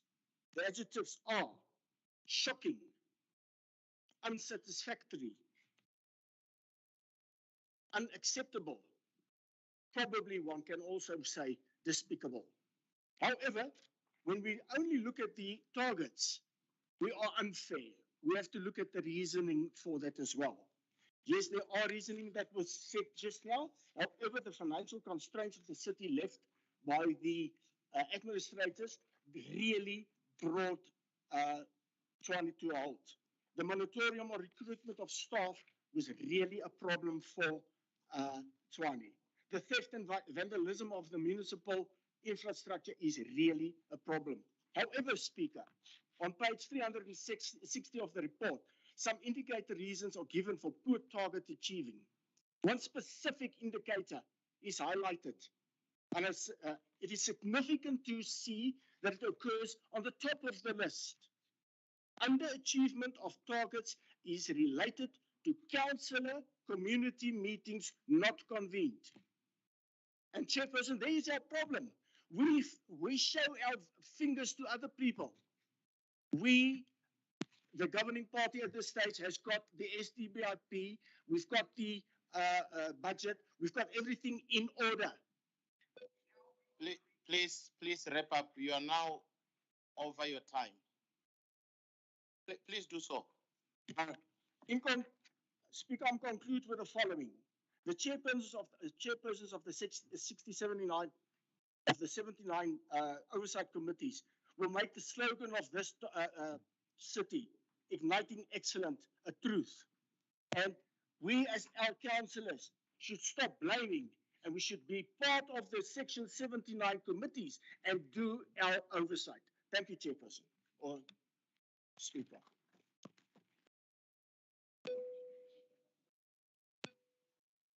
You can switch off your mic. Thank you, Pascal. Thank you. The penultimate speaker will be from the DA. Councillor Lawrence, 3 minutes. Thank you, Speaker. Dr. Speaker, as we have gone through this report and the performance of the city against its targets, which, as we all know from comments presented to the mayoral committee, there is indeed a concern. Nonetheless, the Democratic Alliance also welcomes this report and mentioned by my colleague earlier, the Democratic Alliance is indeed a firm promoter of the rule of law, even in cases where we are subject to scrutiny, and we are in support of the city heeding the call of the National Treasury by reporting on Circular 88 as indicators as per the requirements of National Treasury. As much as we are a political organization, the Democratic Alliance understands that it is our legislated responsibility as per the Structures Act to ensure that the city is geared towards better performance. Dr. Speaker, that being said, it is imperative that all councillors elected to this August House hold the administration to account and move away from unnecessary political grandstanding while the ship is in need of all of us to come together and ensure this. Dr. Speaker, I have heard many comments demonizing the Tshwane Yatima campaign, for example, even though it is a very good example of things that need to be done in order for the shape for the above report to move towards a more positive trajectory. As the city needs it to move closer to 100% mark. And guess what? Tshwane Yatima Yatusa. And 150 million later, Madibeng Pakolota Papatetsi. Dr. Speaker, it is not impossible for the city to function optimally in an environment where all political parties are in agreement while simultaneously remaining true to each of their identities, as long as it is done within the confinements of the law and promotes progress. Dr. Speaker, I would like to therefore remind our fellow councillors to become part of the solution. The coalition government is here. It is the reality, and we have all made a commitment to our voters to represent them fully, as is our duty. I would like to challenge all other parties as well to put foot to the wheel, as time is limited, and as we all know, time will be our biggest judge come 2026. In conclusion, when departments don't respond, we need to speak to it. When regions don't function, we need to speak to it and speak loudly. When budgets are not spent, we need to push for it. When customer care is not caring, we need to address them. All members are included in the we. Thereafter, we can go back to political banter. Thank you.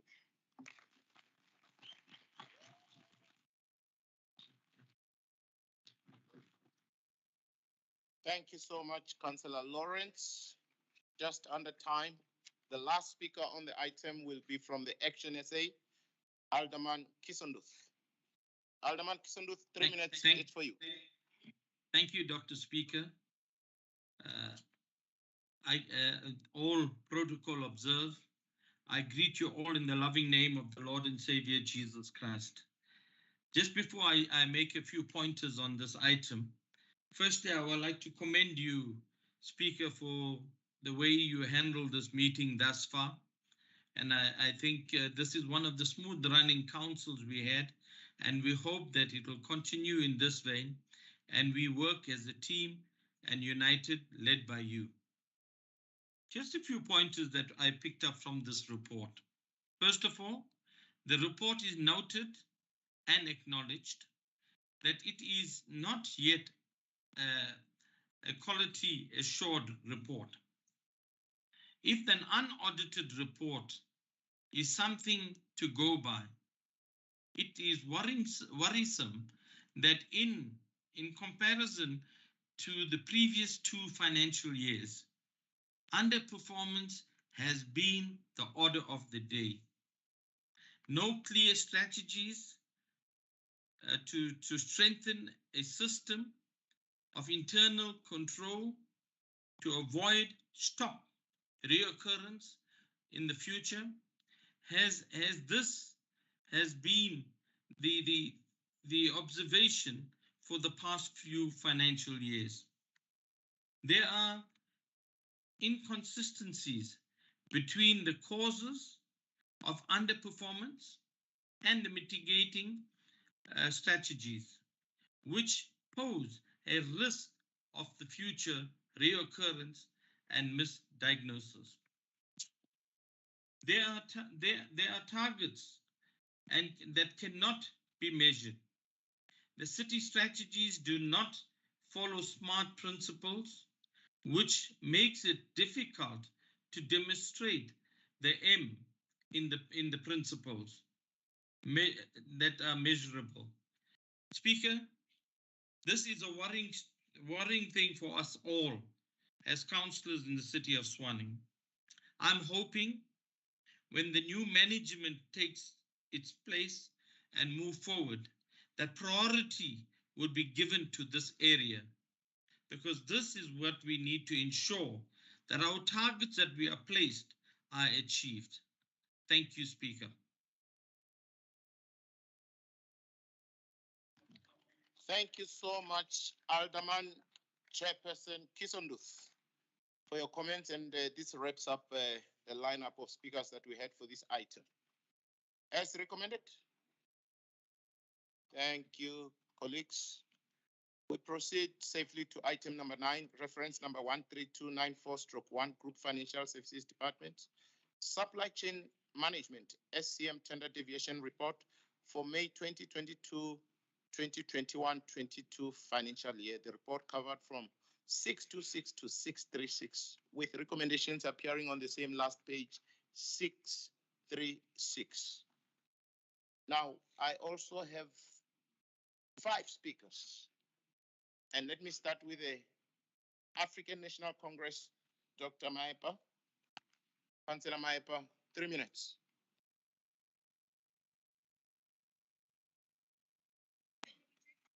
Yeah. Oh, can I, then I'll come back to him. Okay, thank you. Thank you. Let's then move to the EFF. Councillor Disolana, are you ready? 3 minutes. Speaker, we lead and then the ANC will follow. There's no problem. So, can I start the speaker? Thank you very much. Speaker, really ba lekgotla la EFF e leng balola tokologo ya ntwa ya moruo moeteledi wa council re re e sale re thoma ka moara ga council mohlang ola ra re taba e ya di-tendera mo mmasepaleng ya tshwenya e dira gore di-company tse dintšhi tse di hirilwe ke mmasepala di fetse di palelwa ke mosebetsi mola di palelwa ke mmereko wa tsona ka baka la bošunya le go palela ke go dira mmereko gobane ba sena le bokgoni ya go ka dira mmereko oo bontši bja bona ba šielana mešong ke ka mo re reng taba ya di-deviation e ya tshwenya bjale ka mokgwa o tshwenyang ka gona go bontšha gore ge re lebeletše reporoto ya rena e e bontšha gore go na le ka tsela ye e rileng ya go bontšha gore mašeleng ga a sepedišwa ka tsela ye ya maleba ke ka mo re kgopelang re le baeteledipele ba EFF re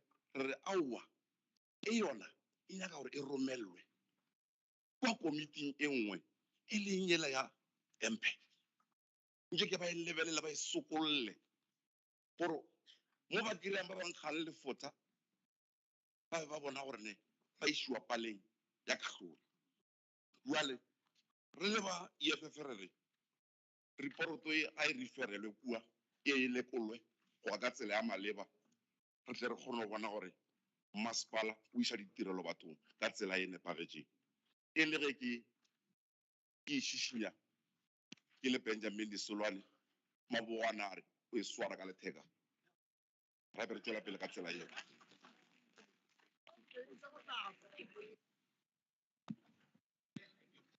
Thobela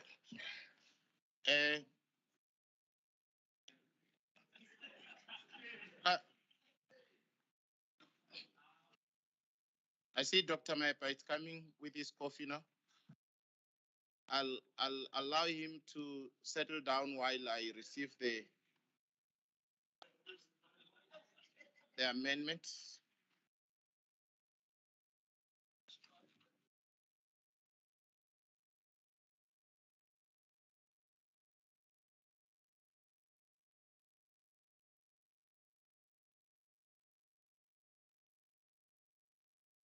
Sorry, Makorela. Sorry, Faith. Thank you very much, Speaker.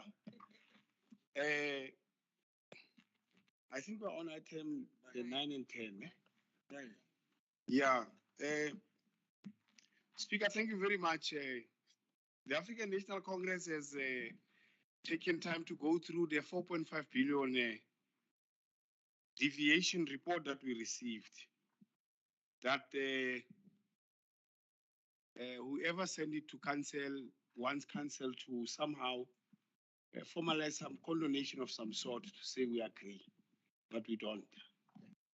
As the ANC, we are horrified that we would allow a bulge, Dr. Makwarela, to an extent that it's freebies, because if we could have a compound amount of 4.5 billion in deviations, that simply means there's mismanagement and absolute disregard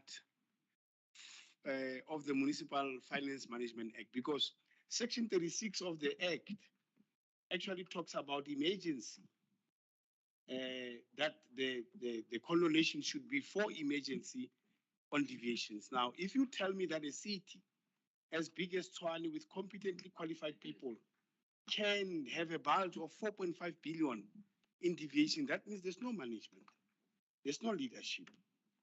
And as the African National Congress, really, we would like to put it on record that we are truly shocked that in the dungeon of so much abject poverty, squalor, and socio-economic conditions that we're experiencing, we could have such a bulge. Because if there's 4.5 billion, in other words, some money was just paid to people without due process.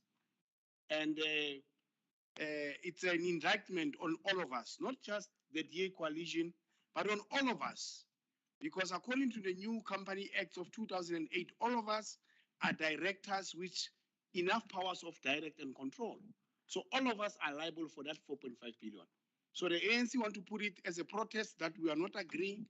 We are saying that the DA coalition must account for the 4.5 billion and tell residents how are they dishing out 4.5 billion in one financial year for people to just play with it. Because if there's 4.5 billion in deviations, that simply means that it was money for emergency. But I know of people of Mamelodi who had floods, and I know that they still don't have houses, but there was an emergency fund of 4.5 billion squandered in the city. So I thought it's important that we should put that, and to say from the financial point of view, we are scared that the city has taken this path, and it's a clear downward spiral that is gonna not just plunge the city, but have a dent on South Africa, because the city of Tshwane, it's a symbol in Africa as the epicenter of executive leadership governance in our country. So if people and all the ambassadors that are staying in this city with such poor management, they are going to say that the image of South Africa in terms of governance and even corporate governance is at its lowest as a result of poor management of Tshwane. So I thought we should express that, we should put it categorically, and Speaker, we shouldn't be shy, no, we shouldn't shy away from saying that we are at the gutters. Our leadership skills here are not added towards helping this administration to be successful. And if the DA feels somehow that they need more, they should call us so that we work together. Because if the ship sinks, it sinks with everyone. It doesn't sink only with the DA coalition. But thank you very much. That will be our input. We categorically state that we are very unhappy as the ANC. We don't condone that. So if the people wanted condonation from us, we are not condoning it. And we'll put it out there in public that we are very unhappy with the 4.5 billion deviation. It's a shocker, actually. And if you could also add on that, because I think I'll just have to add on that, Chief Whip, on behalf of the ANC. Just wrap up, Dr. Mepe. Just wrap up. Oh, okay. Okay. The 2.7 billion irregular expenditure identified by the Auditor General is not just an indictment, but it's a symbol of what the latter, when we spoke on the latter about that black dot in South Africa, which is on the city of Tshwane, in terms of governance.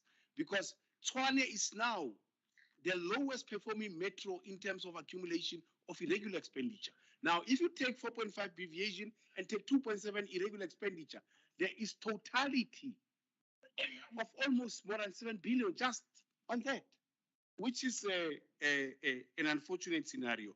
But as the ANC, we have said that we want to be part of the solution. So we are saying as the ANC, if somehow you need to work in co-governing in terms here in council, we don't want to be in your offices. Ask for the expertise we share so that we save all of us. Because when the ship sinks, it sinks with everyone. I thank you. Thank you very much, Councillor. Thank you, Councillor Maipa, for that. So let's proceed. Okay, colleagues, let's proceed to the third speaker in line, and that will be Councillor Mabota from Good. Councillor Mabota, 3 minutes, it's your. That's right. Yeah. Point of information, Deputy Chief. Okay.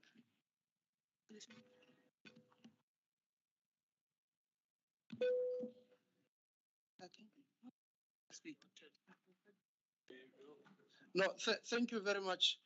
I just wanted to check on the report that our good doctor is speaking from, because according to the report here, it's written, maybe because of the many numbers, it's 436 million. And the good doctor speaks of 4.5 billion. So maybe we can get clarity on that. Thank you. No, I think, no, let me rule. The speakers are speaking in relation to the item, and I think they are doing very well. Let's proceed to take the next speaker from Good. 3 minutes. Thank you.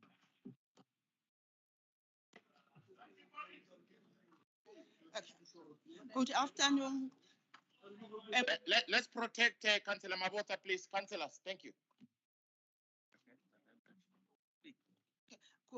Good afternoon, Dr. Speaker, and all protocol observed. From good part, we note the report with a serious concern on the deviation of procurement of goods and services from the normal supply chain management process, which normally leads to irregular expenditure. The city has incurred an irregular expenditure during 2021 financial year. This is absurd, and agent intervention is required. We cannot continue like this in this administration. A clear plan of action is required to prevent this from happening in the near future. Deviations should be the exceptions rather than the norm and should not be frequent. They are perceived as sign of procurement function not planning its procurement properly, and serve as an indication of possible poor governance. Supply chain management stipulated very clearly in terms of what are the criteria that needs to be followed when you go on deviation processes. For example, they talk about when there is an emergency demonstration that only one service provider can supply a particular service, and any exceptional cases where it's impractical to follow the official procurement process. Therefore, it is obliged that the city should always follow the normal tender processes, of which it's advisable that it becomes an open tender processes. Dr. Speaker, clear line of authority and business process have to be aligned to avoid ambiguity between the office of the accounting officer, which is the city manager, as well as the bid adjudication committee, so that we can be able to approve and support the way it's supposed to be done, and in line with the SCM instruction, preferably this one, number 3 of 2016-2017, which stipulate a very clear roles and responsibility of each role player in the SCM processes and its value chain. All right. Additional to the recommendation that has been made with regard to referring the submission to impact is that, as good part we are saying, moving forward, we need a detailed plan of action and register of deviation to be created and reported to council on quarterly basis so that we can be able to monitor to reduce the deviation and irregular expenditure. Sufficient evidence and sound motivation should be submitted to council to make us make an informed decision, including the issues of the variation order that are really cropping up. And we said the third one is that consequence management should be implemented on officials who cause irregular expenditure and promoting the deviation from the normal SCM processes. Business process and directive be aligned in line with the relevant national treasury regulation. Various departments in the city should start working together to have a comprehensive action plan on how to curb this problem on deviation. There has to be a risk plan, there has to be a risk register, and stringent internal control measures have to be put in place. Measures to be put in place to practice a good project management as well as contract management, because the deviation normally came as a result of if there is a poor project management and contract management. I thank you, Dr. Speaker.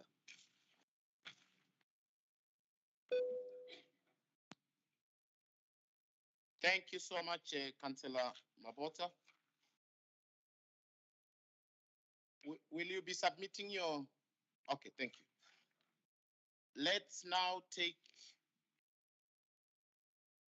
Councillor Hosiamang from Action SA. 3 minutes, sir. Thank you. Thank you, Speaker. Speaker, as Action SA, we note the report, and of course with concern. We recognize that what we are seeing here, it's something that is not happening for the first time. Expectation is that there will still be some recurrence on the same matters of deviation. I mean, it's beyond just contract management, but the whole governance issue. I can give you an example. On the same report, I mean, all powers are granted to the city manager, who can then let me read from the report. By the directive of a city manager, all deviation, irrespective of amount involved, are considered and approved by the bid adjudication committee, which is appointed by that accounting officer. So it's like we're only doing a paper-based exercise where we don't really consider the reality, Speaker. We've had an acting speaker, an acting city manager for some time, given all those powers, and of course, is the one who can, in any case, look at the bid adjudication committee. I mean, the governance part of our city, Speaker, is a bit shaky, something to really look into. We really can't wait for a permanent appointment of a city manager where these things will be properly dealt with. And Speaker, it's not just about only at the governance stage. We acknowledge that, and we have established that the issue is on implementation, Speaker. Incorrect implementation of processes and contract management will ultimately lead to such kind of things, the deviations. And deviations which in a face value appears to be perpetuating monopoly, which is not really the case, but it's really contract management, Speaker. We are worried about it. Like I said, we are likely to see recurrences on some of these contracts in a near future, including even on this financial year that we're in. So we recommend that corrective measures which include consequence management to those who are responsible as a way of correcting this situation, Speaker.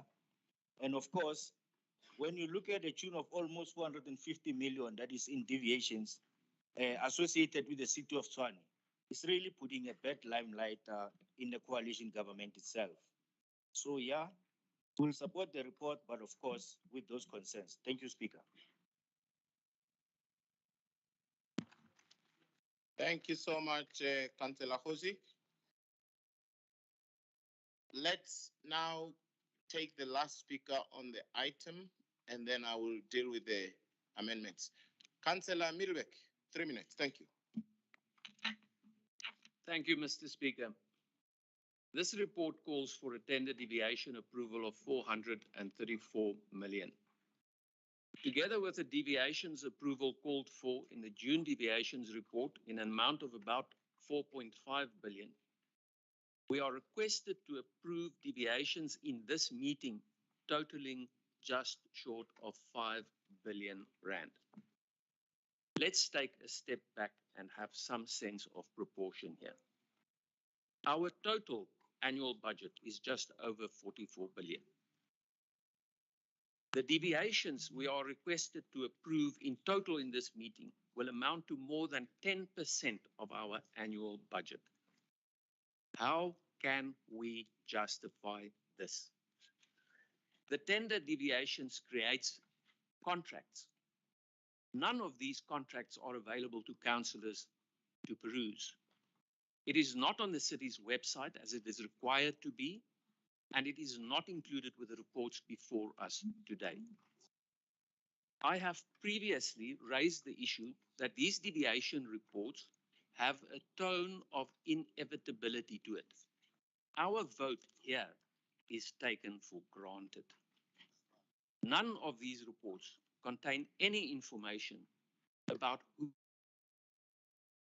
disciplinary steps will be taken against them. They are represented to us as if our staff has a right or a privilege to fail their duties.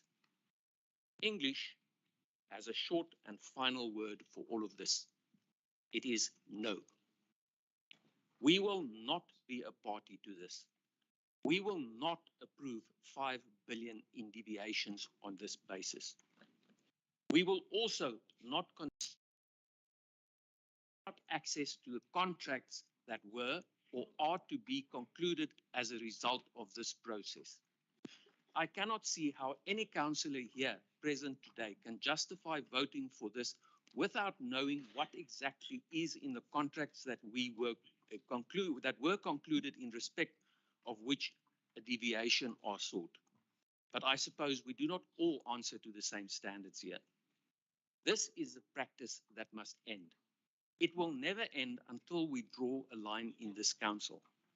I will consider a report to take disciplinary action that does not contain a rider of approval to it. not without having the contracts in hand. Please minute my vote against this item. Thank you, Mr. Speaker.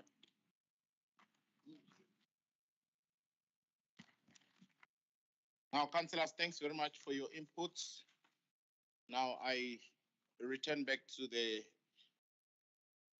MMC. You want to speak first before we deal with this? Yes, thank you, Speaker. Speaker, I actually, deviations are very serious, and I want to thank some of the speakers behind me and some of the on the other side that have spoken. We agree with them, and we need to take this very serious. And I don't want to make light of what we're dealing with here, but to make frivolous claims of billions in deviations, it just simply shows the need that we need to take councillors through financial training in this council chamber, Speaker, because they can't read financial statements. And I think that's part of the problem. And if they want to do proper oversight and they want to be part of the solution in this council, please, through you to the Chief Whip, please arrange for basic financial training so people can learn how to read financial figures. It seems to be a tendency, especially sometimes on the other side of the room. So, Speaker, I just want to correct that. But what we're dealing with here is very serious. And I don't want to make light from what we're doing here. It will be investigated and there will be further actions. And I'm sure the oversight committees involved will also deal with it. Thank you.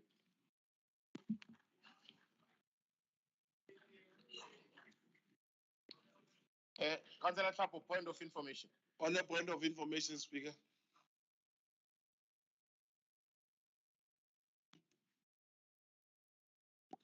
Thank you, Speaker. What I'm finding very problematic is that the MMC doesn't query the contents. He wants to come here to do some political gymnastics with regards to issues of numbers, but is not speaking to the content contained, which are damning in terms of the deviation he wants to do. So it is fine if you want to take the people on the other side of the room to a crash course training about financial issues, but it's also an indictment from yourself as a financial expert that you want this House to approve a report that has questionable things which have a dire financial implication. Thank you.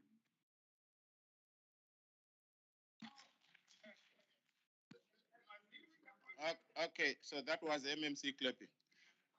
All right, colleagues, no, it's fine. Let's now proceed with the amendments. The first one is from the EFF, and it's in English. It says, now let me read it out to you. We are referring this report to MPEC for further scrutiny, proposed by Councillor Benjamin Disolani, signed, seconded by Councillor Mabuhwane, signed. As amended. Thank you. The second amendment from Goods. Okay, Chief Lishaman, thank you. Okay, thank you. All right, this one is from Goods. They read as follows. 1, a detailed action plan and a register of deviation be created and reported to council on quarterly basis to reduce deviation and irregular expenditure. 2, sufficient evidence and sound motivation should be submitted to council to make informed decisions, including if there are any variation orders. 3, consequences management should be implemented on officials who cause irregular expenditure. 4, business processes and directives be aligned in line with the relevant national regulations. 5, various departments should start working together to have a comprehensive action plan on how to curb this problem of deviations. There has to be a risk plan, risk register, and stringent internal measures to be put in place. And then lastly, measures to be put in place to practice good project and contract management. As amended? Okay, thank you. So, there you go. Come on.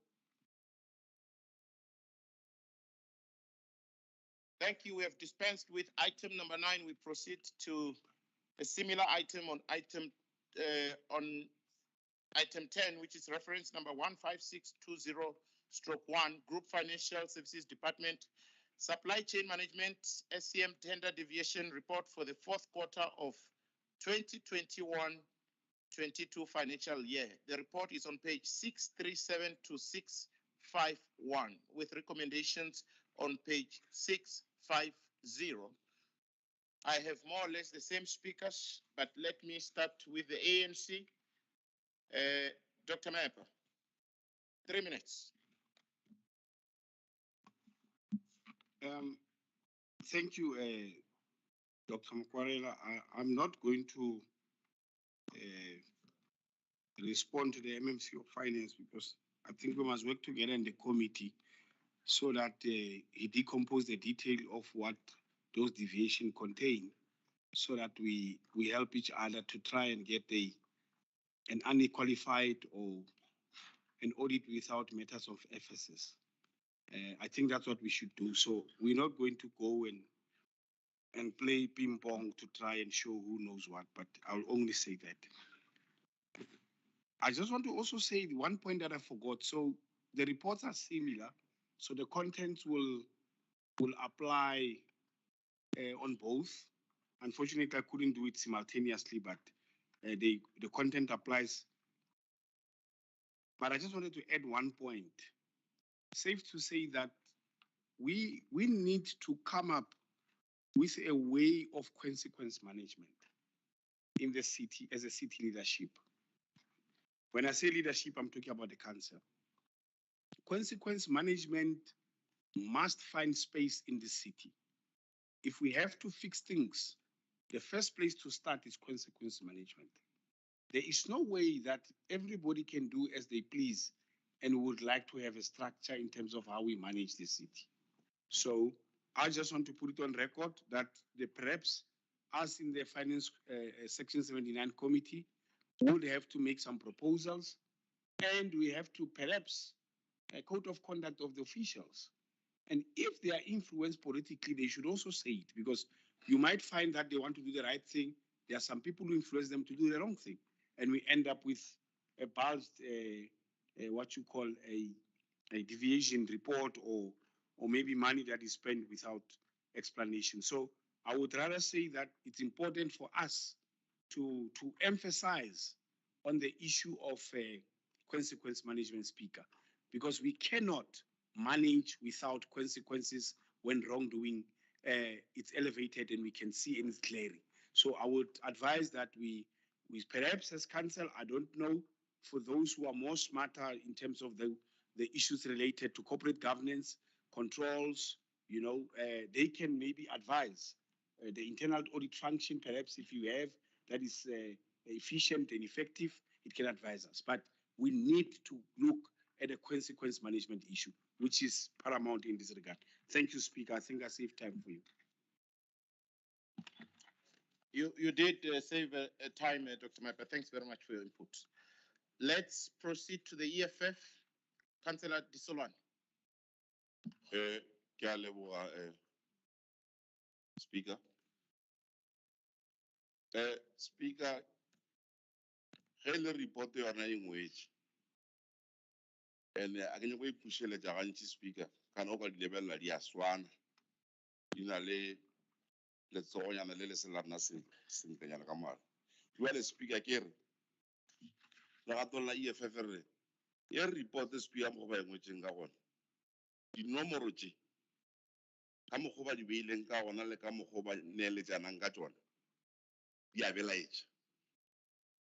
And ka mokgwa di belaetšang ka gona go na le mospeakera o mongwe a boletseng wa mme go morago kua a bolela gore o ka re taba ya di-deviation o ka re ba e dira a norm mo mmasepaleng wa Tshwane. Jwale ke ntho e re sa e nyakeng, ga re nyaka gore e be a norm ka tsela e mme a e boletseng ka gona. Re re ka mokgwa ba ga ANC ba šinyang ka gona bo Morena Maepa mola ba re re tshwanetse gore re be le consequence management. E ka re tšea nako mara e fela ke ntho e ka re thušang kua pelenyana kua. Hannibal ne re nyako šišinya mo go MMC gobane ke yena le mme a araba eteletšeng pele ka mola committee ya mearela. Well, mo bona re a ke tsebe ba nkwana ba re le dona tšena. Speaker, what do you read? Certain. I want to speak to you, my man. Can you put the because they're ignoring and they're undermining us. Okay? Yeah, put.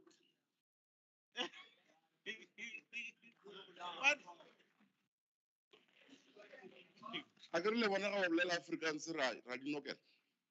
Hey, you are Neremo MMC le mayor. Nke ke ba berekisha le official tsa rena ga botse. Gore ba kgone go lokisha manyofonyofo re a bonang a tswella mo di repotong tse. Especially tsa di 10. Yeah? Sorry? Mayor, am I? Okay.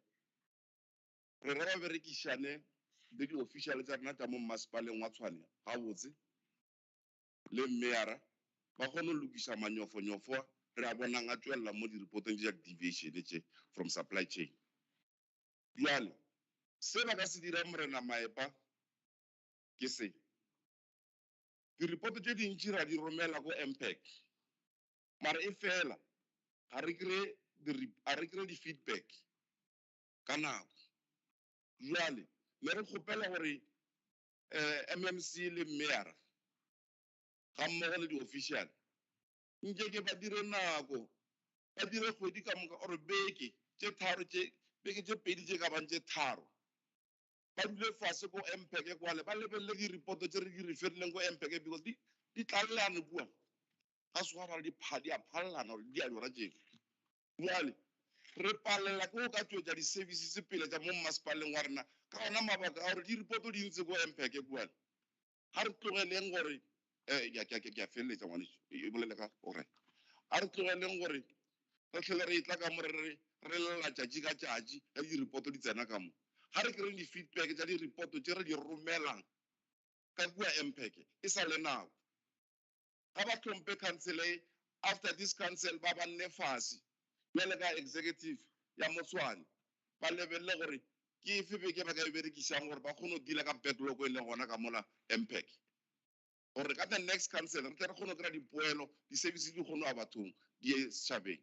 Jwale re le ba leloko la EFF re re le ga e boele ba e lekola ka mola ka botshepegi goba dinomoro tse ba di tsweleditseng mola le ka mokgwa di-company tsela ba di ngwetseng ka mabitsobitso mola re bona re sa kwešiše gore ga botse go dialang jale re ba le ba MPEC ba re lekoleleng tsona ka botshepegi morena maepa le wena re ya go leboga.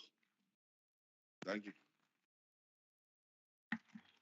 Thank you very much, Councillor Disolwan. I think I'll be waiting for that. Let Solon continue to consider other speakers that are lined up. I'll go back to good. Councillor Mabota, 3 minutes. Thank you.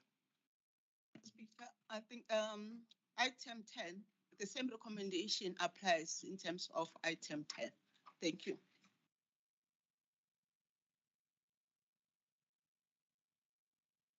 I'm done. I'm saying the same recommendations apply. Yeah, but I don't have them. Bring. Oh, okay. No, I need them. Yeah, I need them for record purposes. Thank you. Let's, Councillor Lex, you're the last. Thank you, Mr. Speaker. My comments on the previous item also cover this item. Please have my vote against this item minuted. Thank you.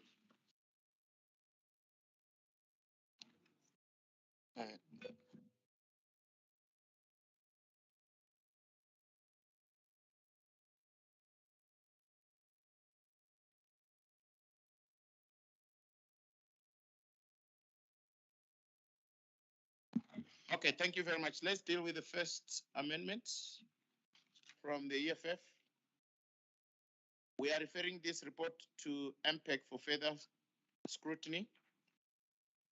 Proposed by and signed Councillor Tshwane, seconded, signed by Councillor Mabokgwane. As amended. Thank you.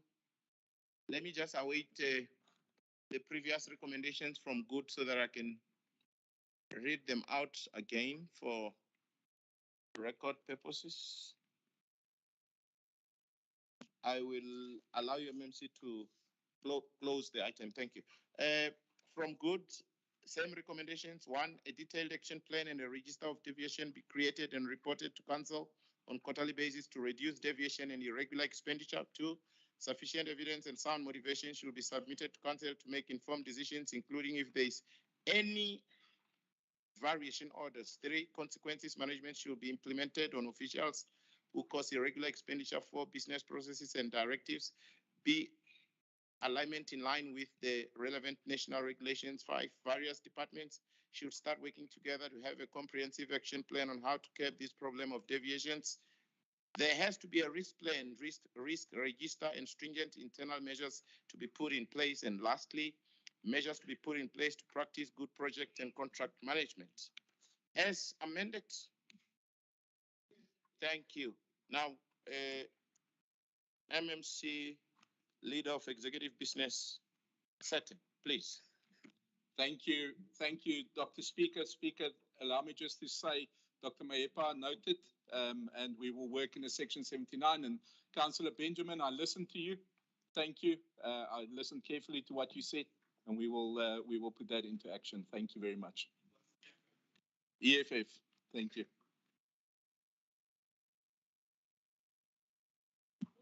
Thank you, leader of executive business and colleagues for making inputs to the item.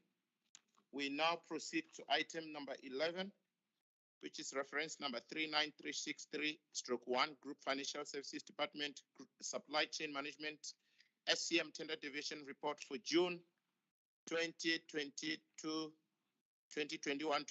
financial year report on 652 to 658, with recommendations appearing on the last page of the report 658.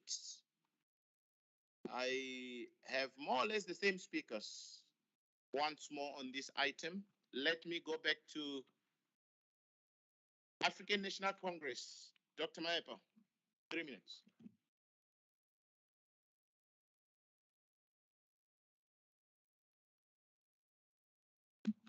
Thanks, Councillor Dr. Mayepa. Let's proceed to EFF. Councillor Tshwane.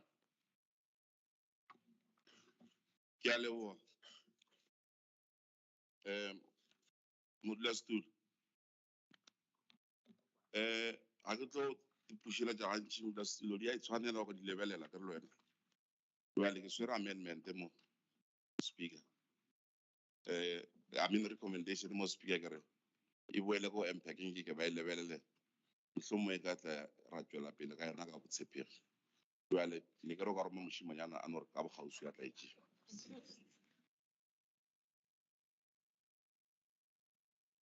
Thanks, Councillor Tshwane. Thanks. I'll be awaiting your amendment.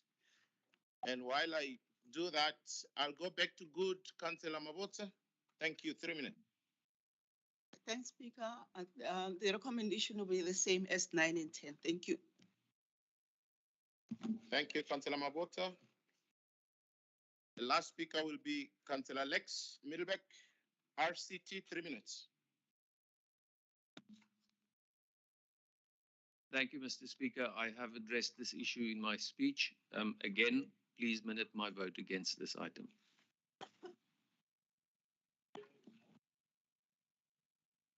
Thank you. Let me just, for purpose of record keeping, read the proposed amendment from the EFF. We are referring this report to MPEC for further scrutiny, proposed signed by Councillor Benjamin Tshwane, and then seconded signed by Councillor Mabotsa. As amended. Thank you. Thank you. Thank you, councillors. The same recommendations as per the previous two items. Councillors, may I proceed? Thank you very much. From good, same recommendations, but I read them out for purpose of record keeping. 1, a detailed action plan and a register of deviation be created and reported to council on quarterly basis to reduce deviation and irregular expenditure. 2, sufficient evidence and sound motivation should be submitted to council to make informed decisions, including if there is any variation orders. 3, consequences management should be implemented on officials who cause irregular expenditure for business processes and directives be alignment in line with the relevant national regulations. 5, various departments should start working together to have a comprehensive action plan on how to curb this problem of deviations. There has to be a risk plan, risk register, and stringent internal measures to be put in place. And the last amendment, it's measures to be put in place to practice good project and contract management. As amended. Thank you, colleagues. We now proceed to item number 12. Yes, sir. Oh, yes, Alderman Malik. No, thanks, Speaker. The recommendations proposed, they sound revolutionary and progressive, but there's a chronological order. When you suspect financial losses or misconduct, therefore, MPEC must sit. There's a financial disciplinary board that must then deal with those matters. Then let's not be ahead of ourselves and sound as if we're doing right things when there's a dispensation that we can follow in law. Because we are going to live here and people will think, now we are suspecting that 300 rand is missing there, therefore this man is gone. But that process must be followed to the latter. I said in one MPEC meeting, painfully wanting for matters to be resolved. But when you're taken through the process, you might feel that there are delays, but there should not be any unfairness and an injustice process. Then I would want to urge our colleagues that let's then follow what is afforded in the regulation. Not try to have witch hunt or try to resolve things without following due process. Thank you. Thank you very much, Alderman Malek. I think you are throwing a caution there, and I think you're also part of the MPEC, and as this will be directed to yourselves, you will buttress this point so that we are not. Yes, thank you very much, Alderman, for that. Let's come back to our consolidated index. We are on item number 12. I read it out to you. Reference number 18660/1. Office of the City Manager, request for council to condone the acting of Mr. Mushima Mosia acting as Chief of Emergency Services position, reporting directly to the City Manager in terms of Section 56 of the Municipal Systems Act, Act 32 of 2000 as amended. The report is on page 659 to 671. The recommendations are on page 663. I only have 2 speakers lined up, and I will turn my attention to the African National Congress and request Councillor Palwani to address the House. 3 minutes, Councillor Palwani.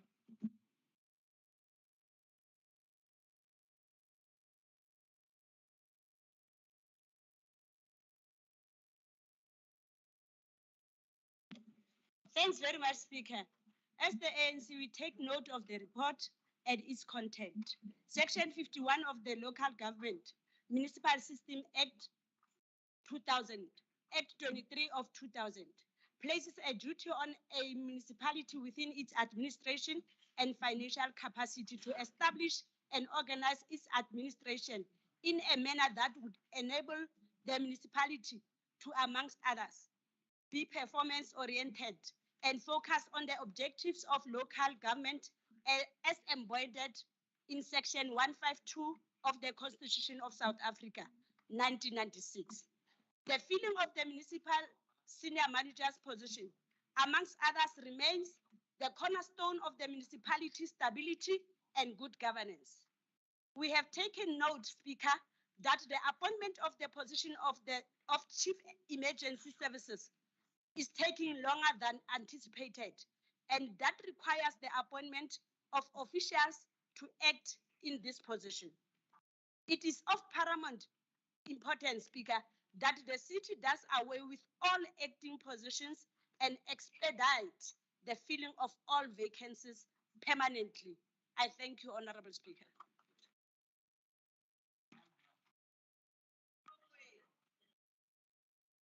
Thank you very much, Councillor Palwani, for your input. Let's take the last speaker lined up on this item, and that will be from the EFF. And the councillor is none other than Councillor Mnisi. 3 minutes, Councillor Mnisi, EFF. Thank you, Speaker. Greetings to you, Speaker, and honorable councillors. The EFF do support this condone of acting chief of emergency service. But Speaker, you keep on disappointing us.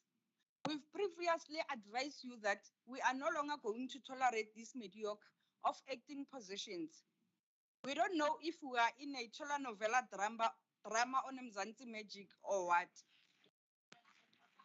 Speaker, we want to make it clear to you that EFF is tired with this Channel 161 telenovela acting thing. We are also aware that you keep this acting thing just to keep one person in the same position for years. We hope that Mr. Musia won't be acting in this position for more than 3 months. As the EFF, we won't allow an extension post 3 months. We ask that the recruitment for this position be speed up. And lastly, the EFF is the notion of women leading from the front. We are tired of seeing only men being considered for senior positions. We hope that a woman will be considered. Thank you, Speaker.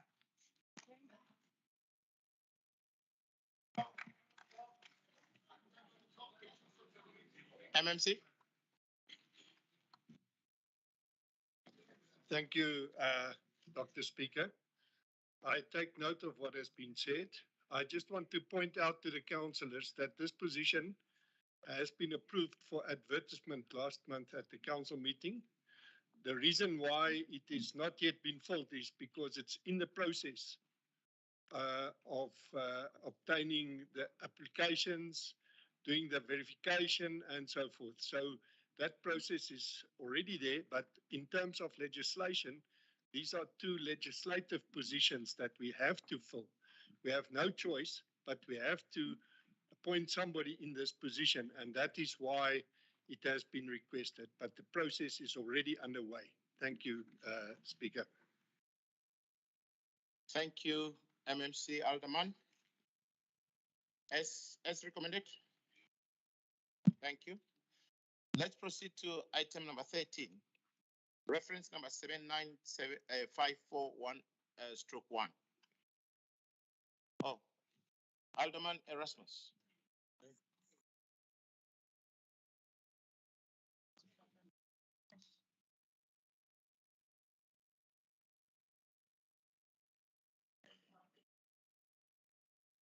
Thanks.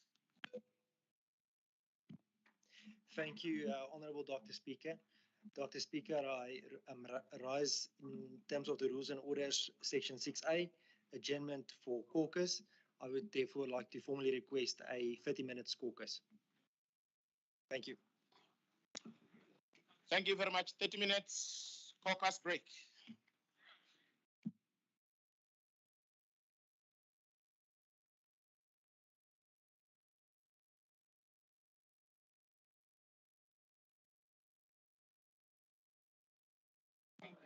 Erasmus, we want to go to Mangaung, please.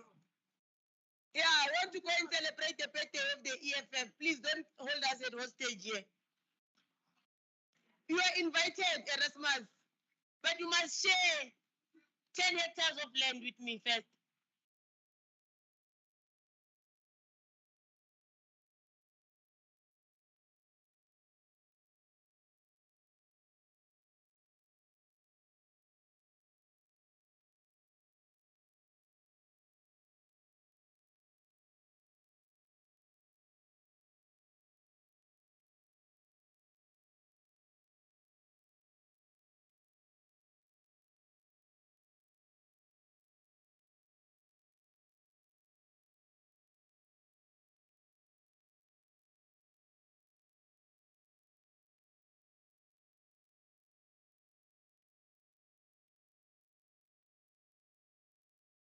Bosobatshelile la be-ANC ukuthi you are my driver, taking me to Ngithi boso reportile ku caucus ukuthi you are my driver taking me to Bloemfontein when.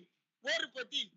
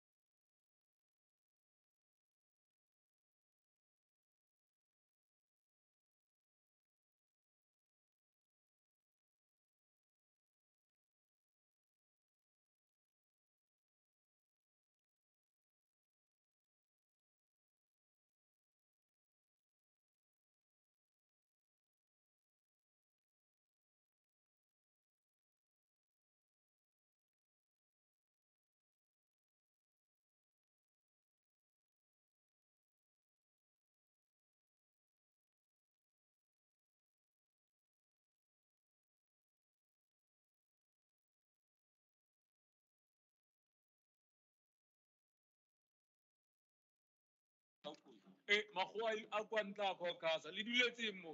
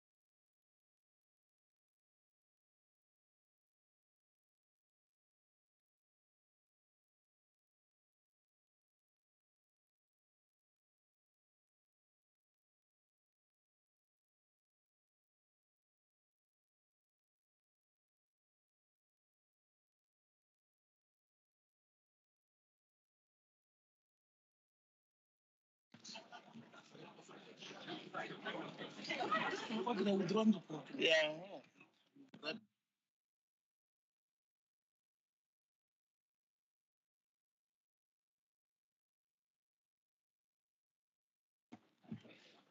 Colleagues, thanks very much. Thank you very much, colleagues.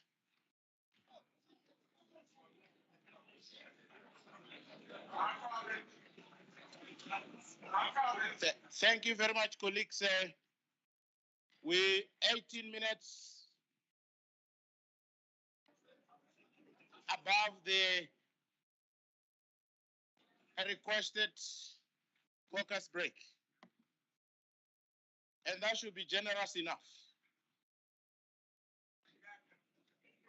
Councillors, please settle down. Let's proceed.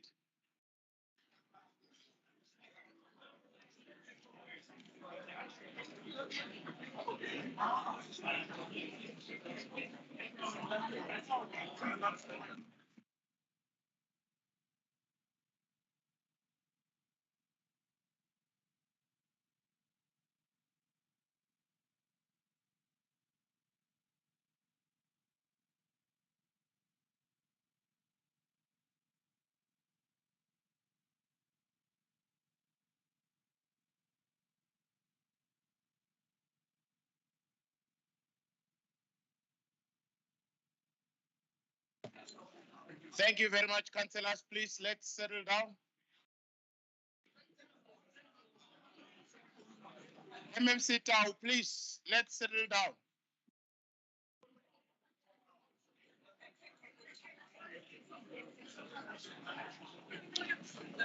Thank you very much.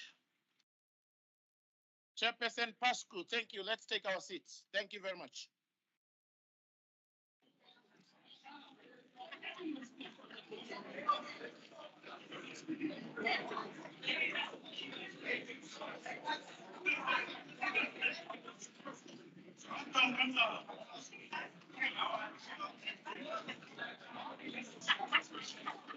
Thank you, Councillor JJ. Thank you. Let's take our seats. Thank you very much. Councillor Matebula, thank you. Let's take our seats.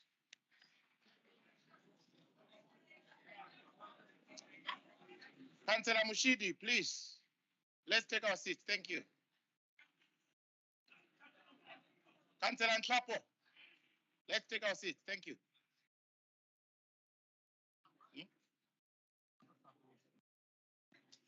All right. Now we are on item number 13. Leader of Executive Business. Oh, yes.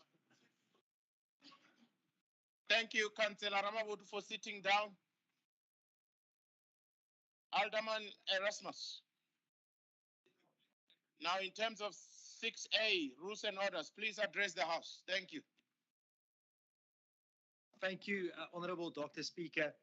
Speaker, the matters of council is complex and we need to spend enough time on each specific item. Therefore, we'd like to request the extension of at least 2 hours before we can proceed with this item. Now, Honorable Speaker, I'm only joking. On a lighter note, I've received a birthday invitation of some sort there in Mangaung, Bloemfontein, so we're ready to proceed. Thank you. Speaker, please, Councillor Matebula, you fire before I allow you. Thank you.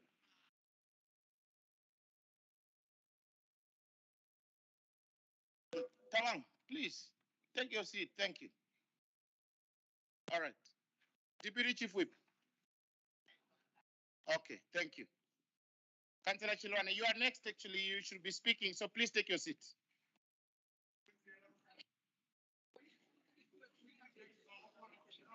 Okay, let's proceed. Item number 13, reference number 79541/1, Office of the Executive Mayor, tabling of the Housing Company Tshwane HCT Business Plan for 2022-23 financial year. The report on page 672 to 789 with recommendations on page 677.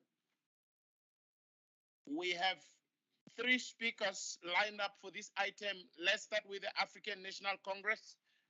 Councillor Tshwane, 3 minutes. Speaker, so then Councillor Malope will speak on that item, okay? Okay. Thank you, Speaker. I'm the one who will be speaking on this item, Councillor Malope.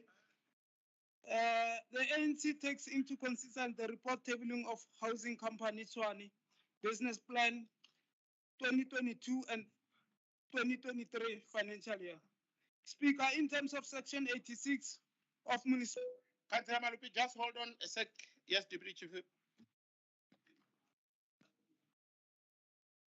Councillor Malope, just switch off your mic. Thank you. Just for a second. Deputy Chief Whip. Thank you. Makale. No, I wanted to call a point of order on Councillor Maluleka and Maepa. The councillor is making a medium speech and then they are over him all over. And then we can hear the laughter even there from far, you know. So, thank you. Speaker.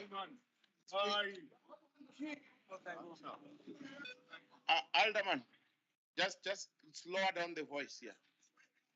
Okay, no, it's all right. Councillor Ramabut. Thank you, Speaker. Speaker, I think we all know that previously we were called to order as the EFF to call frivolous caucuses and orders.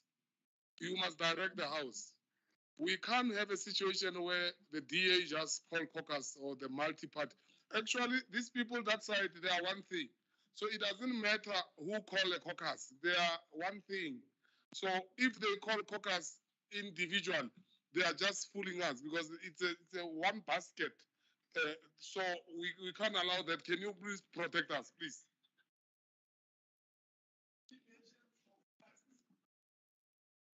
Please say.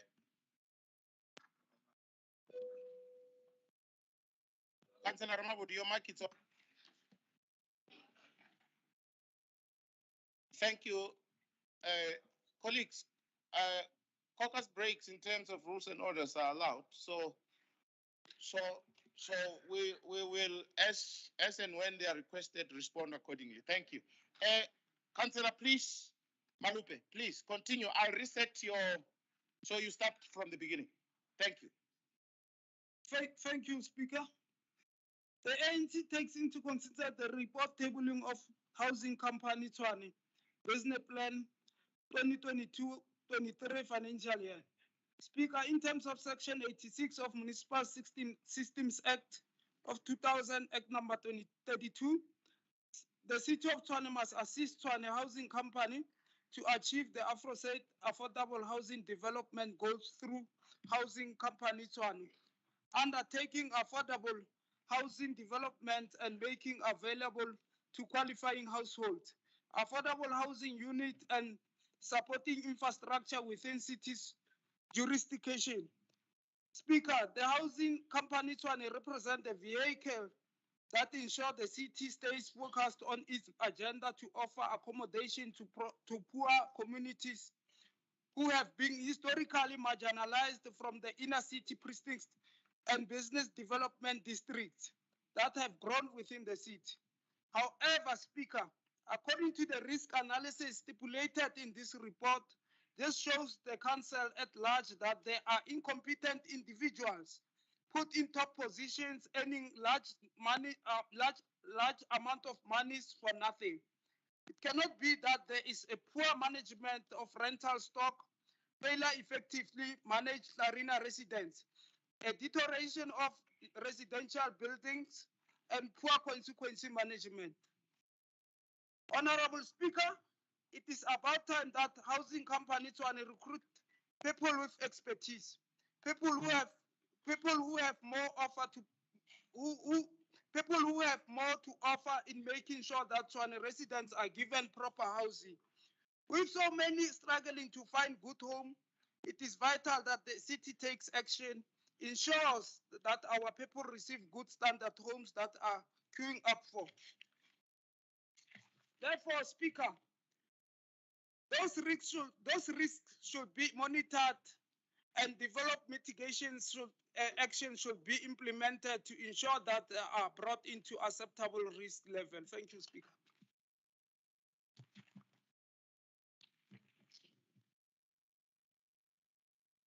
Thank you very much, Councillor Malope, for also saving us time on the item. We will now go to EFF. Councillor Ramabut, you want to talk on the report, or it's the hand on something else? Didn't give you an updated list. You have? Okay, no, thanks, Doctor. Let me now call for yourself, Councillor Mokwan, to address the House. 3 minutes. Thank you. Thank you very much, Dr. Speaker, Councillor Magwarel. The EFF welcomes the business plan of the HCT for the year 2022-2023. The EFF note the important role which HCT should be playing in the development of the city. However, the incapable GA-led coalition has not used the entity to its full potential. Chief amongst these roles are that the HCT is tasked with developing, owning, and managing social housing stock and championing the affordable housing, primarily because of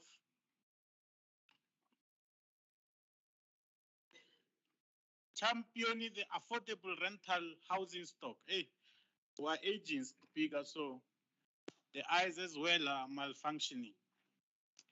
Tshwane has one of the highest backlog on the access to affordable housing, primarily because of the urban migration. And if we are to take advantage of entities like HCT, it will then assist to close this gap. Tshwane also have a huge problem of student accommodation. And like Joshko in the city of Johannesburg, which has so far built more than 5,000 units, HCT should be allowed to enter into this space, just like Joshko. So for Joshko to be able to enter into the development of student accommodation, it was because of the motion which was tabled by the EFF in the council. And because the DA is always learning from us, they then adopted that and took that as their own victory. Now, we also take note of the challenges which led to some of non-deliveries by the HCT. However, we understand that the COVID-19 have played a significant role for such, because some of the main activities during COVID-19 made the entity to suspend those activities. But we must congratulate the entity, because even during this difficult time, the entity still considered the payment relief for some of its tenants. We are also happy in the stability of the HCT executive mayor, and we hope that the newly appointed board of economic development will also bring stability to that board as well. So I hope with the stability, because if we consider the previously what has happened to that particular entity, we think that there are huge improvements which have taken place. Now, in parting short, we want to say that, Executive Mayor, let us insulate these entities from political interferences, because that is what will collapse them. So we must be able to protect them and make sure that politics do not fiddle with these entities. We may look at ESCOM, for example. The collapse of ESCOM is the direct involvement of politics. And therefore, let's make sure that the entities we have in the city has got little interference of politics, because politics are very dangerous. Thank you very much.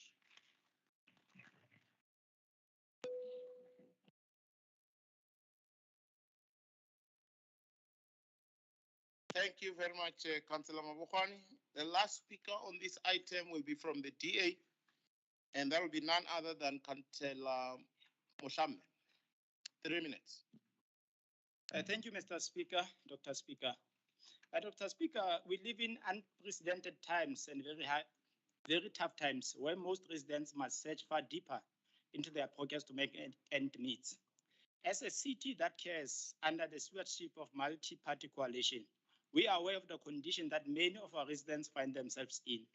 While government cannot do everything for its residents, it can use its powers to create an environment that serves the needs of the people who live in it. Building a caring city is therefore investment that include human settlement and innovative solutions towards low-cost social housing. One of the key focus areas for the multi-party coalition administration is to stabilize the development of social housing projects and every development. We also committed to the development of affordable rental units to help strengthen and rebuild an effective and realistic social housing plan for the city of Tshwane. The Democratic Alliance fully supports the business plan with a view that it will help the city to overcome the rental challenges that help improve the lives of our residents in these tough times. Dr. Speaker, the DA supports efforts to provide integrated and good quality housing opportunities that bring people closer to opportunities and supports the creation of sustainable and dignified settlements. The business plan serves as a blueprint towards ensuring that the city of Tshwane becomes a choice of destination for opportunities and economic activities. Thank you, Dr. Speaker.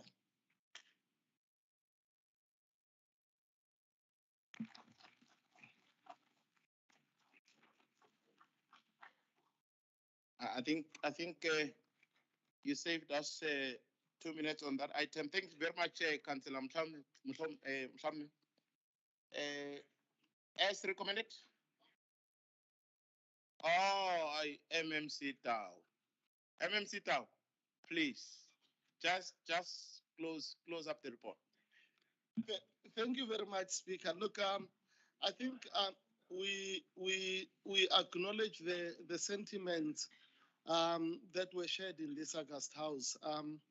Entities such as HCT can really make us, when properly utilized, to advance the noble goals of bringing people closer to opportunities, as is at the heart of this entity.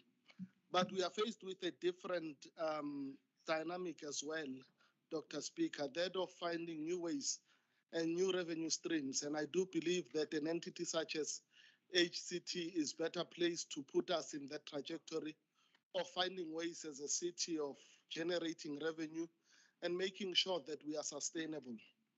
And for that reason, Speaker, I do think that there is a lot of work that needs to be done, but a lot of work has already been done. There is progress, and I do think that we are well on our way of becoming one of those entities that will become a beacon of hope for this city. We are currently developing one of the biggest social housing projects in the African continent. And therefore, the vision that this entity has and the people we have there are some of the best you can find in the country. We just need to nurture it and make sure that we work with them. We take cognizant, or we do take advice from the EFF to say, let's not allow politics to deter what can be achieved. But equally, we take guidance from council and all the sentiments that are shared to say this entity is a beacon of hope, really. Thank you. Thank you so much, MMC Tao. Let's conclude on the report as recommended. Thank you, councillors. We are now on item number 14. Group Property Department proposed lease of a portion of portion 1 of the farm Royval 270 JR, a portion of the remainder of portion 6 and portion 22 of the farm.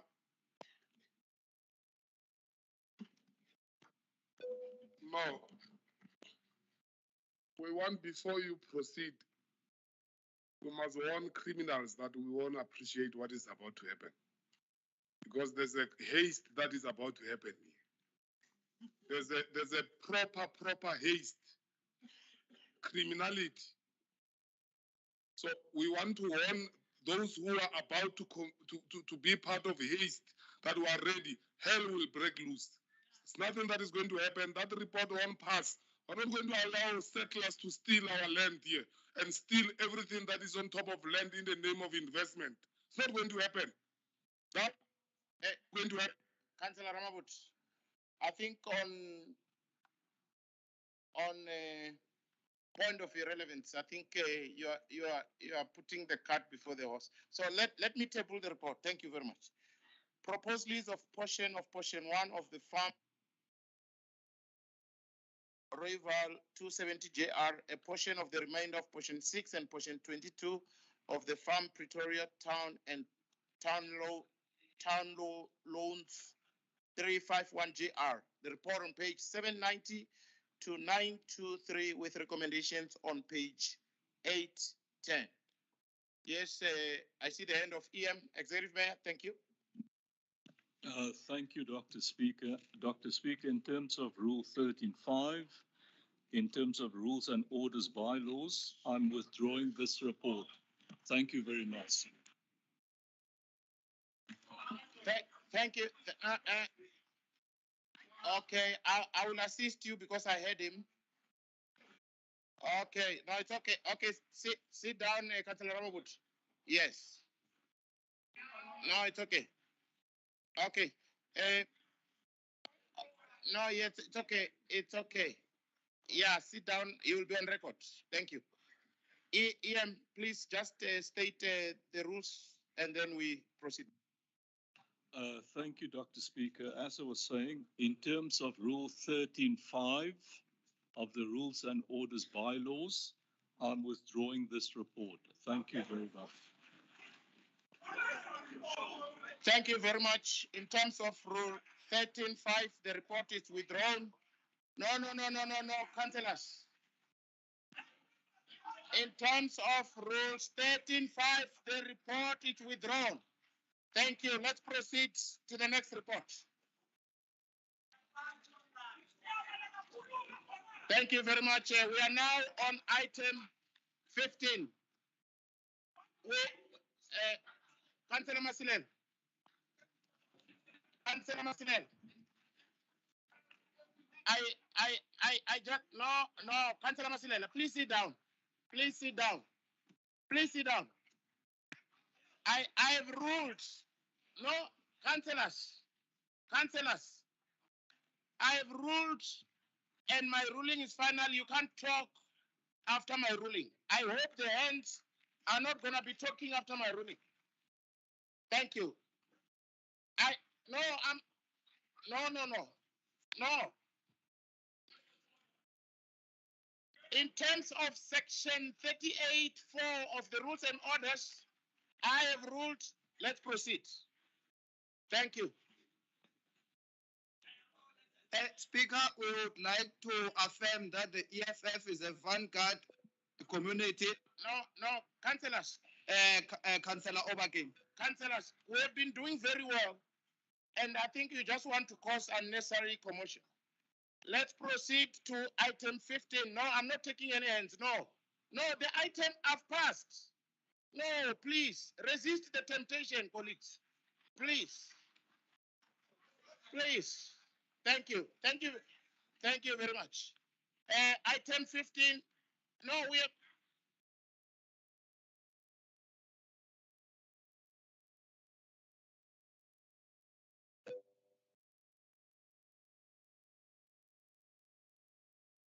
You are recognizing yourselves now. Now you are usurping my powers. And I'm sober enough not to allow that. So let me just point of order, it's allowed according to the rules and orders. Councillor Tshwane, you point of order, I've recognized you. I've also recognized you. Dr. Maipa, I think I would, it will be remiss of me not to, because I've suppressed you and you were duly suppressed. I want to also recognize you. So please, in that order. Yes. Thank you. Dr. Makwarera. Tikodwa mbasitositipedza. Haiko kono noenda ifarapo. Ndi mulayo wa pano. Zvino arali ndoimisa chanda changa. Pasingonikhumbulela uri ndikodwa mbazvipiyo. Kaba ndisumbe ndiyambe ndibve ndirani. Pari kandizure pasi. Pasingonikhumbulela. Havana chivoni chovona maluvi anga. Havadivi uri ndomboda zvipiyo. Pasongoye ndova futi ezvo zvithu. Now, let me address what I wanted to raise. Honorable Speaker, I have raised up my hand. In terms of the constitution of this country, which is the supreme law, I am entitled to freedom of speech. This House, in terms of its guiding documents, also protects me within that context. Unless I raise anything, you have no right to make a ruling over a hand that is up before I say a word. I must be allowed to raise whatever I want to raise. It's my right. And that is why I'm in this House. I've got constituency that I'm representing. This is not a boxing match. I'm here to articulate the mandate of the EFF on behalf of the downtrodden, the masses out there who had voted me to be in this House. It is therefore incorrect, unprocedural, and unlawful for you to deprive me of the right to speak in this House. Now, as the Chief Whip of the EFF, on behalf of the economic freedom fighters, we are registering our dissatisfaction without being tempted to deal with the content of the report, which is very contentious. That time and again, the Honorable Mayor deprives the community of the right to protect their interests. This is a key report. If it is removed, I'm going to request that a time frame for it to be brought back must be provided to this House so that we can engage on its content to the core. Now, withdrawing reports and activities being allowed to proceed based on the withdrawn reports, it's unfair. I don't want to say it's thuggery on the other end. But I'm requesting through your office, Honorable Speaker, that we be given a time frame within which this report will be brought back, because it's withdrawn by the Honorable Mayor, Randa. Una le mokhwanya no no tla ka ma withdraw di report. Di sa tlhola di boya ka. So ra nyaka report ye ka re ke lefase la go kwa rena le. Royval is going to be looted here under the false pretext ya leasing. Yalo. As I conclude, Honorable, is there a point of order? Just two. I'm on a point of order. You must sit down. You must go and read the rules. Now, also according to the rules, whip, a point of order is not a speech. So, no. I was listening, and I want you to conclude. It's not supposed to be a speech. But I also want to correct that misinterpretation of the rules, because I can't just rise up and say point of order and I sit down. It must be articulated. The House, before you make a ruling, you must understand the context upon which I'm raising a point of order. You can't say, I'm just raise the point of order, then I sit down, because it's not a speech. What do you expect? I must articulate my point of order so that a proper ruling can be made based on the basis. A basis must be laid while I'm saying a point of order. Now, wait, no, colleagues, please, You are protected. Finish. I've allowed you to. Please. No. Councillor Skosan. Councillor Skosan. I'm warning you. Thank you, Councillor Tshwane. Please conclude. Thank you. On behalf of the EFF, ke rata ho tšweletša mantšu a ore bana ba ba borena ba dutšeng ka kwa le makgowa tše ba di seleng ka kwa ga re di tsebe mara ba nyamisa setšhaba sa rantsho ke dirongwa puleng tša maisimane. Thank you. Okay, thank you very much. I think from that point of order, it's the requirement or the request that a time frame be provided for which is a fair. No. There are too many others. Let's a queue. No. I have not recognized these hands. Let's first. I want to rule on this. Councillors. You can't all raise your point of orders. I have to rule on each one of them.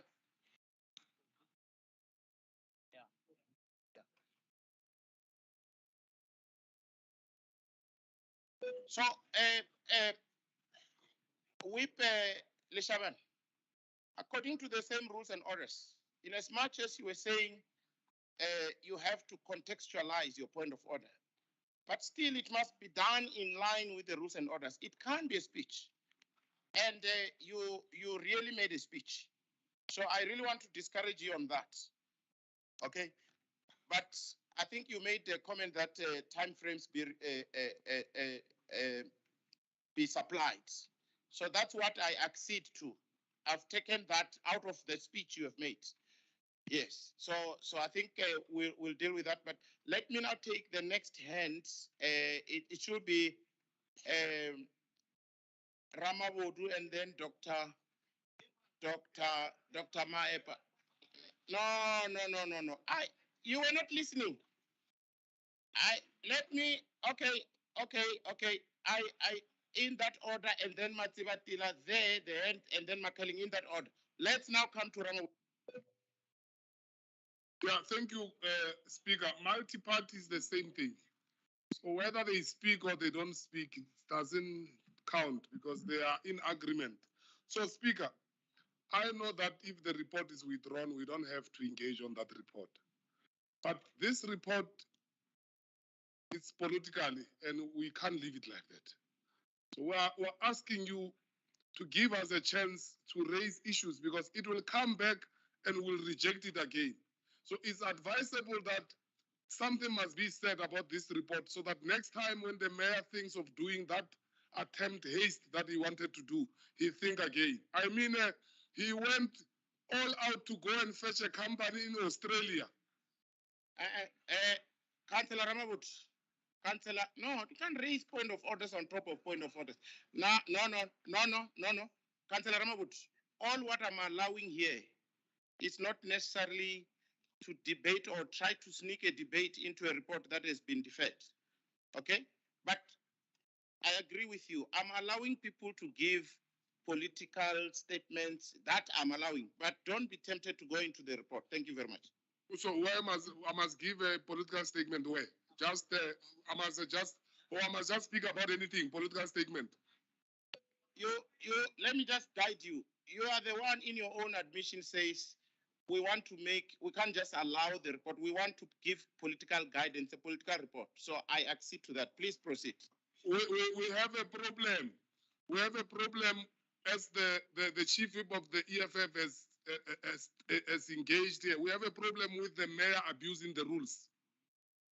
The mayor comes here and withdraw a critical report without any reason and nothing is said. There are no consequences. He just wants to withdraw it because he knows that what he was trying to do is wrong. So this company from Australia, this Cartos, the Cartos of the mayor, we know that there are allegations that they are working with the mayor. And now I have to stop you, Councillor Ramabut. in terms of 13.5, it says the executive mayor or chair of chairs for purposes of oversight. So there's a reason in the rules and orders. And I have ruled according to this, so we can't debate. So thank you very much. So I have to pass and go to. No. No. 13, item, rule 13.5. It says the executive mayor or chair of chairs for. No, 13.13. Yes, 13 subsection 5. So let us not belabor it because it's in English and I think it's clear. So let's go to Dr. Maipa. Dr. Maipa, thank you. Speaker, thank you, man. I wanted to actually speak about 13.5. I rise on that because the purported withdrawal, it's linked to 13.5. Now, you correctly just now verbatim say that 13.5 say the executive mayor or chair of chairs for purposes of oversight and standing committees may withdraw for that purpose. Now, I want to know because we have elaborated and actually made a point previously in council about good faith.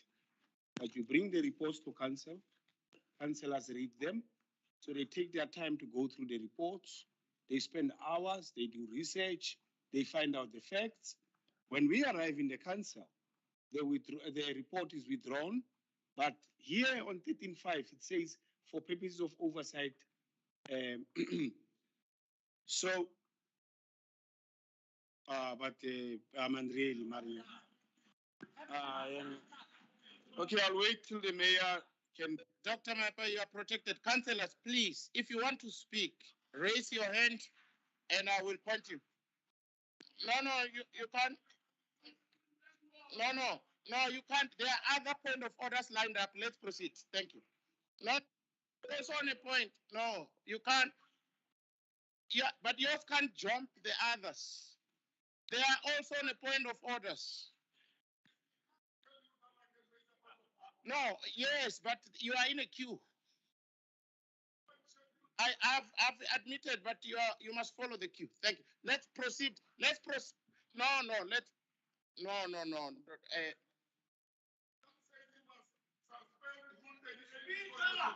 No, I've not suspended yet.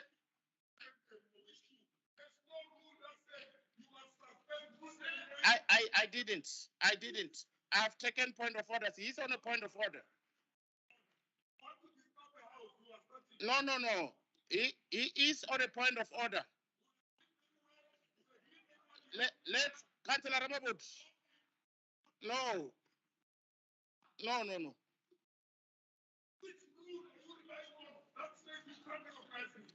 No, I've recognized you. I have recognized you.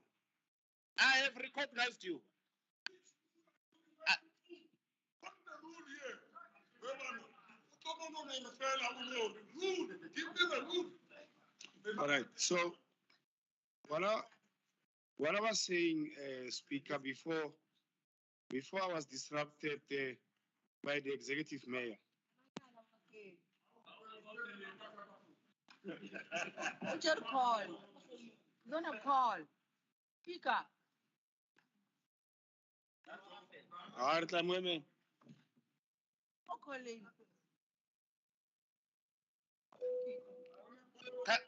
Councillors, yes, but I want to speak. I also have precedents to speak. No, we have not. We are very much on. Yes. No, Councillor Ramabut. No. But listen to me. Yes, I'm relying on a rule that allows me to speak, which is section 31 of rules and orders. I have precedents. Now respect that. So precedent means everything else stop and I speak. Okay. Councillors. Yes. Now, councillors, I have rules, and I can't allow more point of orders on an item that I've ruled. I think you are not taking us any further. Okay? So I thought I was allowing you to take us further, but I think you are sneaking in discussions on a point, on an item that I've already ruled on. So let's respect the rules and orders. Yes, point of orders are allowed, but at this point, they're not serving us any purpose. So I want to rule that we proceed to the next item, and then I will allow you to speak. Then I will suppress the other point of orders. Thank you. I'm raising on a point of order, Rule 38. Let me read it for you so that you understand what you are doing there. Let me read it for you. No, it's a point of order. Yeah, but while you read that, Dr. Maepa is also allowed to speak on the same. Can Dr. Maepa be protected? His point of order is not different from what you're about to read for me. So allow him to speak on that same point of order you are raising. Thank you. 80 minutes. Okay, thank you, Speaker. I was summarily disrupted by the executive mayor, but because of his office, I'll respect him and not respond. What I was saying is that Rule 13.5 says that for the purposes of oversight and standing committees, you may withdraw. That's what it says verbatim. Now, we have argued and made the argument last time that we receive report in good faith, we read them, we are working as a collective of council, and summarily they are withdrawn. Now, I want to know, maybe let's say we set precedents then that all of us may follow, because it's not easily something that we can follow, that without any warning or understanding, reports are withdrawn. So let's say, let me give an example how bad this is. So let's say there are 5 reports. We come to council, we cancel everything. When we arrive here, the executive mayor say, oh, I forgot my laptop, I withdraw all the reports. Now we must go home. Now, if you, because it's willy-nilly. Now, we were not given a reason. The executive mayor simply read 13.5 and said the report is gone. But there are people who took time, did study group, research the whole thing, the report, and come and give information here. Now, that is to waste. It's a waste of time for them. So I just want to know the precedents. Now, it doesn't matter what kind of work that was put in. The report can just be summarily withdrawn without giving any reasons for oversight according to the rules. Because the rules say for oversight and standing committees. If the mayor is taking the report to a Section 79 committee, then I understand. Then we know that it's on record that the report is going to be taken to a committee somewhere, Section 79, or the report for some other purpose, perhaps beyond these rules that are maybe I have limited understanding. I will accept if I don't understand all the reading on what was put there on 13.5. So, but I think it's done in bad faith, and the bad faith is that anytime the mayor feels like he will summarize. So sorry, Dr.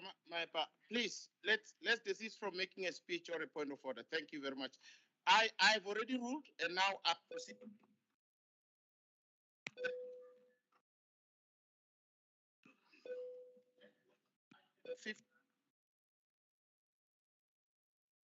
Dr.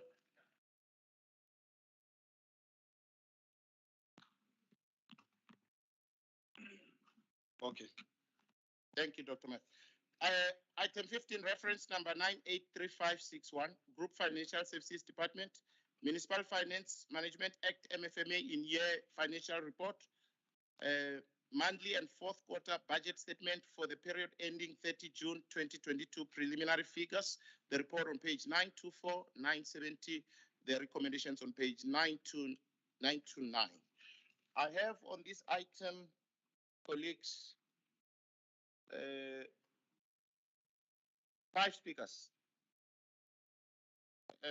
Let's go back to Dr. Maepa from the ANC, 3 minutes. Thank you.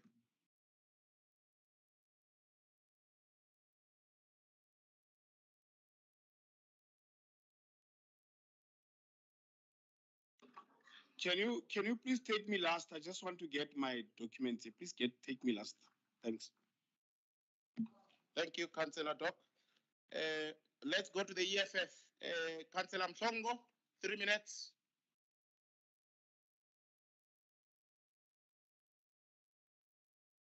Oh, so It's okay. Thanks, Speaker. We welcome this report. However, we note with concern the underspending of 635.3 million on Social Housing Regulatory Authority grant, NDPG, PTNG, USDG, and ISUPG.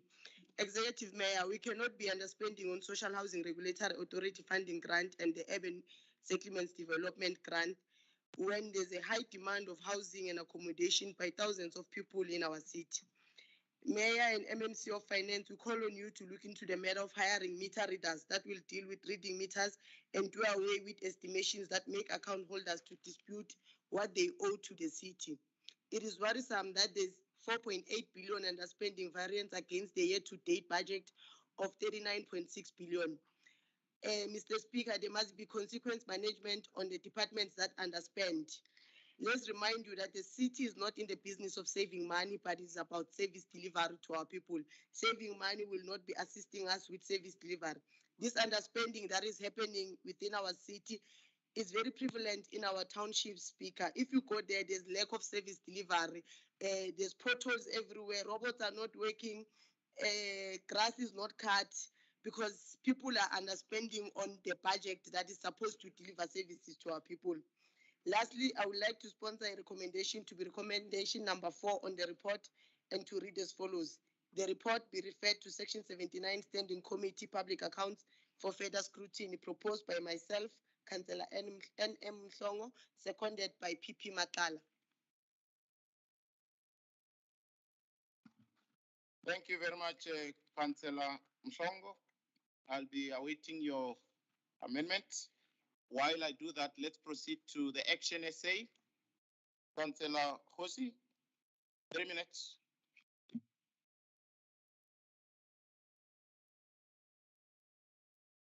Thank you, Speaker. Let me gather myself. All right, Speaker, thanks for the opportunity. As Action SA, we note the report. Although we note it with concern, we acknowledge that the city has not collected enough to cover its running cost on a short-term basis. We noted a shortfall of approximately 1.4 billion. And although a collection rate has somewhat improved, Speaker, we're still far below the desired collection rate, and that remains our concern. Desired collection rate of nothing less than 90%. Speaker, the city needs to explore improvement mechanism on the collection processes, and Action SA together with its coalition partners will look into this. An example of what we'll explore perhaps, or what we're still going to run with our coalition partners, is like lowering a deposit on the arrear accounts and perhaps look at the longer repayment period on the arrangement of the historical debt by the defaulting resident. Speaker, this will, to a certain extent, relieve the city from illegal connections. Because when you look at it, I mean, people are forced to reconnect illegally so, because of the high tariffs or the high values or a lot of money that they have to pay all at once, which in most cases, the residents cannot afford. Amongst other mechanisms, Speaker, we want to explore perhaps a rebate on interest that has been charged to encourage the settling of such historical debts. These measures, Speaker, are amongst those that will encourage more than 90% collection rate. Speaker, we're not leaving behind the critical part, which is now the improvement of a system of internal control. Things like strictly monitoring and tracking the financial recovery to see if situation improves, and of course, some other mechanism that ourselves and our coalition partners will discuss. Thank you, Speaker. Thank you so much, Councillor Hosi, for your comments. Let's proceed to the next speaker in line on this item, and that will be from the RCT, Councillor Lex Middlebeck, 3 minutes on the item. Thank you.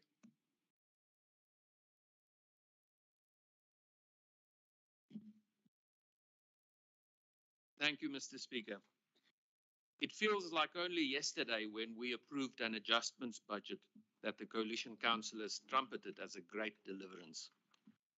Money would now be spent on roads, on electricity maintenance, on fixing water leaks, and so many of the other things needed to be done and fixed in the city. But we see now that it was just talk. The money was never spent. 4.8 billion earmarked to be spent on some form or another to the benefit of residents simply was not expended. The result is that services to that amount promised to residents when the budget was passed simply was not rendered. Not only that, but a quarter of capex was unspent, slowing the development and the renewal of our city. Revenue tanked to come in at an income deficit of 2.2 billion, a figure that was entirely foreseeable when the adjustments budget was tabled, but was not provided for in the naive belief that the emphasis on credit control would be a complete turnaround of the city's financial woes. But that was another failure of the coalition. The revenue delinquency this year is comparable to the delinquency of last year. There is, in fact, hardly any sustainable improvement. We saw only a blimp of an increase in revenue collection in February this year, before it sank back to its normal anemic trend afterwards. The report is filled with explanations and reasons for this. A child can see through them. Let us face two simple truths today. The first is that our residents are overtaxed. They are not payment delinquents because they want to be, but because they cannot afford the rates and tariffs that have relentlessly increased over 15 years at an average rate of 10% per annum, when for most of that period, our CPI stood at just over 3% annually. Our rates and tariffs are simply no longer sustainable, and the strictest credit control measures will not succeed to collect money where there is nothing left to be collected. The second is that the city actually defaulted on its debt at the end of the year when we failed to pay Eskom within 30 days of invoice as the law requires of us, and that over a year end. This has never happened to us before. The biggest story of this report remains, though, that we have robbed our residents of 4.8 billion rand in services by not rendering the services that the coalition had promised them and had taxed them for. Thank you, Mr. Speaker.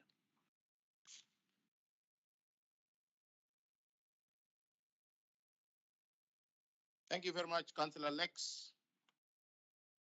Let me take the last speaker before I dispense with the amendment that I have before myself, and let me turn my focus to the DA, Councillor Ferguson.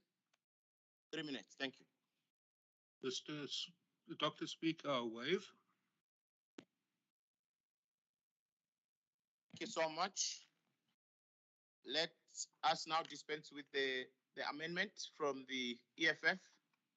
It reads as follows: the report be referred to Section 79 Standing Committee Public Accounts for further scrutiny. Proposed and signed by Councillor Mshongo, seconded and signed by Councillor Matala. As amended? Thank you.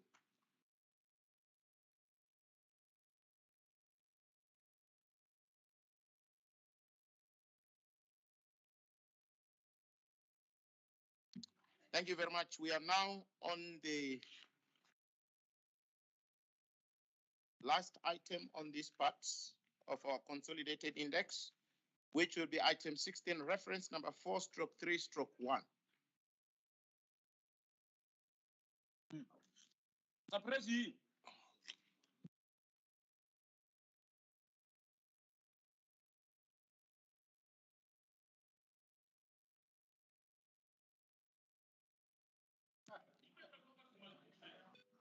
Yes, Alderman Wamsaki. Thank you, Speaker. I believe the MMC should actually in the end close because it's his report. But before that, I have his permission to say a few important things. I really appreciate what Dr. Maepa said earlier on, that we all take or we acknowledge as councillors our accountability when we see bad reports. I think he was maybe referring at the time to performance. Here we see it again. Sorry, Wamsaki, which report are you not talking to? Or 15? Okay, I think it was either my slowness in recognition of your hands, but be that as it may, let's really allow you and the MMC to close. It's fine.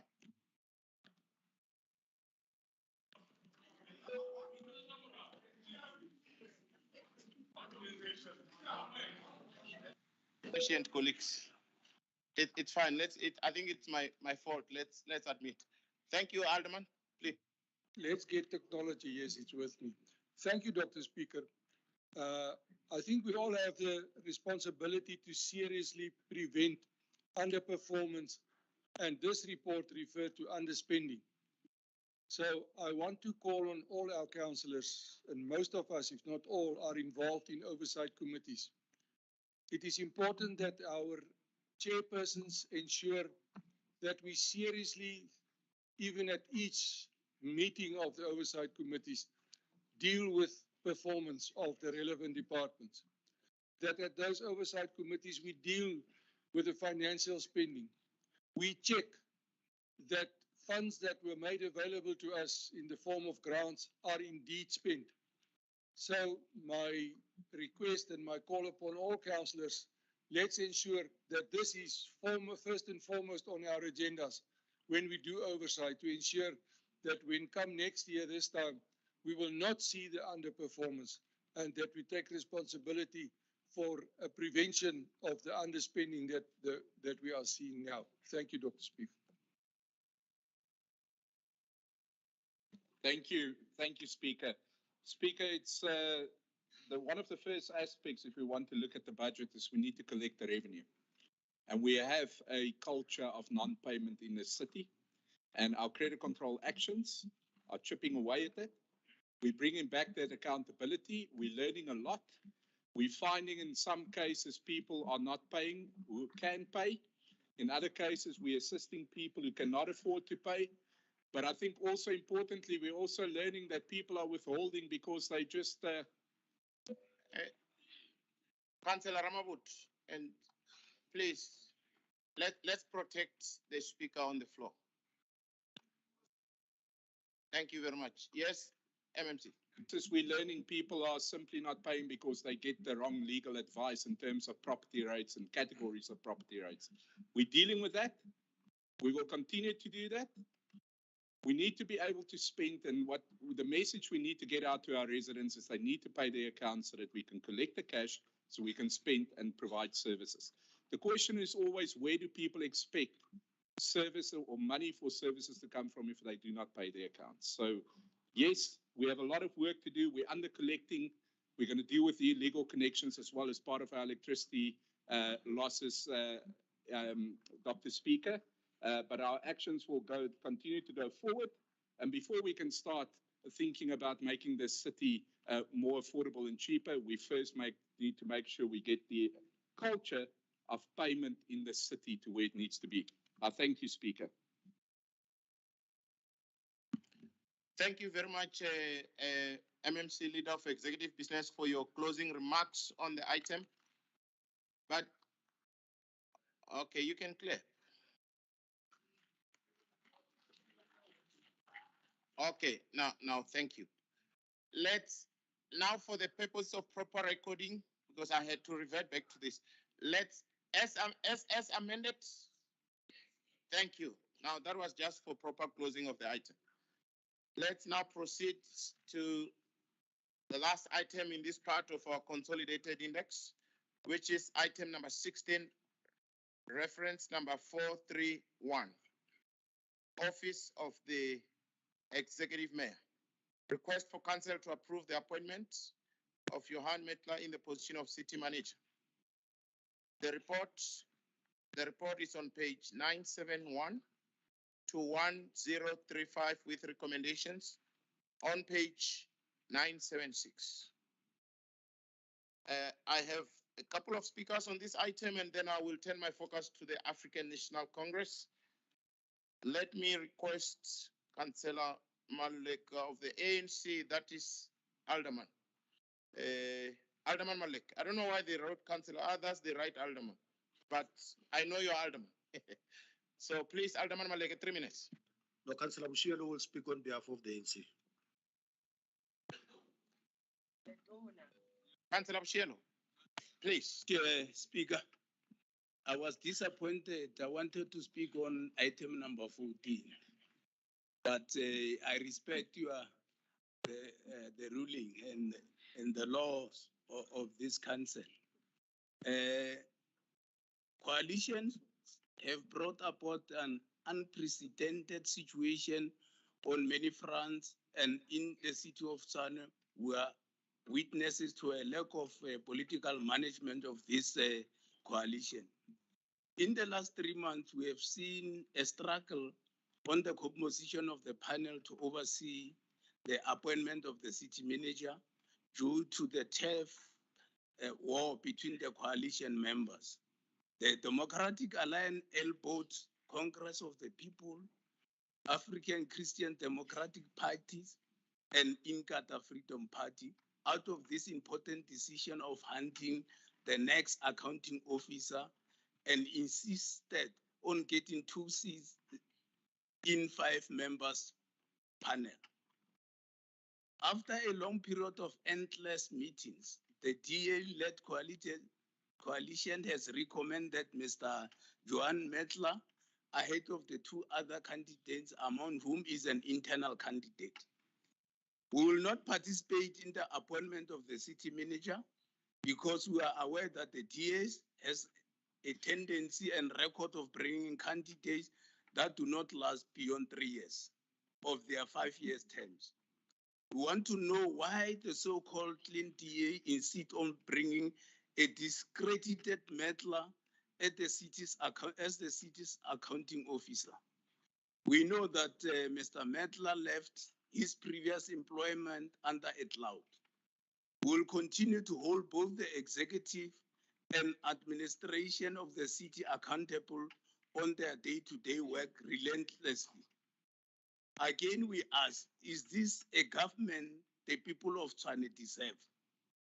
And Speaker, I request that you register the councillor's name against this item.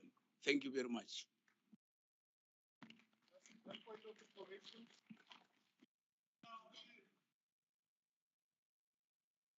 Point of information, Councillor Doc Michael. I just wanted to give information that according to the new Companies Act of 2008, councillors are as equal as director of companies, directors. Now, what Councillor Bushielo is saying is that in terms of the African National Congress, our dissenting vote would like if each individual councillor to register it of the ANC. Why?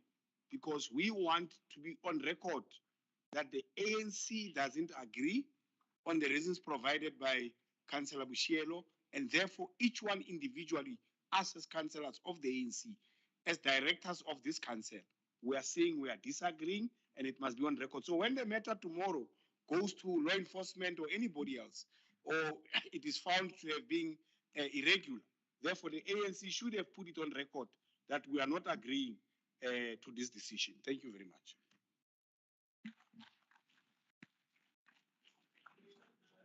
Thank you very much for the point of information. Let's proceed to the EFF and take Councillor Ramabutu, 3 minutes. Thank you. No, thank you very much, Speaker.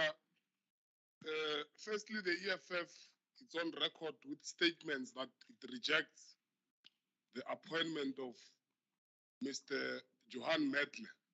We have released a statement after a leaked report from the panel.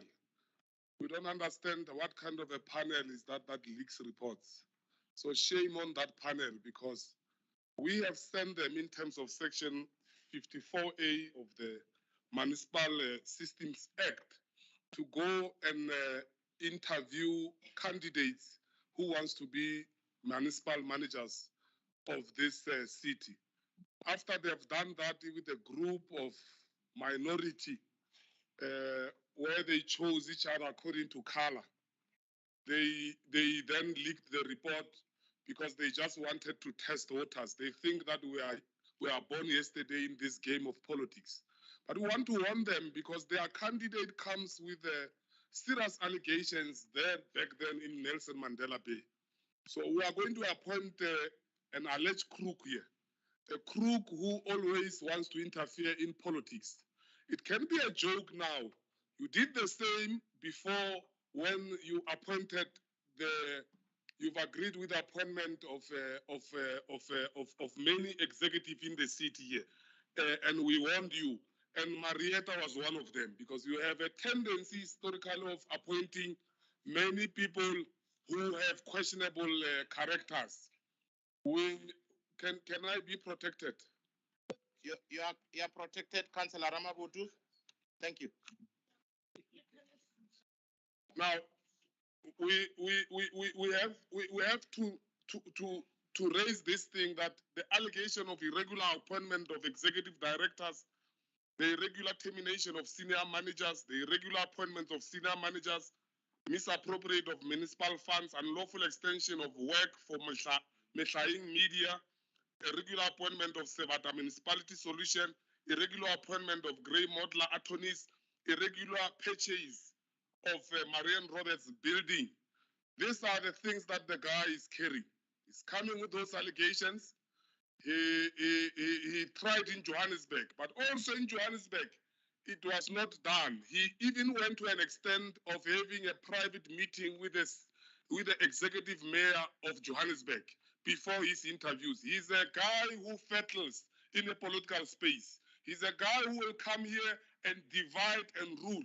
We are bringing a toy soldier, a person who's brought by Madam Helen Zela, together with Trolip, to come here. Trolip represented the Castle Light, the Castle Light, and the Helen Zela represent the Castle. So it's a combination of these two beers who are bringing us this candidate who has questionable credibility.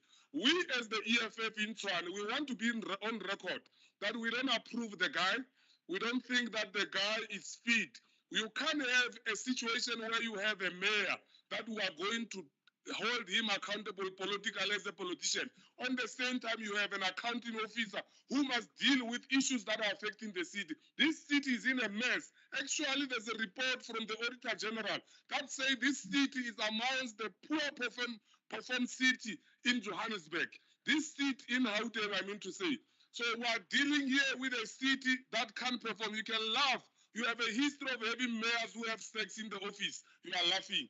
You have gave us many things that are very wrong. Since the 7 years you've been appointed here, you've been here running government. You've been giving us people without matric. You've been giving us people with questionable appointments. You gave us Great Africa. You gave us irregular audit. You gave us everything that is wrong. Today our townships are dirty because of this DA. Go and appoint him. We are going to meet at the police station. After you appoint him, we open a case on those allegations. And also, just round up. But also, Speaker, we know that Mandela was brought to approve report number 14. So report number 14 and Mandela, they are the same thing. Mandela was brought here to sign a deal of power stations to sell Royval and to sell Pretoria West.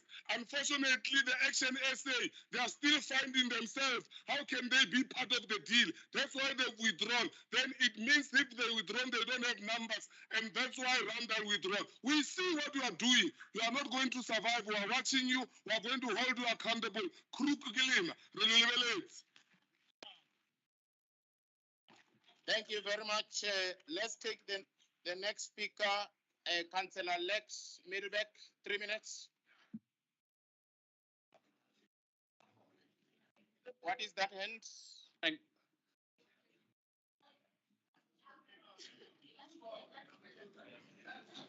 Thank you, Mr. Speaker. Feedback, just hang on. I want to attend to the hands.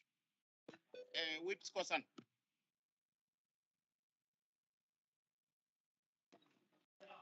The latter speaker must withdraw what he just alluded to the House that, and is misleading the House that Action SA wants to join deals and find something to do with deals. Can he kindly withdraw that because it's misleading the House that Action SA deals with Mandela, which we don't. No, councillors. Councillors. No, Councillor Matebula. Councillor Matebula. Councillor Matebula. Let's protect the speaker. No. Yes, Whip Skosan, please proceed.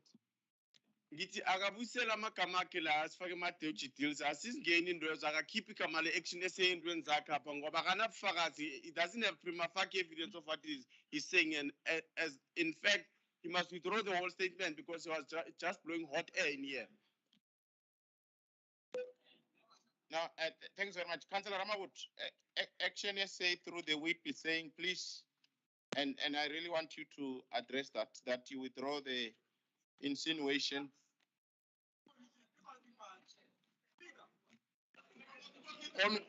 On which rule? I want to withdraw. I want you to meet me halfway as a speaker. On which rule? What is your view about what they are raising? Do you think I have violated the rules? And if I have violated the rules, point me the section that I've violated, then I will withdraw. Okay. Now, in terms of Rule 36. No. Yes, listen. In terms of Rule 36 of the Rules and Orders, irrelevance, tedious repetition, unbecoming language. No. Unbecoming language. So, out of all this, I'm highlighting unbecoming language. So please withdraw on basis of Section 36. Thank you. No, South Africa has 11 languages. Which one must I withdraw? Because you are saying unbecoming language. Which one? What have I said? So just be specific, Speaker. We are doing very well. So be specific that this is what you have said and it's not according to the rules. You can't just make it just a blank thing to say withdraw. Withdraw what? I've never said anything. I said there are allegations that Action SA and the DA, because the one is Castle Light, the other one is Castle, they are still going to meet and find if they can fit together in that deal of Royval and they will bring it back. What is wrong about that? Okay. Thank you very much. Let's rule that we proceed. Let me take a hand from Alderman Malek.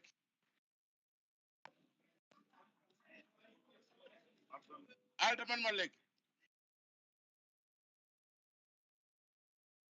Oh yeah, no, thank you, Speaker. No, Speaker, I think you have decided on the issue of Councillor Ramabut. But what we should not allow is to gag political speeches. Those who have feelings when people speak, they can refer whatever that it doesn't sit well with them to rules and ethics for it to be investigated, because now it's overreach what you are doing. People are speaking, you are already deciding that there's transgression on the rules before it can even be tested. I think it's incorrect to do that. If Councillor Skosana feels attacked or have some feelings attached to the political speech, he must refer it so that it can be investigated. Otherwise, we are not going to speak here. I will say, no, I believe green colors of Action SA represent unprogressive thinking. Then somebody says, I've insulted them. No. We can say whatever that we want to say here, as long as there are no insults. Insults can be tested by any other person. We can't even wait for the presiding officer to test whether these are insults or denigrating words. Therefore, there's nothing that untoward that was said by Councillor Ramabodu. But if the feelings have landed flu on the other side, let them refer it to rules and ethics. Thank you. Thank you very much, Alderman. We are proceeding. Let's take the next speaker. No, I've ruled. No. You are biased. Councillor Matibatil, point of order, thank you. Thank you, Speaker. Speaker, I rise on 38, point of order and point of information. Councillor Maluleka has just misled this House. One, if we read 36.2, it says that second line, committee, blah, blah, blah, direct a member to apologize or withdraw. Listen, I'm teaching. An allegation that injures or impairs a dignity, honor of a member. If Councillor Skosana believes... Sorry. No, Councillor Matibatil. Councillor Matibatil, please, in terms of the rules and orders, I have ruled and you can't, councillors.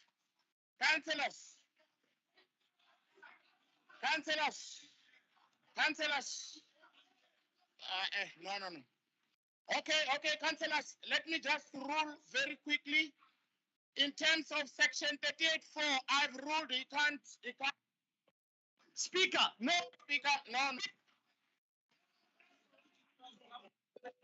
I'm taking the next speaker. Thank you. I've ruled. My ruling is final. 38.4. Councillor Lex, thank you. Order. There's no blah, blah, blah in the rules.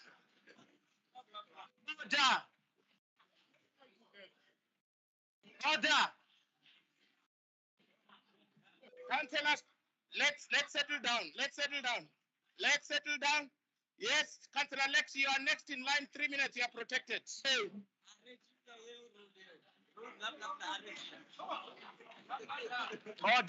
You have the right to speak, but not against section 38.4. I have ruled. Now you are opening a discussion. Thank you. Councillor Lex.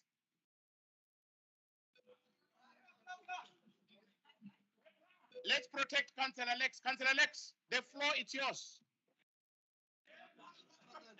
Blah, blah, blah. Councillor Marishane, please switch off your mic. Thank you. Blacking. Switch off your mic, Councillor Marishane. Switch off your mic. Councillor Lex, you are protected. Speak. Okay, just a moment, Councillor Lex. Yes. What is that hand?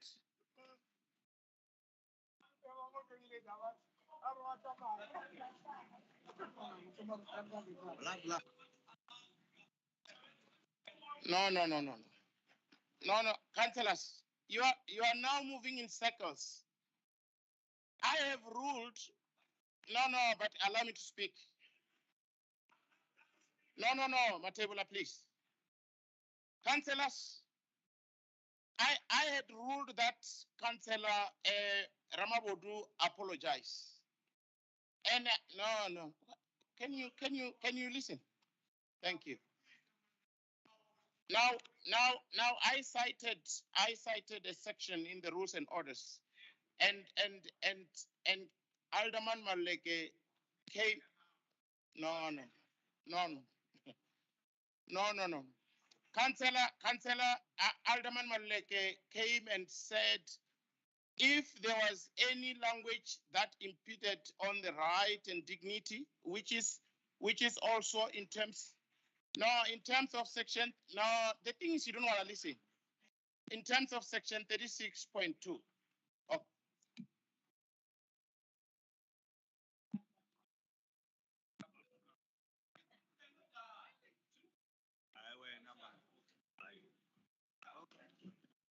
Yeah, thank you, Honorable Speaker. You have conducted these proceedings very well. Now you are allowing the coalition to disrupt. If you refer to section 38, sub 4, I'm just going to read it for them. Again, I must not articulate the point of order.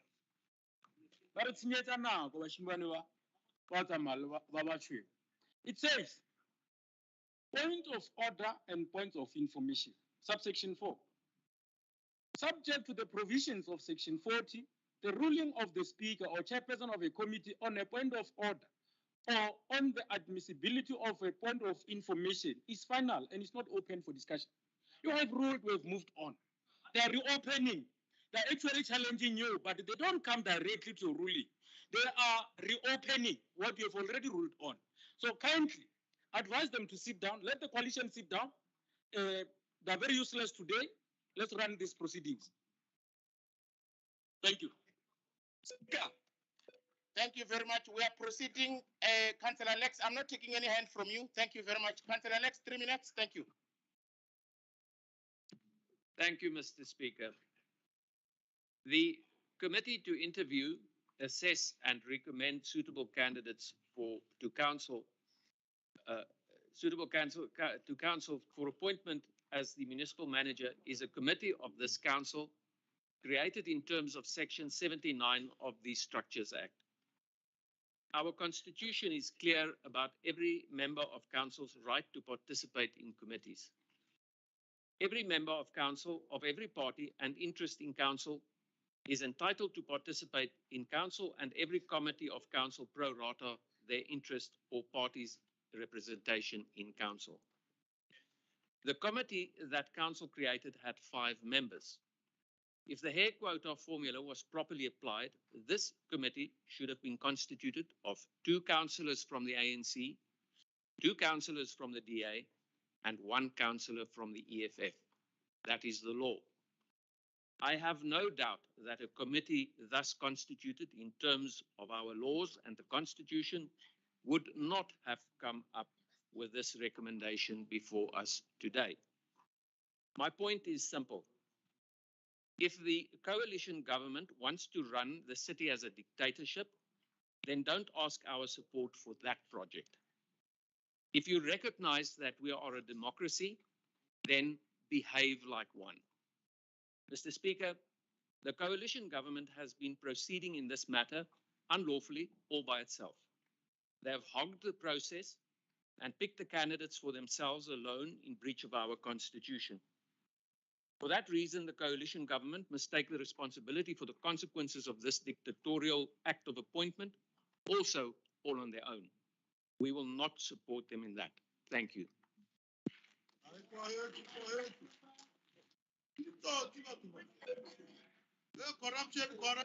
Just switch off your mic, Councillor Lex. Thank you, councillors. Councillors.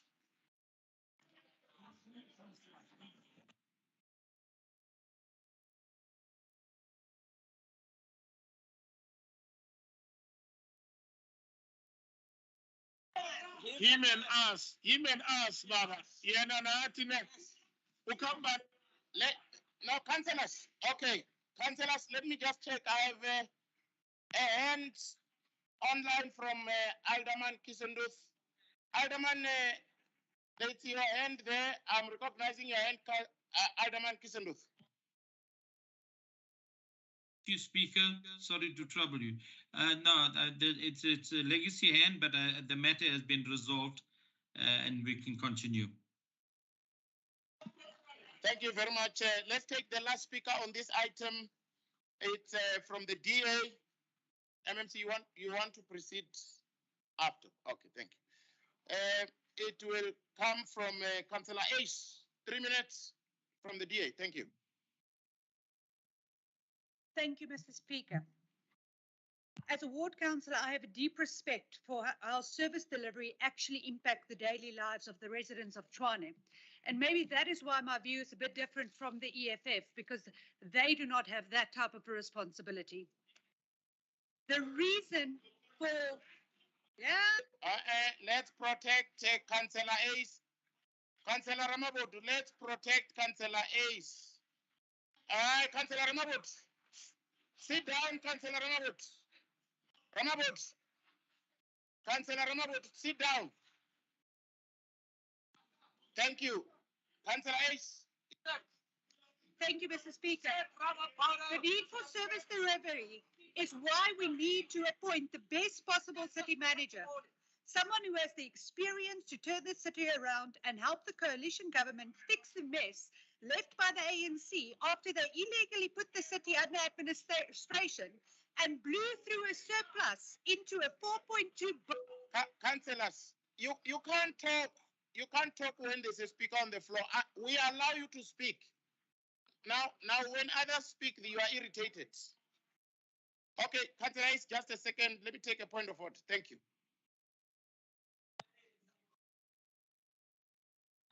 Councillor Rama, point of order. Just switch off your mic, Councillor. Thank you.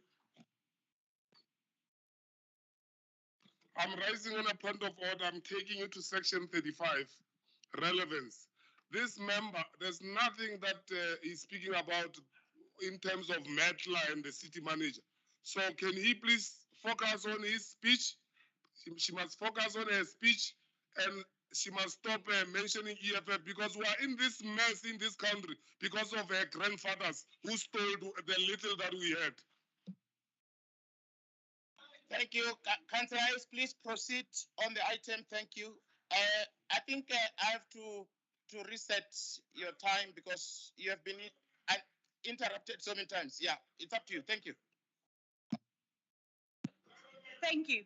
The city has been without an accounting officer for 3 years. And I struggle to understand why this EFF is so dead set against the appointment that we are making today. Maybe it must be seen against their backdrop of them not wanting to account to anyone, especially not the voters of this capital city. The DA is confident that Johan Meckler will bring the much needed experience and expertise to help the Sorry, councillors. Councillors, I'm warning you now. If you speak and I have not recognized you.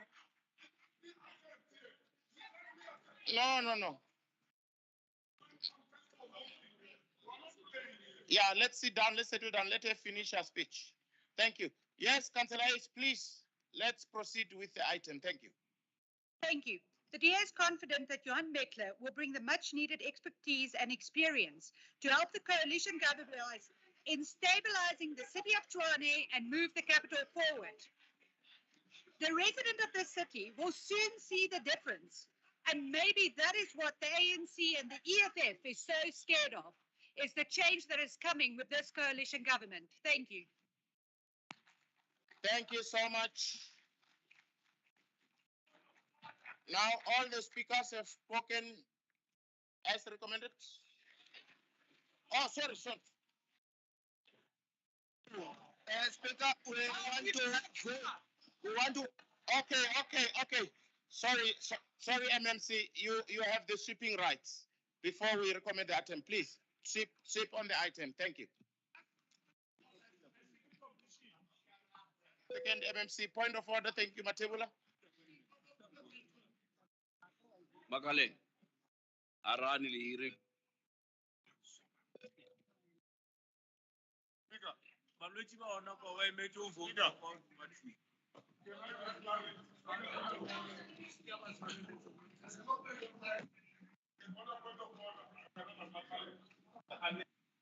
Thank you very much. Councillor Matebula, please, point of. Before, are you waving? Okay, thank you. Councillor Ramawood.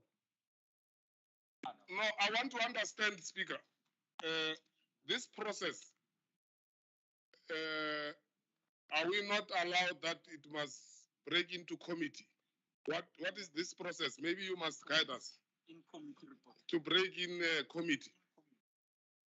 Well, no, but hey, these white people are irritating me. These white people are irritating me. It's not even funny. These white people are irritating me, and if you don't call them to order, I will do it myself. These white people who are... Okay. Councillors. No, councillors. We are making good progress. Don't let him speak.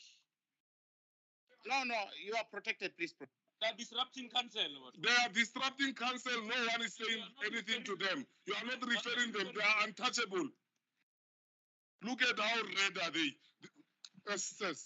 They are very irritating. Bloody rival.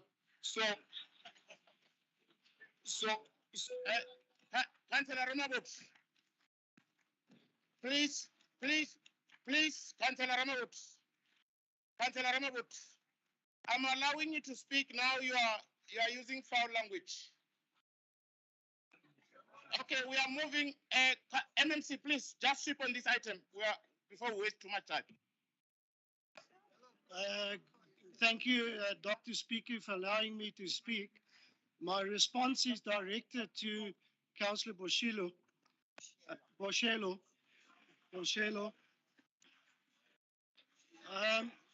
Let me teach him. I would like just to teach you a bit of ANC history. Please allow me to teach you a bit of an ANC history. In June 2021, the very same ANC councillors of Mekwa voted with the DA to ask that city manager, of which the minister of the ANC was appointed, Mandela, to fix up. Let's not forget that. That's the history. Mekwa municipality ANC councillors voted with the DA to ask their own ANC city manager, only to be appointed by Mandela through the minister appointing Mandela. That's my response to them. Why suddenly is Mandela not good enough for the city of Tshwane? Why are you crying? Okay. Is he crying? He's corrupt. He's corrupt. Can't allow that person to come here. Never. Okay. All right. No, let me give direction. We just for purpose of record,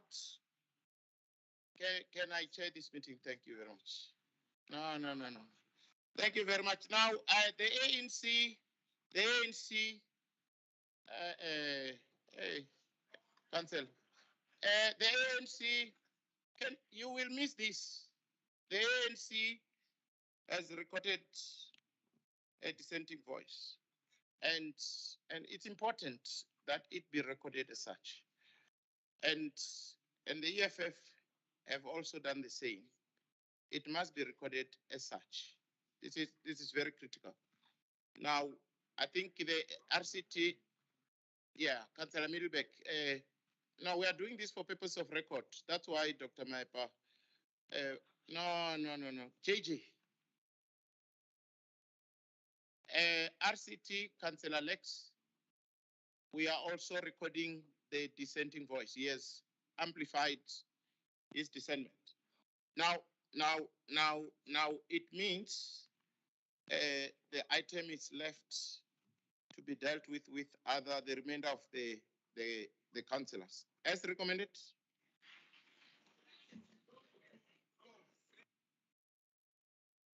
No, we have recorded your dissenting voice. So we have discharged the item. Let's proceed.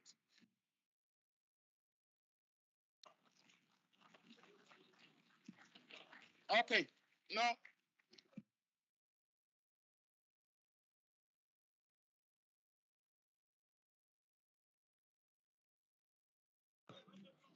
Yeah.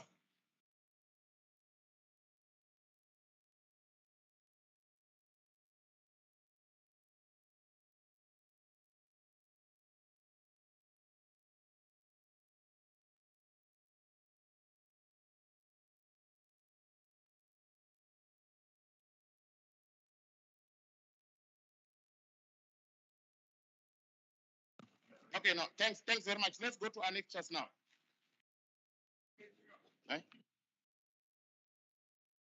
No, Speaker, can we be on the same page?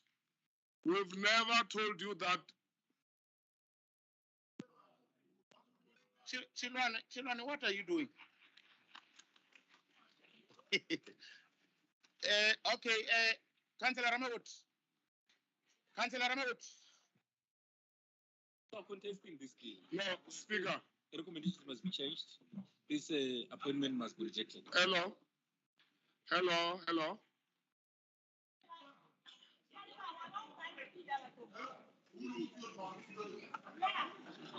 I better protect the Councillor Ramawut, you are protect.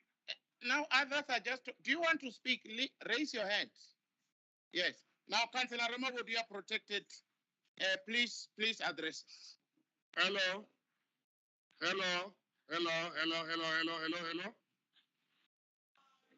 People of Metla, can we speak, please? You are very happy you can't even hold yourself that your Mandela is coming in. Give us a chance, we must speak, please. So, Speaker, we've never, you have just decided on our behalf. We've never told you what you have raised there. We told you that we are rejecting the report. We told you that we are rejecting the appointment of Mandela.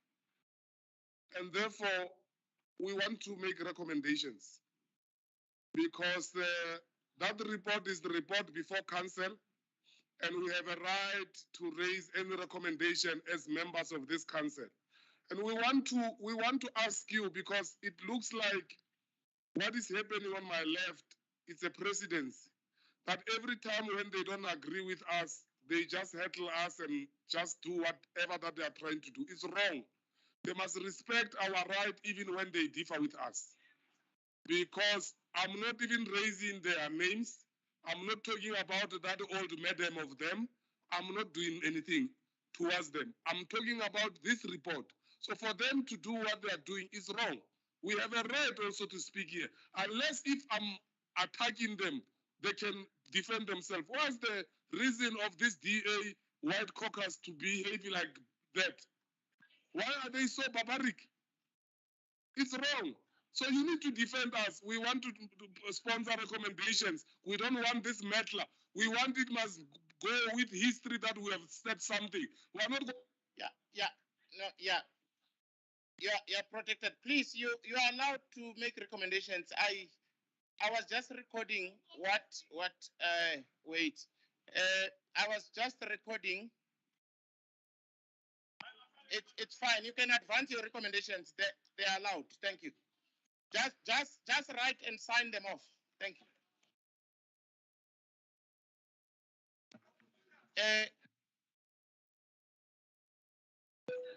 Deputy Chief Makaling, please. Thank you, Honorable Speaker.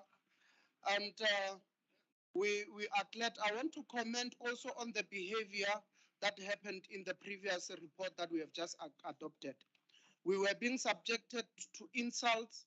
We were being subjected to howling. We were being subjected, called boys and girls and everything. And Speaker, you need to record that. It's a wrong precedence, and action, the decorum of this house must always be respected, regardless of the feeling upon a certain item, regardless of how you feel of people that are being indulged in an item. But the decorum of this house must always be respected. As per section 1A, councillors, please. Sorry, Councillor McCallum. Councillors. Councillors. Okay. Okay, thank you. Proceed.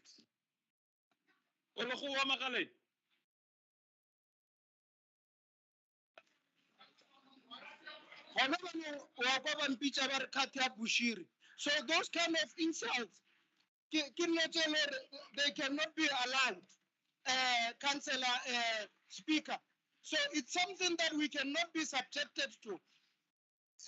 Councillor Dr. Speaker, the application and the authority lies upon you as per section 1A. Therefore, you need to apply the rules to all members, regardless of whom, how you feel, and everything should be in terms of the rules and orders. Thank you. We may have to vote. Thank you. Let me just rule on that, councillors. I'm ruling, Deputy Chief Whip. Councillors, please. We have carried now. Councillor Tshwane, sit down. Councillors, let me just rule. Councillors, can you sit down? Sit down. Councillors, when we are here, we all have the councillors Kosana sit down. I'm talking. Okay. Now, councillors, I want to rule so that we can proceed. I'm awaiting recommendations on the report. Yeah. Yes, I've recognized the hand. No, what I'm saying, we must. Chairperson Kisendorf, your mic is on.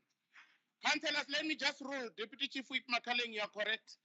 Let's respect each other in this August House. We all have the right and we are protected by the rules and orders to speak. However, we must not use foul language against each other. Thank you very much. I have the recommendations. I'm going to read. Speaker, let me read. No. I didn't allow you to speak. Let me read recommendations from EFF. We are moving forward. Are you taking us forward? Thank you. Thank you, Speaker. Speaker, I'm worried. You recorded the dissenting voice of ANC and EFF. Then the report passed. We said yes, and then you said as recommend. We said yes. This report is passed. What is this recommendation about now? What is the let's? Okay, thank you. Let me read. Okay, councillors. Okay, thank you. We are not sticking the report. Let's do things procedural. Okay, councillors, sit down. Councillors, sit down. Don't be in a rush. Okay, don't be in a rush. Councillor Matibatila, please. Thank you. Let's capture these recommendations. Thank you. We hereby replace. No. Don't be in a rush. What is this excitement about? No, it's okay. Councillor Mabukwane, let me read the recommendations. Let me read the recommendations for you. Okay, that the report is withdrawn and that the position be re-advertised. No. It's signed by Councillor Ramawodu, seconded by Councillor Lishevan. Now there's an amendment. As amended. No. Okay. All right.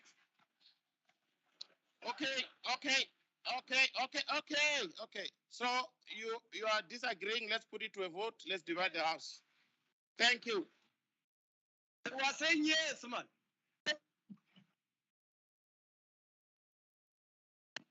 You know, both green. SMS. Yes, Speaker. Man. Thank you very much. Let's quickly settle down now because I really want to do this correctly so that we don't have comebacks. MMC Wakelin, Chairperson Nkele. I don't want to confuse this moment. This is very important. Let's take our seats. Thank you. And councillors that are moving across the chamber, please take your seats. And Chairperson Kissendoth, your hand is up. Is that a historic hand? Man. It's a historic hand, Speaker. Speaker. Yeah, please lower it. Now allow me to proceed. Now you see when you left and right. We Councillor Kissendoth, it's a historic hand. Thank you. Lower it. Thank you. Now we want to vote. Now what is that now, Councillor Ramabut? No, Speaker. I just want to make it clear that this process is the process that is going to show us where political parties are standing. And we are doing it deliberately so that history must judge us. Because there's no way you can be on the fence. Here is the matter on the table. You need to decide what you want to do. Here is Mandela. When you don't vote, it's either you are endorsing Mandela indirectly. So you need to decide whether you are voting Mandela or you don't vote. Thank you very much, Chair. Let's begin with the voting process. Of order, Alderman Malik. Speaker, we are not scared to take decisions. But EFF, in terms of what you are doing, you are incorrect. Councillor at the back there was correct. You disposed of a report. You want to take recommendations after we've disposed of a report. I don't know what you are trying to do, but we can do it. No, we don't need their clapping, Speaker. We want you to be consistent. You have disposed of that report. Now, you have disposed of that report. Now, over here, our campaign. Alderman, you are protected. Respect us. When we wanted to vote for chairpersons, they came here when we said they should not come. There was not something about this. There's nothing special about what they're doing. Speaker, we don't want to be speaker. It must be recorded that we didn't participate in the three that has been shortlisted. We have no interest in any of the three because it's a tainted process. We don't want to be party to this process. Therefore, no, don't tell us what to do. Don't do that. No, don't do that. No, don't do that. Don't do that. We can do that 10 times. Councillor Ramabud, please allow Alderman Maleke to speak. He has all the right to speak. No. Speaker, when Councillor Maibo was speaking, the mayor Councillor, yes, sir, Alderman Maleke.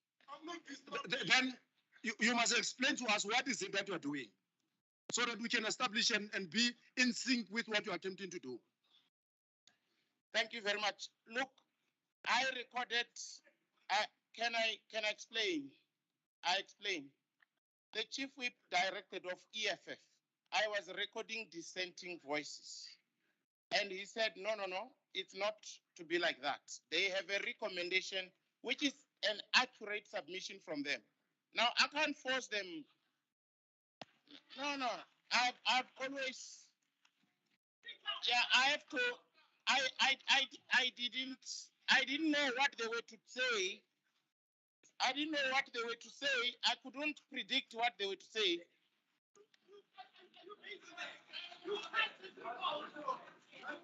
Okay. Councillors, let me just take council.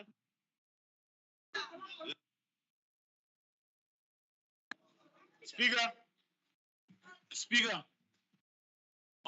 Honorable Dr. Makwarela, may we have your attention? Honorable Dr. Makwarela.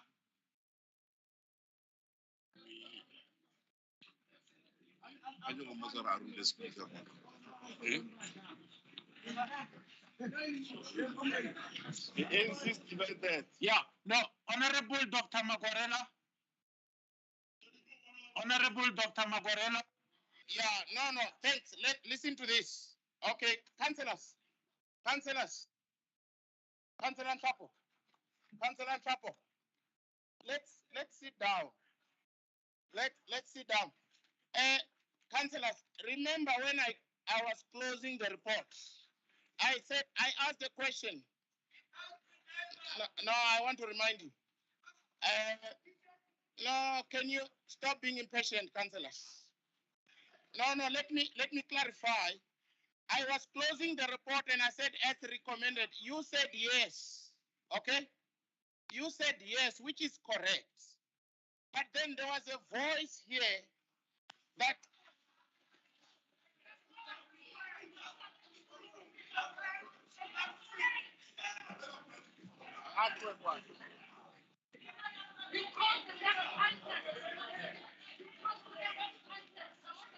point of information, Councillor Chapo.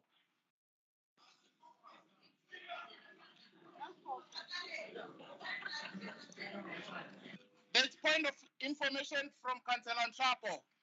Councillor Chapo. You degenerating this house,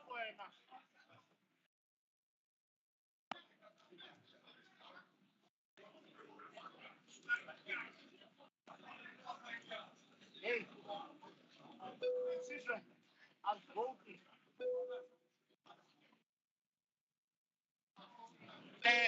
Councillor number 87 there at the back, please switch off your mic. Speaker, you degenerating the house. Let's allow a point of information. Thank you.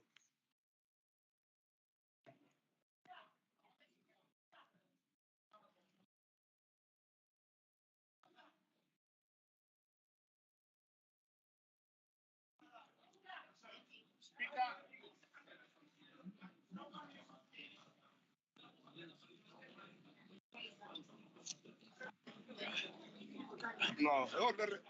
Thank you, Speaker. We have noted that the The multi-party led by the DA seems to be irritated by the manner you are ruling on matters. But we are finding it very opportunistic because there were reports that when they were agreed upon and the mayor asked for the withdrawal, while we have already resolved on them, we have allowed it to process. Primarily because we believe that this is a house where we need to find each other and resolve on matters. So the behavior of the DA is quite unparliamentary, and we want them to just behave and sit down. If we need to resolve any matters that requires a vote or not, allow the house to resolve itself, and we'll take it from there. Thank you, Chief. Thank you very much. As I was explaining, Councillor Makali. Thank you, Honorable Speaker. If you and your officials did not hear that this agenda item has been passed, you can look into your records. We can take a 5-minute break. You look into your records to make sure that this thing has been passed in the right manner, because the issues that are being submitted by Councillor Ramabodu and Councillor Leofi, they are the after the effect of when we have already adopted the report. So the report has already passed. There is a precedence in the previous meeting where the report from Economic Development, item number 11, I still remember it, when Councillor William Randall wanted to withdraw that particular report because you have said it is being withdrawn, it has been adopted. The councillor cannot, the executive mayor cannot remove that. And this thing of falling into the chorus of the EFF cannot be tolerated. They just sing where the wind goes and they sing with it. When it blows this side, they sing with it. So therefore, we cannot allow such a situation. This council must be guided by the rules and also its authority and its application as per section 1A, it applies to everyone. And therefore, I say this ruling must apply and we move forward to the next agenda item. Thank you. Manje ukhalela angani Makhaleni, ukhalela angani? Ukhalela Makhaleni kabuhlungu kangani? You spoke after a report was agreed. You've set the precedence yourselves. No. Relax yourself, councillors. We are proceeding. Ubhizi yakhala Makhaleni.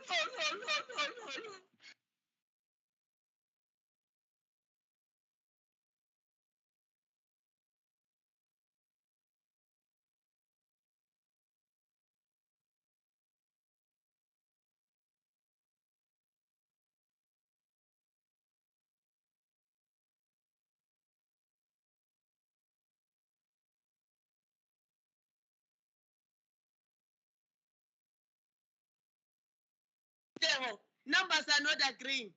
You don't have numbers. Speaker, let's proceed.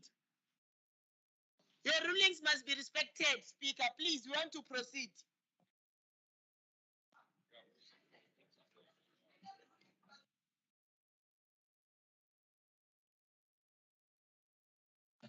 Yeah, thank you very much, councillors.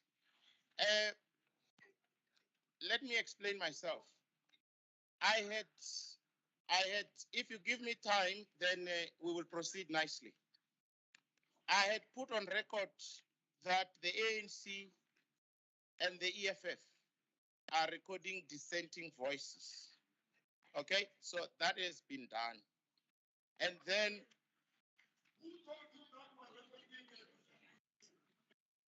no, Lishabana said, no, Councillor Lishabana said, yeah, point of information, Councillor Lishabana.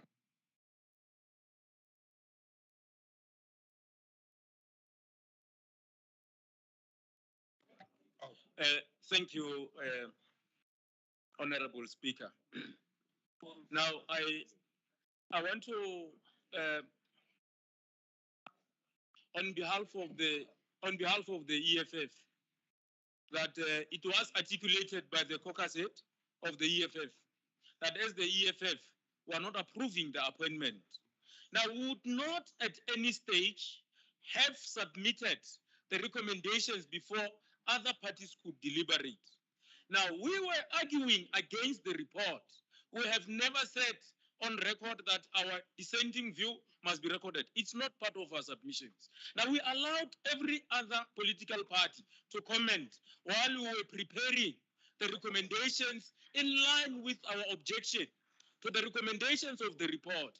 Therefore, after all parties had spoken and realizing that you are now capturing on the submissions that were made, we have approached your office before the report could be seconded.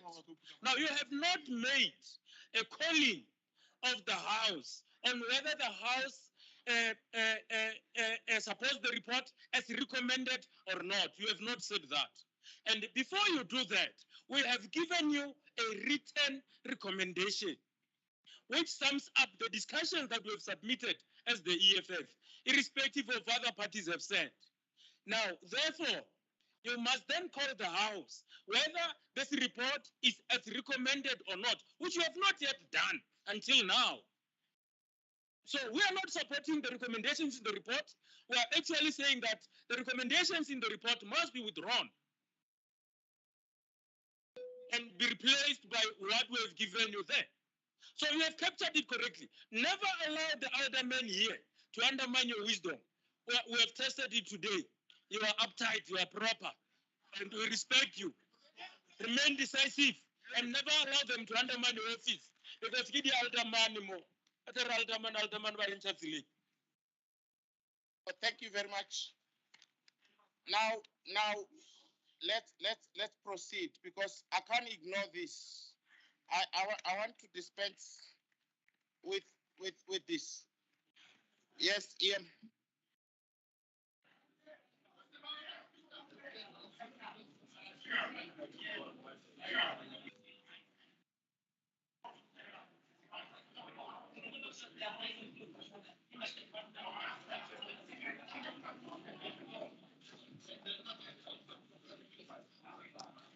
Your mics, please. Ian, I've allowed you to speak. Thank you.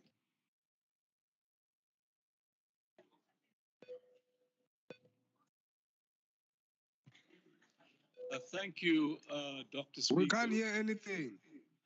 Dr. Speaker, you recorded, what was the ANC's Okay, you recorded correctly that the ANC had a dissenting vote. You then recorded that the EFF had a dissenting vote. And you correctly recorded as well that the coalition parties voted in favor because we shouted yes. So there's an error for one political party. If they then voted against the report, you change their vote.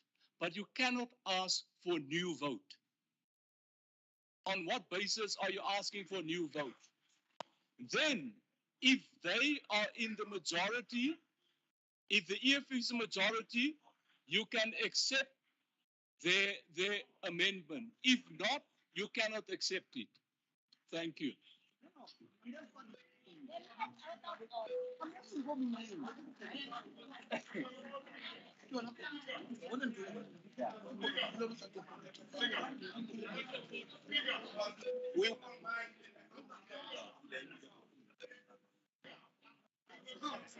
Now, Ian, I think you have raised it clearly. And point of order, thank you.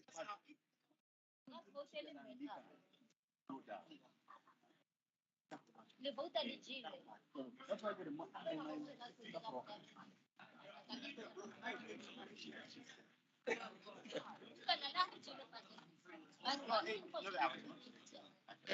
Councillor Mabona, I can see you here. Please switch off your mic. Thank you. Yes, Councillor Shap. Speaker.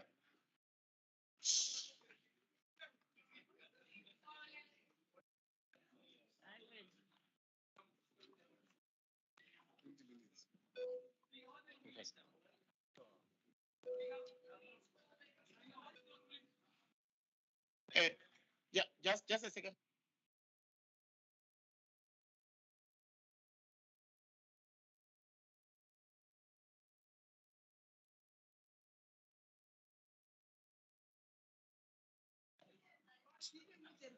But we also want to propose, Speaker, because we see that the emotions are high. So as the we want to propose As a recorded that presented, but they refused. I thought I had seen we are not. So they say on hindsight, they said you are objecting it. Yeah, correct. Yeah, but I'm just saying I said. Speaker, let me ask you. What is the point is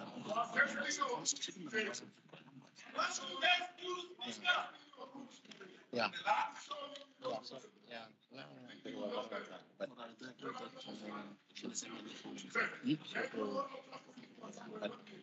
it's an agree. I think if we let's keep together, this house is going to be the one house. But also the incident huh? I take the incident that they're going to vote. And now I don't get now to show them on the bus. He said the video was about. You hear what he said? And this one that I want to ask him. So I think we'll just trust that we discussing speaker and move to switch. Sorry? Whatever decision we take, let's move. Yeah.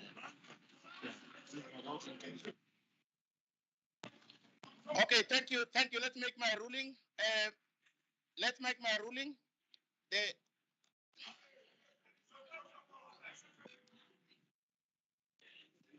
Speaker, Honorable Speaker, two things that I'm going to raise. But at the end thereof, the EFF is going to request a 20 minutes caucus. But before I request the caucus, I just want to mention two things here.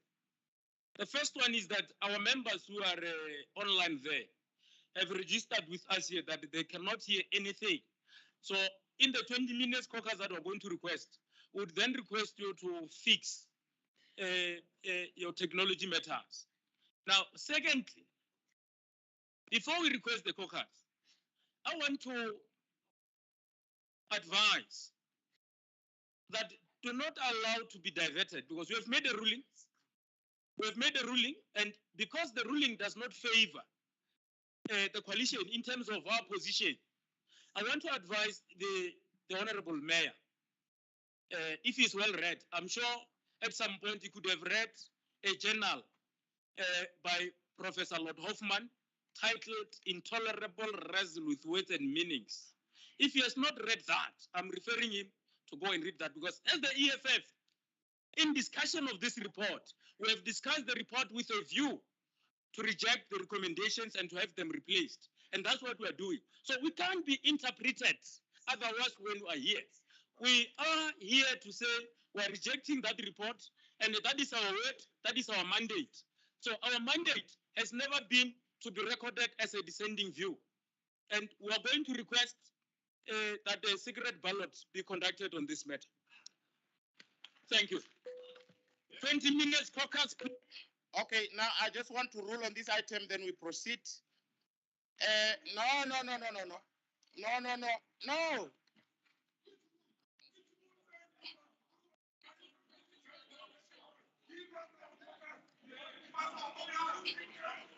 No, I'll give you the caucus. I'll give you the caucus. We have recorded ANC dissenting voice. EFF, they don't recommend the report. The coalition recommend the report as recommended. Thank you. 20 minutes caucus break.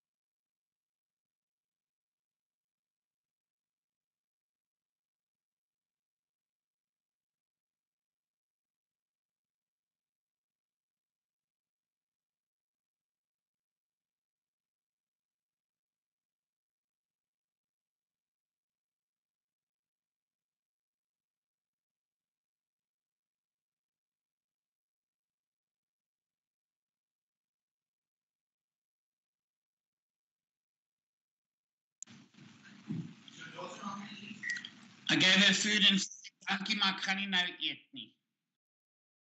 No, I don't know.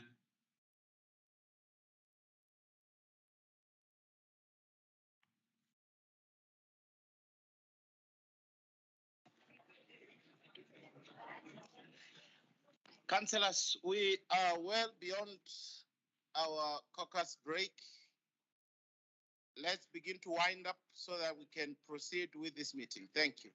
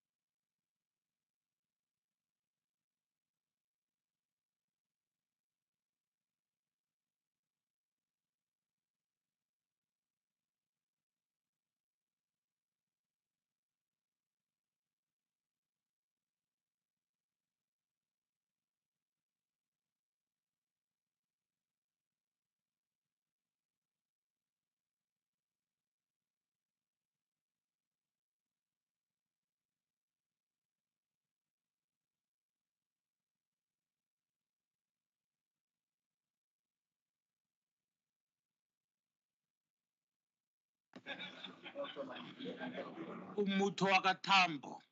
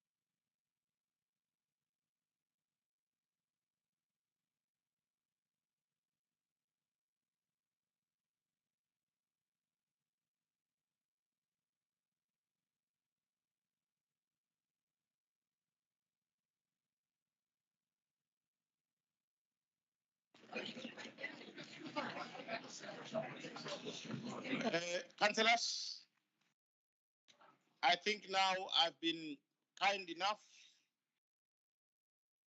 and we need to bring this to a close. I want us to proceed with the remainder of our meeting. We have been on a caucus break of 50 minutes. 51 minutes now. Let's take our seats. Let's proceed. Thank you.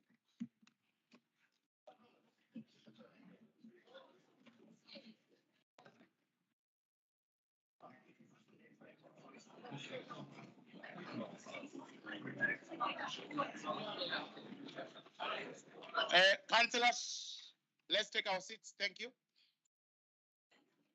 Yeah, go.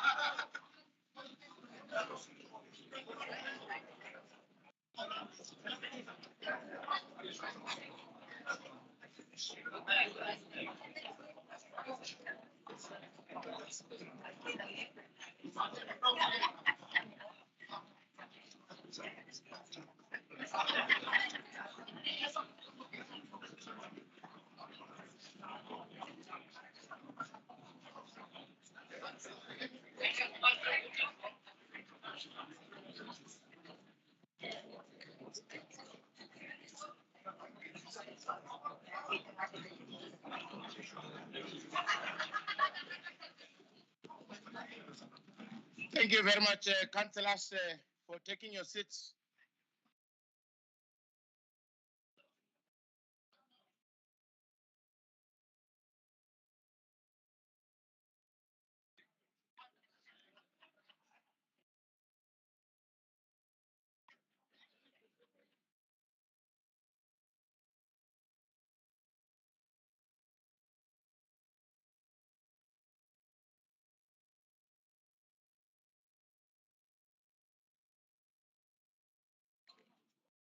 Thank you very much, councillors, for taking your seats.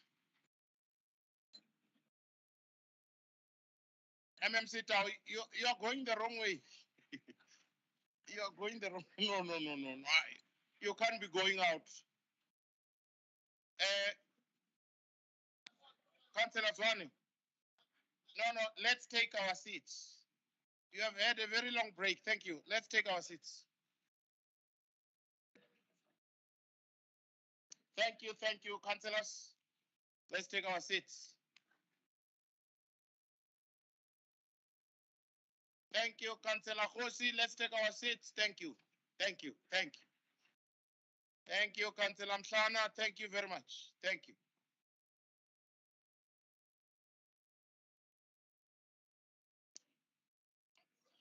Thank you, Councillor Malope, for going to your seat. Thank you. Thank you. Councillor Chapo. Councillor Chapo. Thank you, Councillor Chapo, for taking your seat. Thank you very much.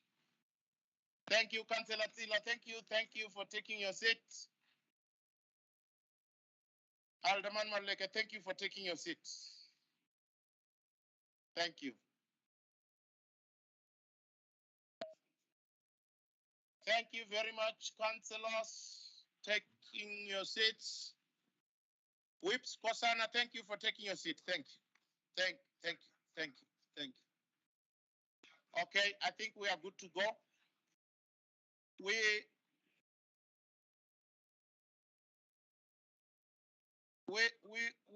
had closed the item, but let's just deal with in terms of section 6A of the rules and orders. 6A in terms of rules and orders, and then yes, we proceed. Speaker.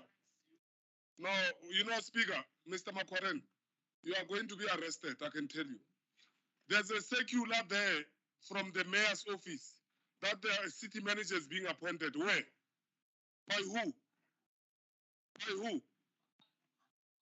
Suruman or Struman. Every time he's the one who before we can exhaust issues, he's the one who communicate with the instruction of the mayor. This is wrong. We haven't exhausted the matter.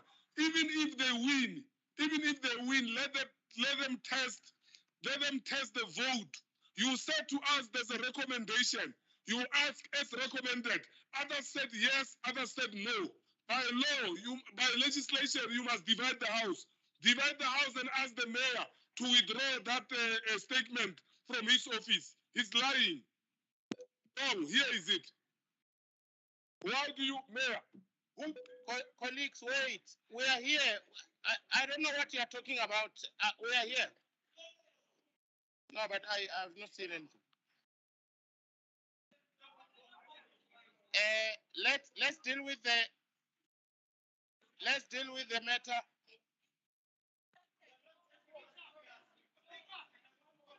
Let's if there's anything like that, let's retract it.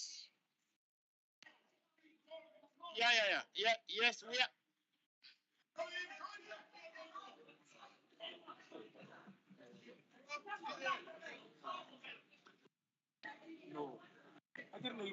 Okay, please, whoever issued that instruction about that communication, please retract. But if I speak, you will see that I'm assisting you. Thank you. Councillors, okay.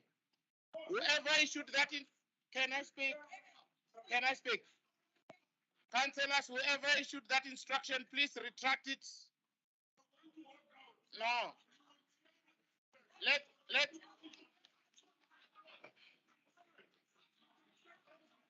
councillors, okay. No, but allow me to assist the process. Allow me to assist the process. Yeah, we've taken a screenshot here. Wapapa, Randall, Wapapa.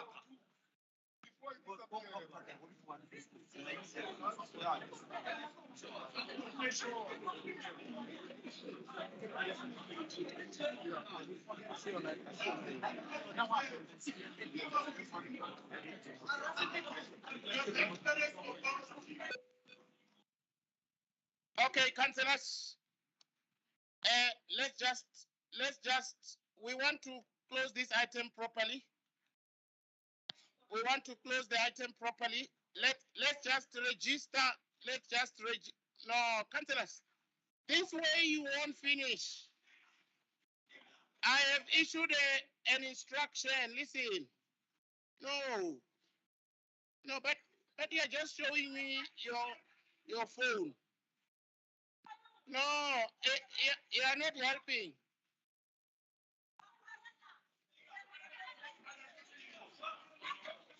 I am saying.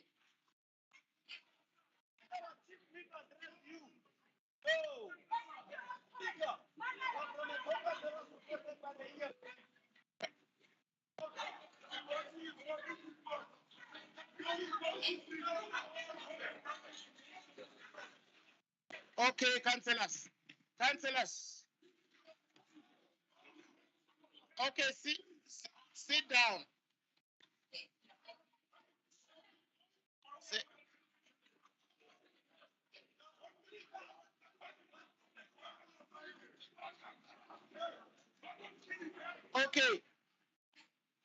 Okay, councillors.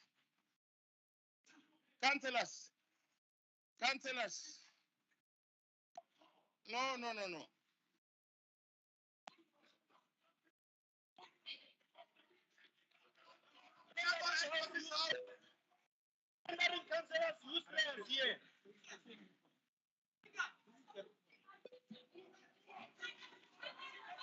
Switch off your mic, councillor. Yes, you. Switch off your mic. Switch off your mic, councillor.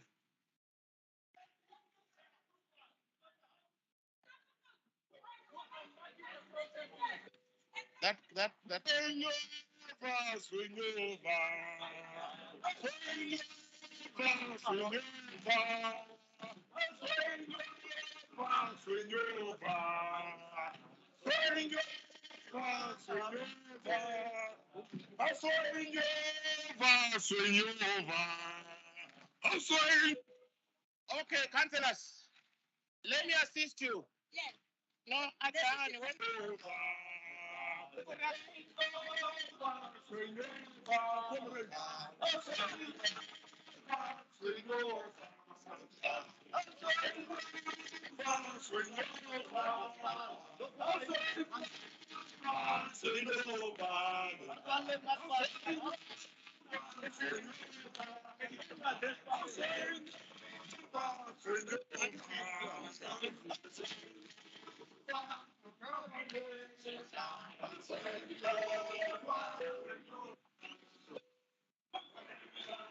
Please sit down so we can direct.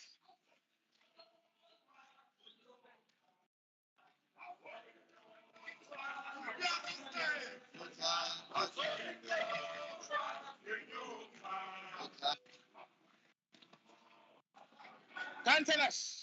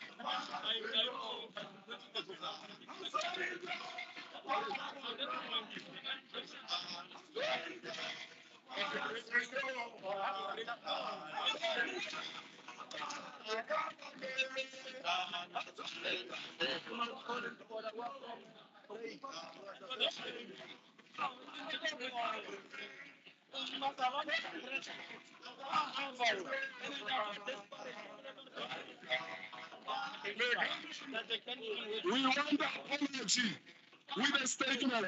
We are not here. Okay, councillors, I just want a caucus break, 15 minutes. I want to meet with all the whips. Thank you. 15 minutes. In my office.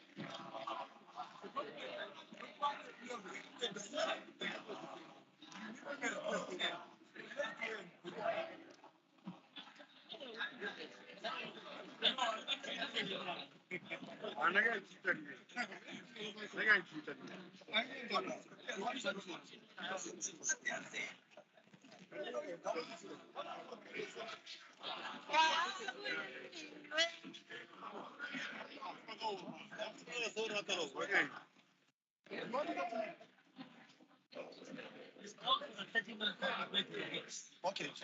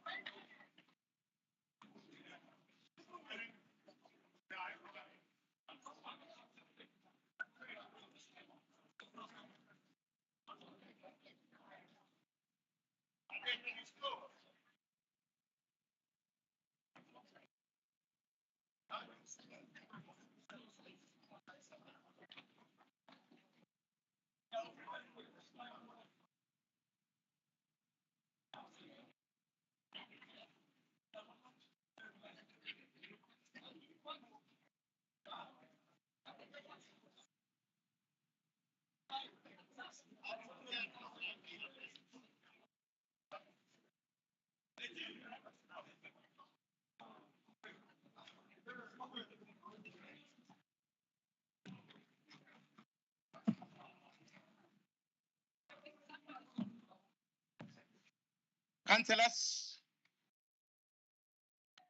let's just allow the EFF caucus to, how many minutes? 3 minutes, okay, that's fine.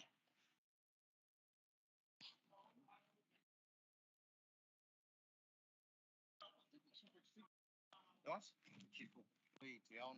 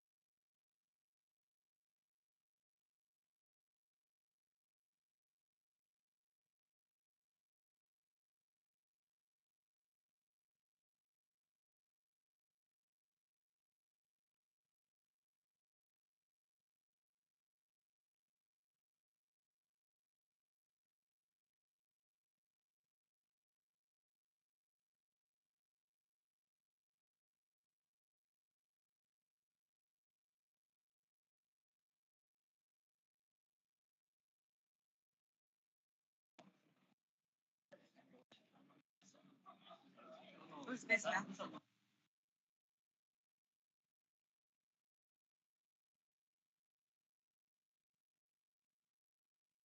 Again.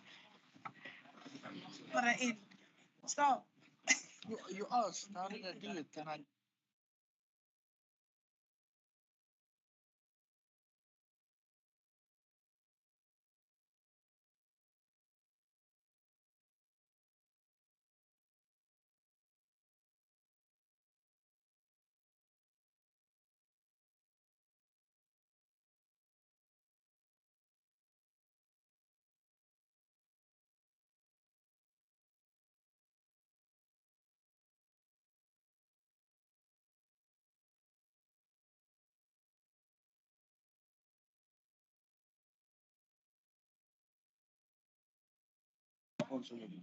Whatever. Ons is okay, ons soek nou maar, ons wag nou maar. Ek weet reg nie wat daar gaan. Daar staan die EFF, daar staan die ANC, niemand raas met niemand nie. Maar ja, ons sal ons maar sien wat gebeur volgende. Ja. Maar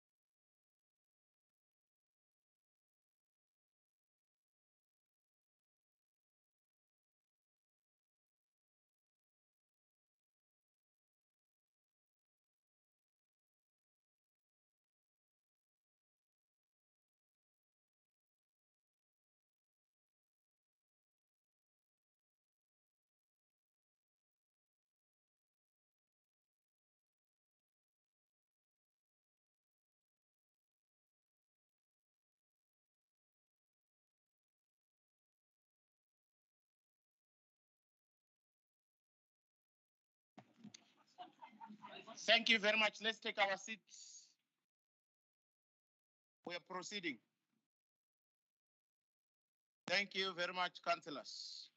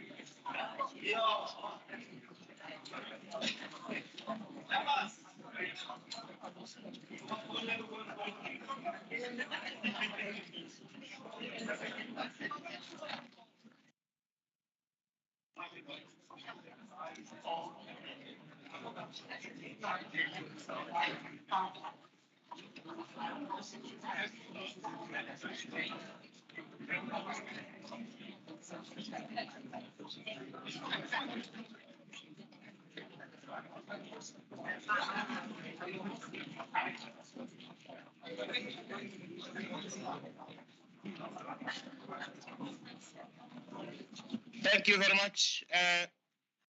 Colleagues, let's take our seats. Thank you very much, Chairperson Governor. Let's take our seats. Thank you. Alderman Maleke, please, let's take our seats. Thank you. Councillor Tila, let's take our seats. Councillor Tila, let's take our seats. Thank you.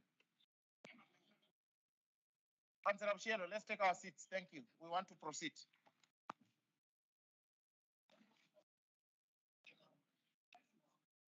Councillors, before the caucus break, I had requested that we meet with all the whips.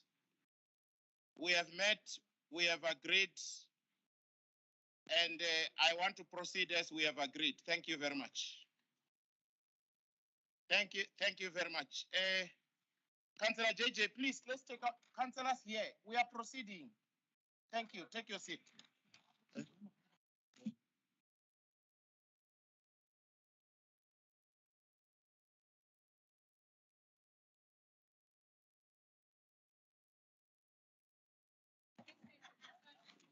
Thank you very much.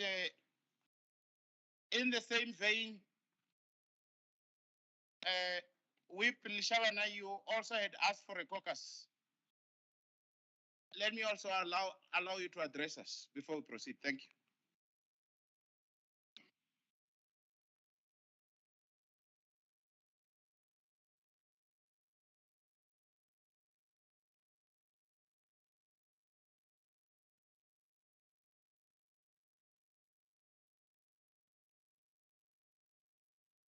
Councillor Shaban, thank you.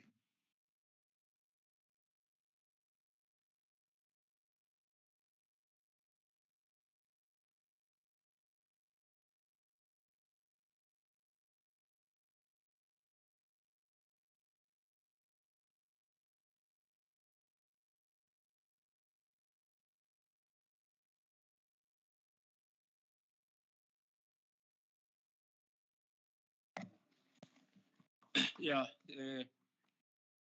thank you, Honorable Speaker, Dr. Makwarela, the members of EFF, and other councillors present in the city. It is correct that in terms of Rule 6A, the EFF, through the Office of the Chief Whip, has requested for a caucus. And the basis of the request of a caucus was the proposed written amendment, which was submitted in terms of Rule 24.1, read with Rule 23.1A of the rules of this council.